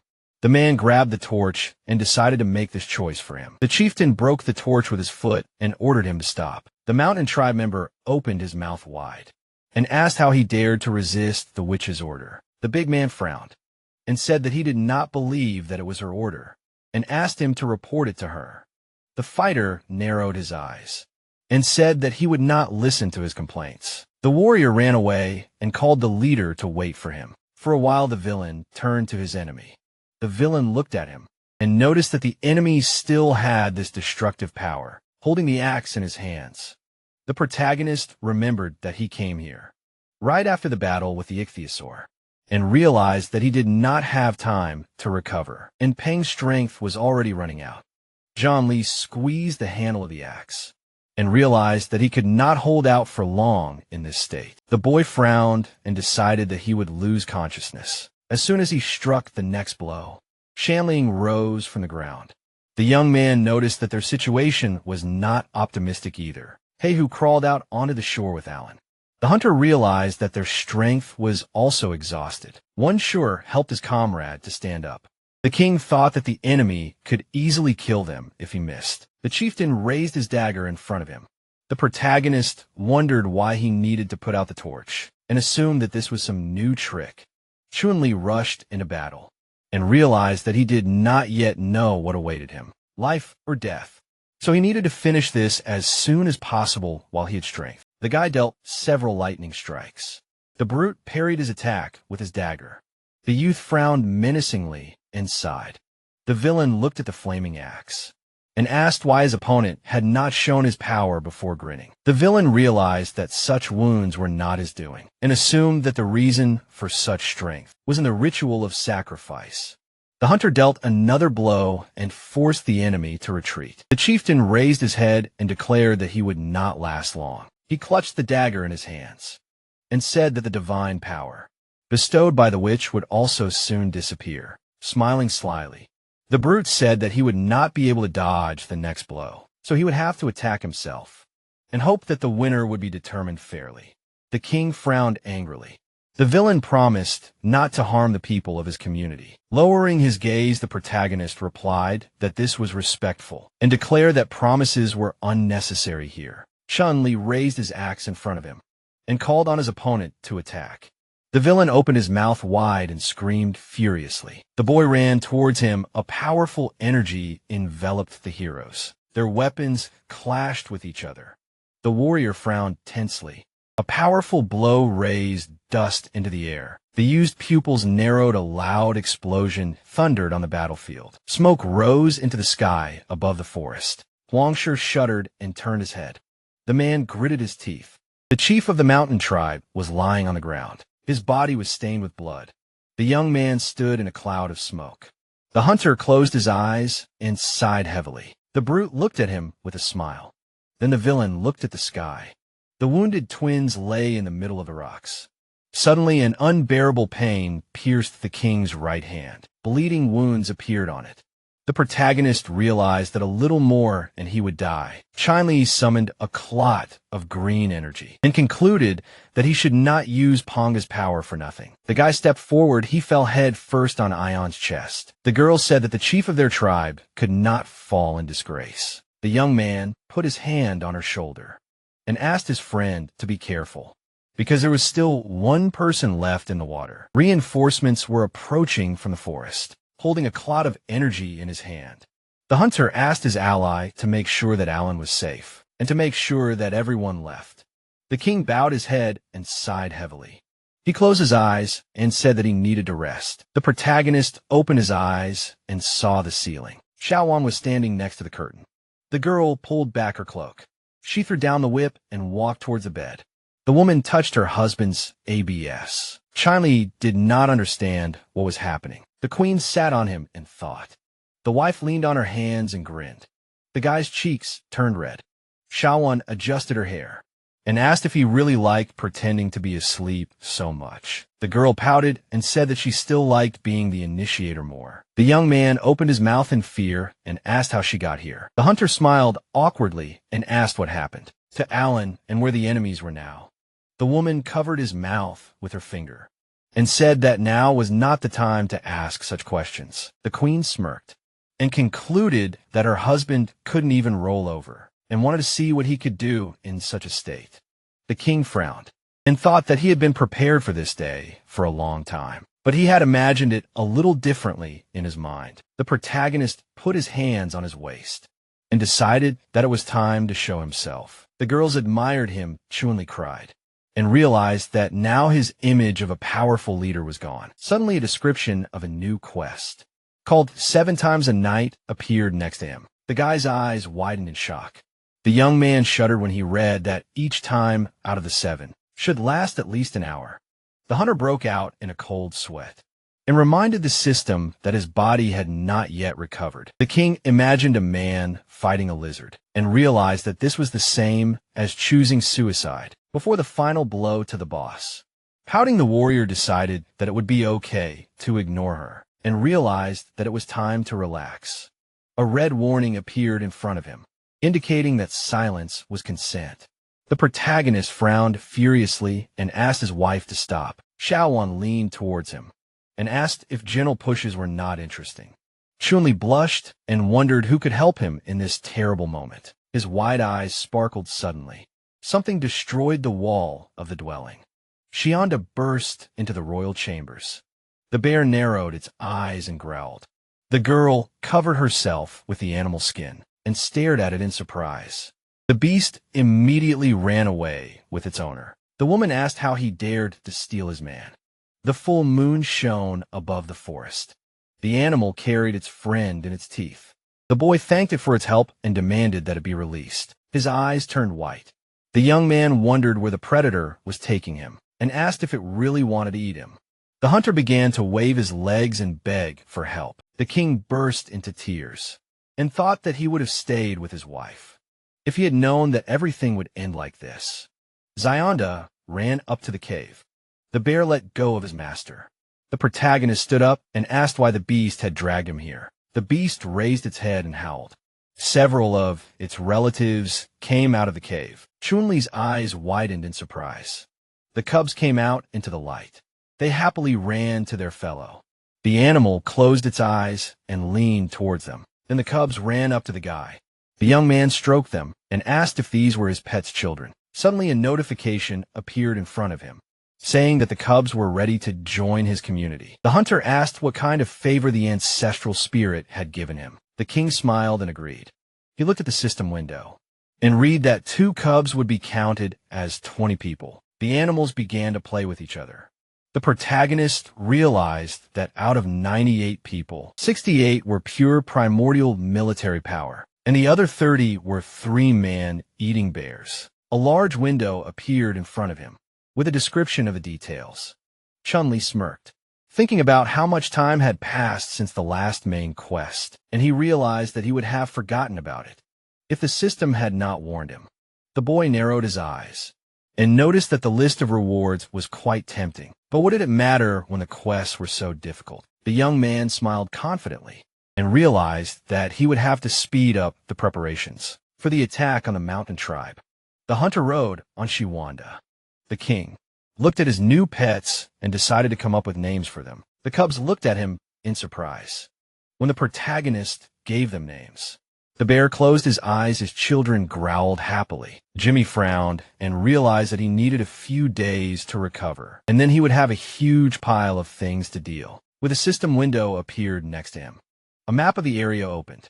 The guy decided that now that the settlement had been discovered, all that was left was to wait for a bite.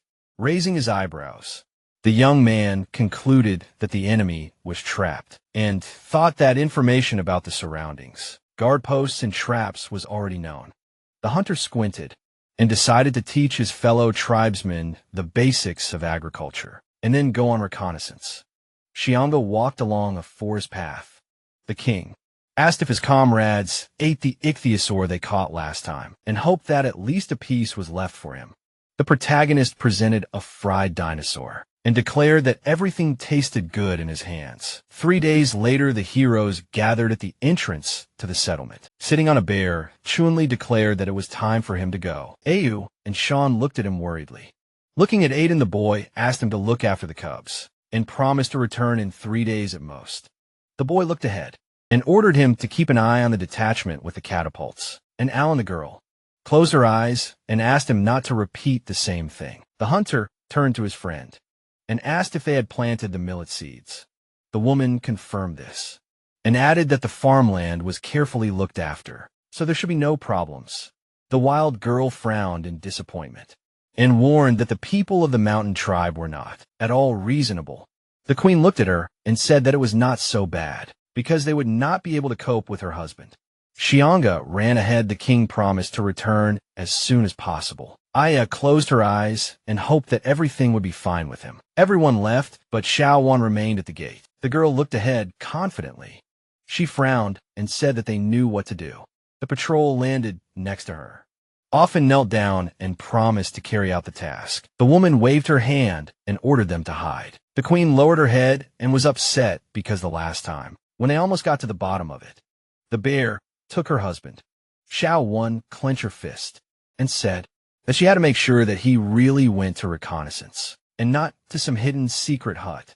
The protagonist closed his eyes and sneezed. Chunli looked around and asked where such cold air came from. The boy looked at the steep slope and decided that it was impossible to climb it without making noise. On the master's command, Xianga ran north. The bear was in the mountains. The young man remembered that there were only a couple of ways to climb the cliff smoothly and realized that it was not surprising that the enemies chose this place. The hunter frowned and wondered what would happen if he sent the main force forward. The king narrowed his eyes and decided that in that case, he would need to sneak behind the lines. The heroes closed their eyes and flinched when someone asked why they had come here. The protagonist looked away in fear. The guards raised their weapons and asked who he was. The beast bared its fangs. Chimney introduced himself and explained that he had come to arrange a meeting with their leader. Raising his hand, the boy said that the last time their leader had come for war, and that now it was his turn, calling it simple politeness. The brute leaned towards his comrade's ear and whispered something, with his arms outstretched. The warrior ordered the stranger to leave and declared that their leader would not speak to him, and that otherwise he would have to become their prey. The young man pouted, thinking about how he had been feigning innocence, and was surprised that even the man-eating bear had not scared them, holding the axe in his hand. The hunter decided that these savages had no education whatsoever, so there was no point in talking to them, and wondered if he should just kill them all. The king frowned menacingly. The people were carrying large bags to the settlement. They were walking through the mountains. The protagonist remembered what he had been told about prisoners, bound hand and foot, but these people were free. The workers looked around. It turned out that they were the leader of the mountain tribe, and Mutsi the brute looked away tensely. The scoundrel approached the guards and asked why the leader of the newcomer tribe had come to them. Sanda ran forward on the order of the master. The guards came out to block his path. The bear immediately knocked them down. The beast approached the villain's chimney, said that they had not seen each other for a long time, and asked how they had sunk to such a low level. The man looked down and concluded that they were finished, and explained that the witch did not give divine power to the losers, and that those who lost their power became like them. The brute narrowed his eyes and said that he was no longer the leader of the mountain tribe. The villain imagined the silhouette of a man with a club and explained that the guy needed him. The new leader, standing on a cliff, looked menacingly at his opponent. At his command, the mountain tribe fighters jumped down. The guy narrowed his eyes suspiciously. The young man saw harpoons in the hands of the enemies and asked when they had managed to master this weapon. The villains threw them at the young man. The hunter parried the attack with an axe. He frowned when he heard someone scream. The harpoons pierced the bodies of the guards. The king jumped down from Shwinda and was outraged that these savages completely ignored their comrades. The tribesman rose to his feet and asked why his comrade continued to do nothing when the weapon was lying right at his feet. The man backed away when the fighter asked. If he really wanted to lie down on the sacrificial table, Yuki pulled the harpoon out of the ground. The protagonist looked back and noticed that the enemies were already approaching him, gritting his teeth. Chunli realized that their new leader refused to come down and fight personally and decided that using Pango's power now was too reckless. The boy jumped on the bear and ordered it to run forward. The beast carried its master away from the shelling. The sun went down below the horizon. The youth sat under a tree. At this time, the animal was fishing in the river nearby. The hunter noticed bright lights on the rocks. People with torches walked through the mountains. The king concluded that he would not be successful if he attacked. At night, he imagined the hand controlling the puppet and realized that their real leader was not the new leader, but some witch who was hiding behind the scenes. The protagonist imagined giants in front of him and realized that there was no point in fighting the new leader because another would immediately take his place. Squinting, Chunli decided that he lacked intelligence and thought about finding out where the witch was hiding in order to kill her and put an end to everything suddenly. Shauna frowned and growled. The boy raised his head and asked what his pet had noticed. A cloud of dust appeared behind the trees. The young man wondered what was going on there. Something ran through the forest, leaving a dusty trail behind it. The lizard opened its mouth wide and screamed. The monster crawled through the forest. Soon the monster came out to the river. The heroes hid behind the bushes. The dinosaur raised its head and screamed loudly. The predator bit into its neck. A strong pain knocked the lizard off its feet. The monster immediately fell to the ground. Blood flowed from its mouth and eyes. Unknown creatures towered over him. The hunter wondered who they were. The monster surrounded the lizard's corpse. One of them looked back when it heard a rustle in the bushes. Its teeth were covered in blood. The king hoped that they had not been noticed. The creatures hurried to hide. The protagonist closed his eyes and sighed with relief. Chunli came out from behind the bushes and concluded that the monsters had not noticed them. The boy went into the river and said that he wanted to see what was on the other bank. The young man completely submerged himself under the water. The hunter climbed to the opposite bank, running from one tree to another. The king began to move forward, looking out from behind the trunk. The warrior was surprised that the monsters managed to drag that monitor lizard so far, and wondered where their lair was. Something flashed behind him. The protagonist decided to try to talk to these people first. Something disappeared into the bushes. Suddenly the beast jumped on Chunli from behind. The boy looked back in fear. A cloud of dust appeared above the ground. A white paw pressed on the young man's chest.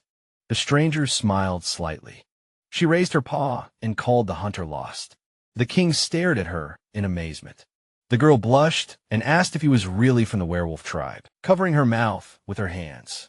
The woman screamed that it couldn't be, and said that werewolves couldn't move so quickly. The warrior smiled awkwardly and said that he didn't understand what werewolves they were talking about suddenly. The protagonist frowned tensely and asked who it was. There were people sitting in the trees. The fighter jumped up from the tree branch. A fan rushed forward with her two minions. The cat's ear twitched.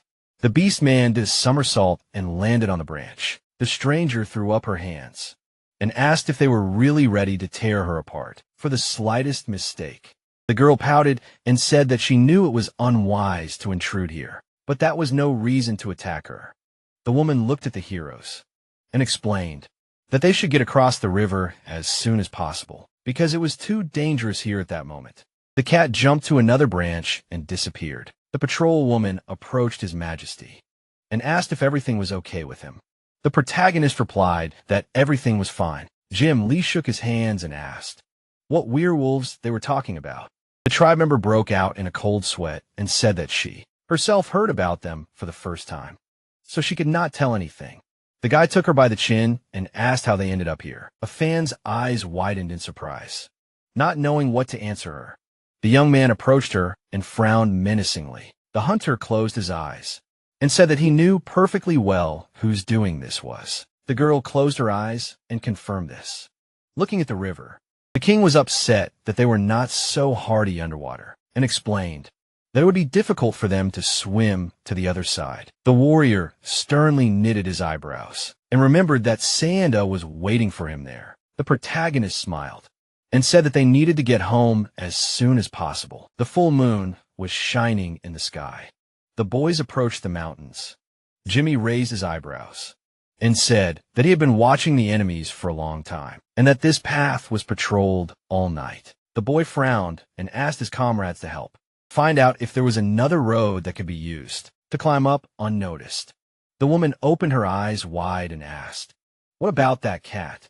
There were people with torches at the foot of the mountain. The young man decided to put off the problems on the other side of the river for later and deal with the mountain people. The hunter took out his weapon and said that one of them should stay here and monitor the situation. The king came out of the bushes and promised to return tomorrow before sunset, as he needed to look around in the west. The stars were shining in the sky. The warrior passed by a waterfall.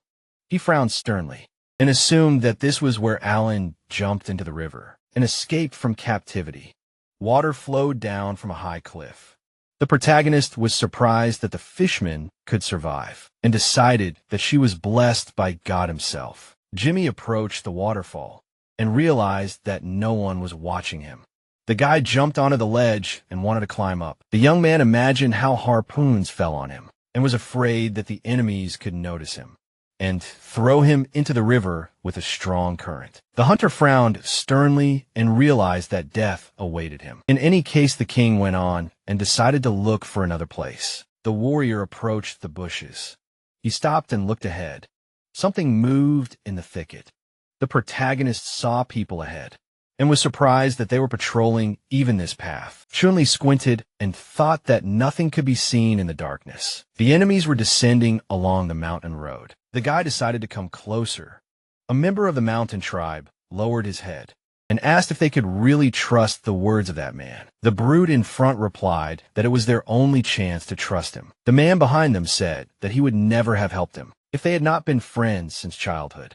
Frowning, the villain reminded them that he was no longer a member of the mountain tribe and said that he would still show them the way, despite the enormous risks. Sitting in the bushes, the young man recognized his voice, leading a crowd of people. The villain was glad that he had managed to secretly record the location of all the traps. The fighter bowed his head and said that they were very lucky to have met him. Luton narrowed his eyes angrily, holding a spear in his hands. The man asked his comrades not to stray too far from him, because he would not be able to save them if the trap was triggered. The hunter hid behind a tree, frowning. The king was surprised that his comrade was a member of the mountain tribe and wondered what the chances were, that he was simply acting undercover. The brutes followed the fighter. The warrior decided that they were not advanced enough for this. Watching them from afar, the protagonist wondered how his ally managed to know the location of each trap. Chun-Li looked up and guessed that the traitor could have overheard the conversation. The boy came out from behind a tree and decided to follow him. Before attacking, the sun was shining brightly in the sky. The squad continued to move forward. Xiaohu gritted his teeth and began to breathe heavily. His brother sat down on the ground and said that he could not go forward any longer. Looking back, Luton explained that they only had to climb the mountain and asked if they no longer wanted to kill the leader of the newcomer tribe. The villain rose to his feet and was indignant that they covered the distance, which was originally designed for 1 day and 1 night. In only half a day, the people sat down on the ground to rest. The villain reminded them that they no longer had divine power. The man frowned and said that there was no short way. The fighter pointed to the signal tower and explained that there would definitely be guards there, and that patrols would get here sooner or later. The brute raised his head when the warrior said that he was too noticeable, standing in the bushes. Luton added that he did not want to be buried here, and suggested that the heroes return to slave labor if they could not stand it. The young man frowned tensely. The members of the mountain tribe were sitting by the rocks. The hunter remembered that there was an area with traps nearby. The savage narrowed his eyes and asked his comrades to make every effort to implement his idea. The villain grinned and said that he could go to the witch himself if they did not want to continue on their way. The former chieftain of the tribe rose to his feet. The villains continued on their way. The fighter frowned and called his brother to follow him. Xiaohu asked if they were really going back. The tribe member looked back and said that they were both needed here. The heroes walked along a forest path. The savage said that their comrades could do nothing without them. Aiden stood by the signal tower. The boy's eyes widened, and he noticed someone entering the trap area. People were walking along the mountains behind Luton. The guard assumed that they were hungry wanderers. The man looked back. The guard wondered what brought him here. The warrior waved his hands at his friend and called out to him. The fighter opened his mouth wide and asked him not to come closer, because this area was not safe. Standing at the foot of the mountain, the heroes looked at him. Xiaohu gritted his teeth and realized that they had been noticed. Mookie raised his hand and said that they could still retreat. The savage raised his head and asked himself why he was in charge of the signal tower today. Luton clenched his fists and decided that someone else would not try to save them. The man's mouth opened in surprise, and he realized that they would be immediately arrested by the patrol. The warrior jumped down to the mountain tribe members and realized that he could only rely on traps now. The fighter narrowed his eyes and concluded that he needed to activate at least one of them. By any means necessary, he tripped over a tripwire. The ground beneath the heroes' feet trembled. They immediately fell into a pit. Sharp spears pierced the villains' bodies lying on the ground. Luton thought that it would be enough to leave at least one witness, and then the chieftain would find a way to appeal to the mountain tribe. The wounded man closed his eyes and hoped that the patrol would come as soon as possible. Clouds floated above the pit. The protagonist approached its edge. The warrior saw his face and closed his eyes. The sun was shining above a tall tree. The villains' bodies lay beneath it. Chun-Li summoned a cloud of green energy in his hand. Xiao approached him and asked if they really didn't need to be tied up. The guy frowned and explained that he didn't completely heal them. The brute was unconscious. The young man added that they would not have the strength to attack. When they woke up, the girl frowned and suggested that these people could serve him. The woman took out a whip and asked permission to deal with the traitor. She swung the rod suddenly. The hunter jumped in front of her and asked her to stop. The king looked back and suggested not to rush to conclusions and wait for Luton to wake up and tell everything himself. Heihu gritted his teeth and said that a couple of people would be enough for the interrogation, so they did not have to leave everyone alive. Shirgu opened his mouth angrily and said that they could not afford to waste so much medicine. The mountain tribe members lay on the ground. The protagonist replied that it would not be a very good gesture on his part, and said that such an arrogant man would not be so easily forced to betray his community, even if they treated him like a slave. In memory, the former chieftain smirked. In the past, he had to leave through the forest. Chun-Li remembered that all these people were closely connected to each other. The boy frowned and decided that he should leave the rest alive, so that the former chieftain of the mountain tribe would obediently submit. The young man looked away and thought about the last time. The villain promised that he would not kill his people, opening his mouth in anger. The hunter was indignant at having to spend a lot of money and medicine for these savages, and hoped that he would at least hear a thank you. The king approached his comrade and asked him to carry him to the house. Shirgu promised to take care of him. Ayu sat down next to the villain. The girl looked back and reported that he woke up after a while. The former chieftain of the mountain tribe was sitting under a tree, standing before him.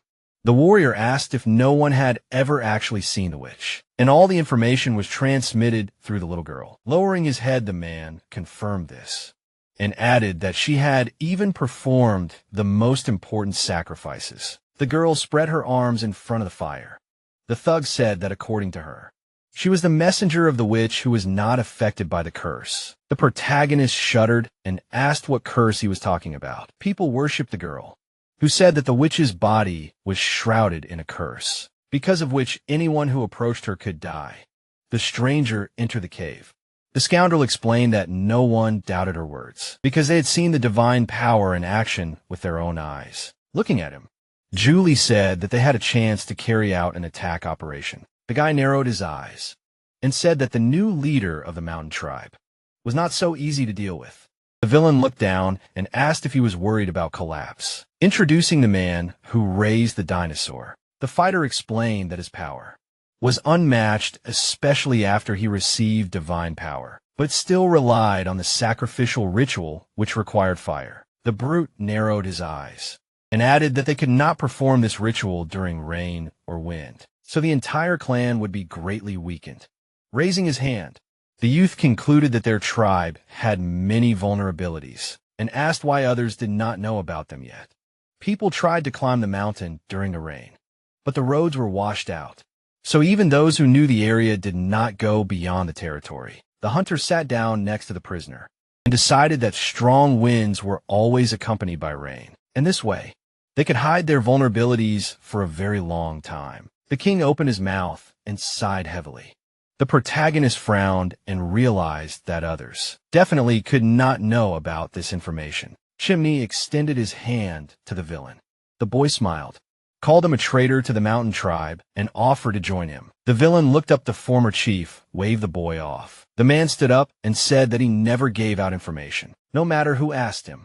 The fighter leaned against a tree and began to breathe heavily. Looking down, the villain noticed that his enemy was somehow special and said that he did not want to hide anything. When answering his questions, the hunter frowned in displeasure. The king gave him a thumbs up and declared that it was love. The villain grabbed his cloak and asked if he was tired of living. The warrior replied that it was just a joke. The former chief let him go and thanked him for interrogating him without threats, but said that he could not accept his offer. The protagonist closed his eyes and said that he would not force him to do so. Standing under the tree, Julie explained that they could leave at any time, as long as the others got back on their feet.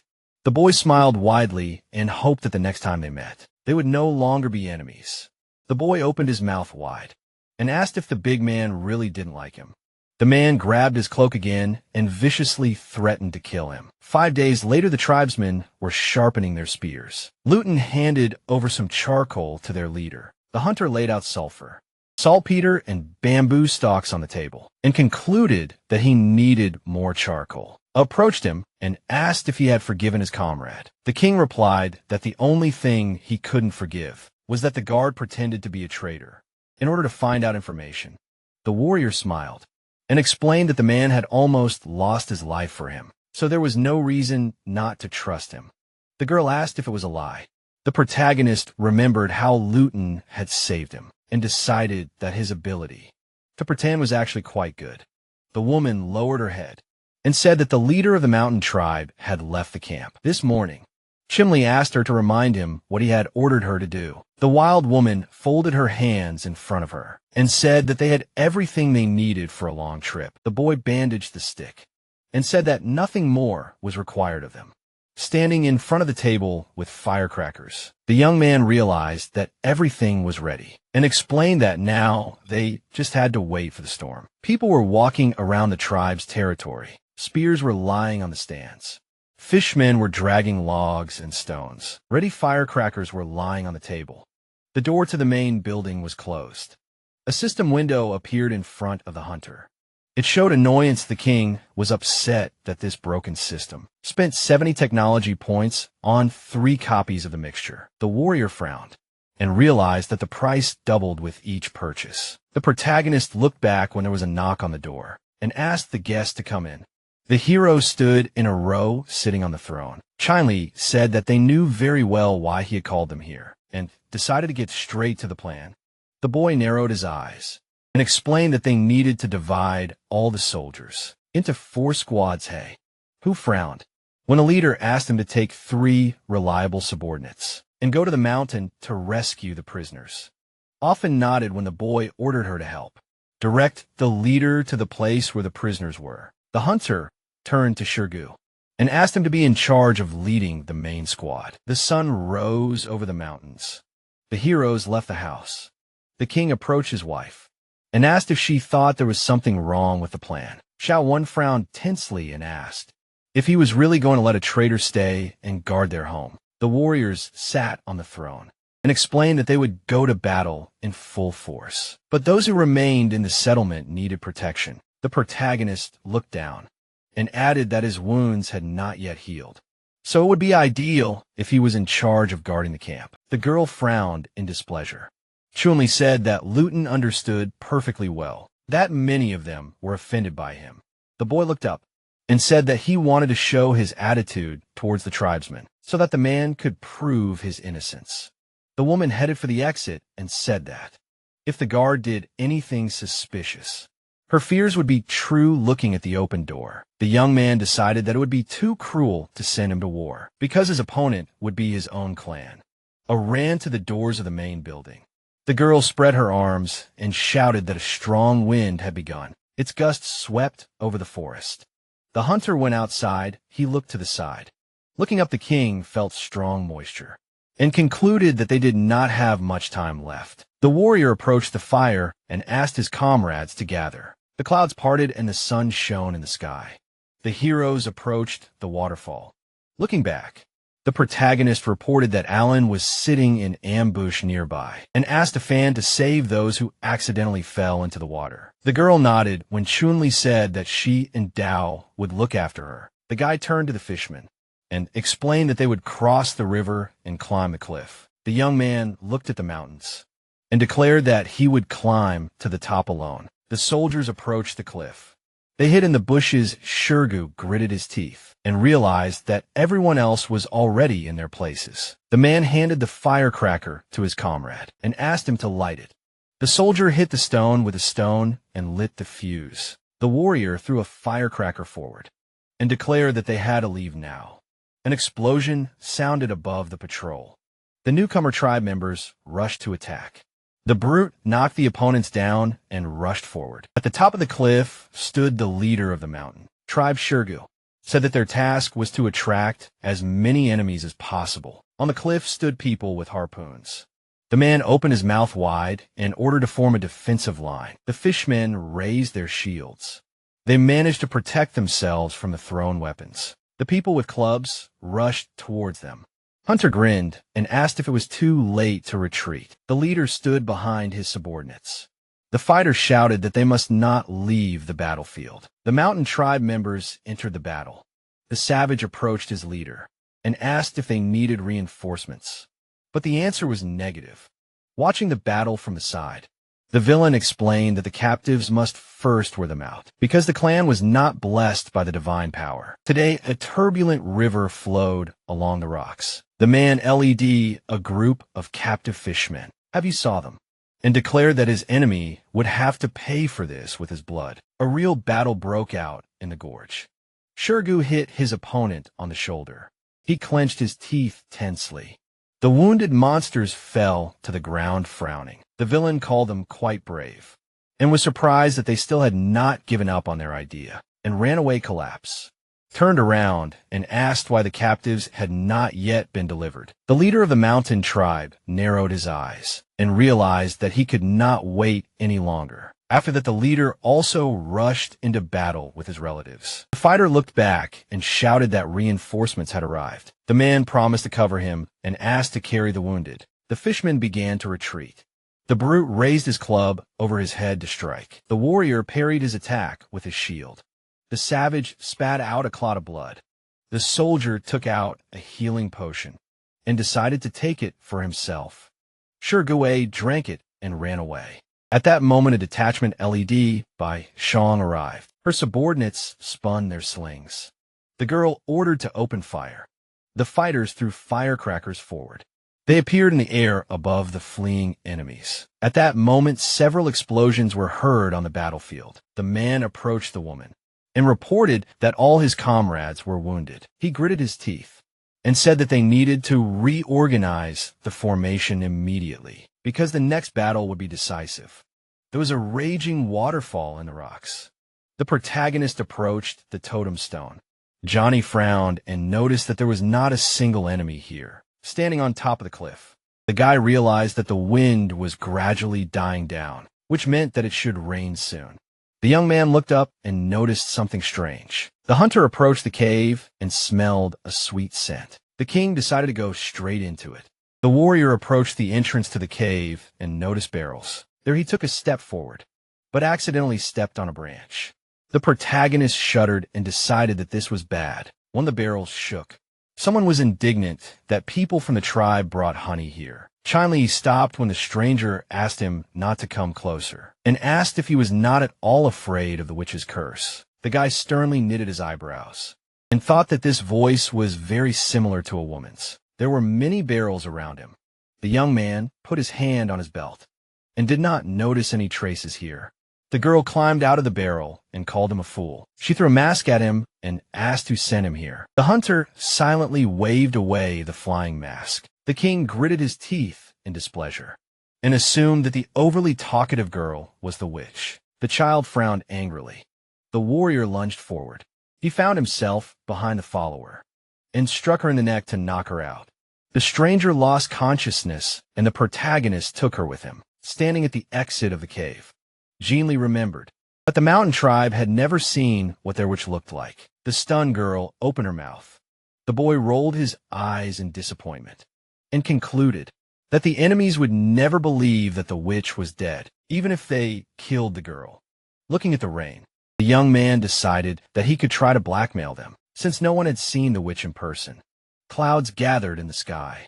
Members of the two tribes continued to fight each other. Collapse swung his club, Shurgue parried the enemy's blow, and shouted that all the wounded were in the rear, and there should be enough medicine for everyone. The man looked back and noticed something. Fishmen were approaching them.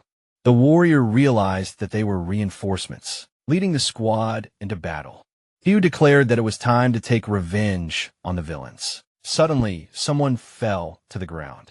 The people looked at the masked man in amazement. The hunter walked out onto the cliff and declared that the battle was over. Lightning flashed behind him. The king explained that their witch was already dead. The tribesmen gathered at the foot of the cliff. They stared in horror at the corpse of the man. The fighter opened his mouth in fear and screamed. The mountain tribesmen began to run away in fear. Collapse frowned furiously and ordered them to go back, because the fight was not over yet.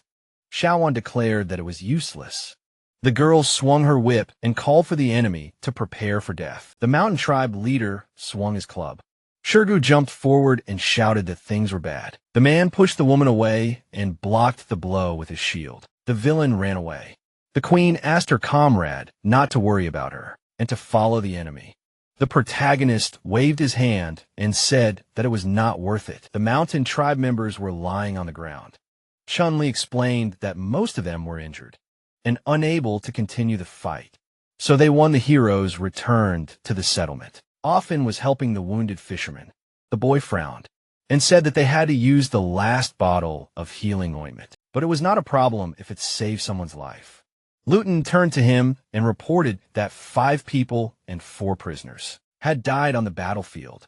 Looking down, the young man replied that casualties were inevitable in war and suggested burying them in the forest to the north, at the foot of the mountain. The hunter looked at the system window and realized that, taking into account the losses, the population had grown by 20 people. The king frowned sternly and concluded that in the future, the enemies would only get stronger, which meant that the losses would also increase. A resident of the tribe approached him and reported that the girl had woken up.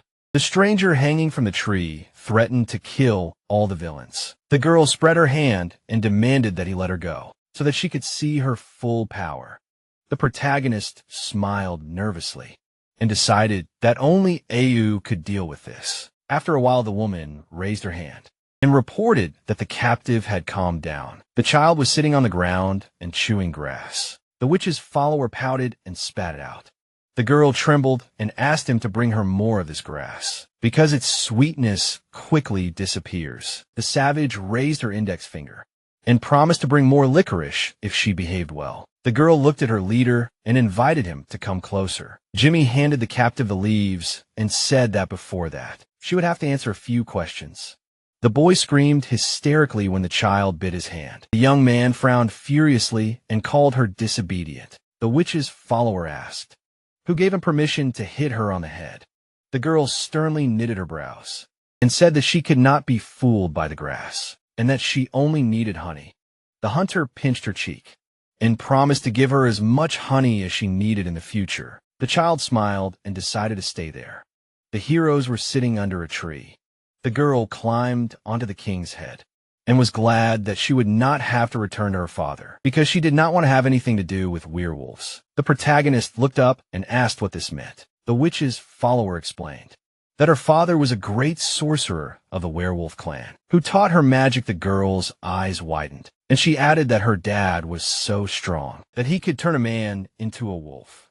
Chimney gritted his teeth and asked if all those werewolves had once been normal people. The child grabbed his cheek and confirmed this, and told him that all but a few members of the clan her age had been turned into wolves. Frowning, he realized that he hadn't expected to hear something like that, and suggested that they shouldn't provoke the werewolf tribe. On the other side of the river, closing his eyes, he realized that they were also in no hurry to do anything, and wished for the evening to come soon, so that they could have a feast.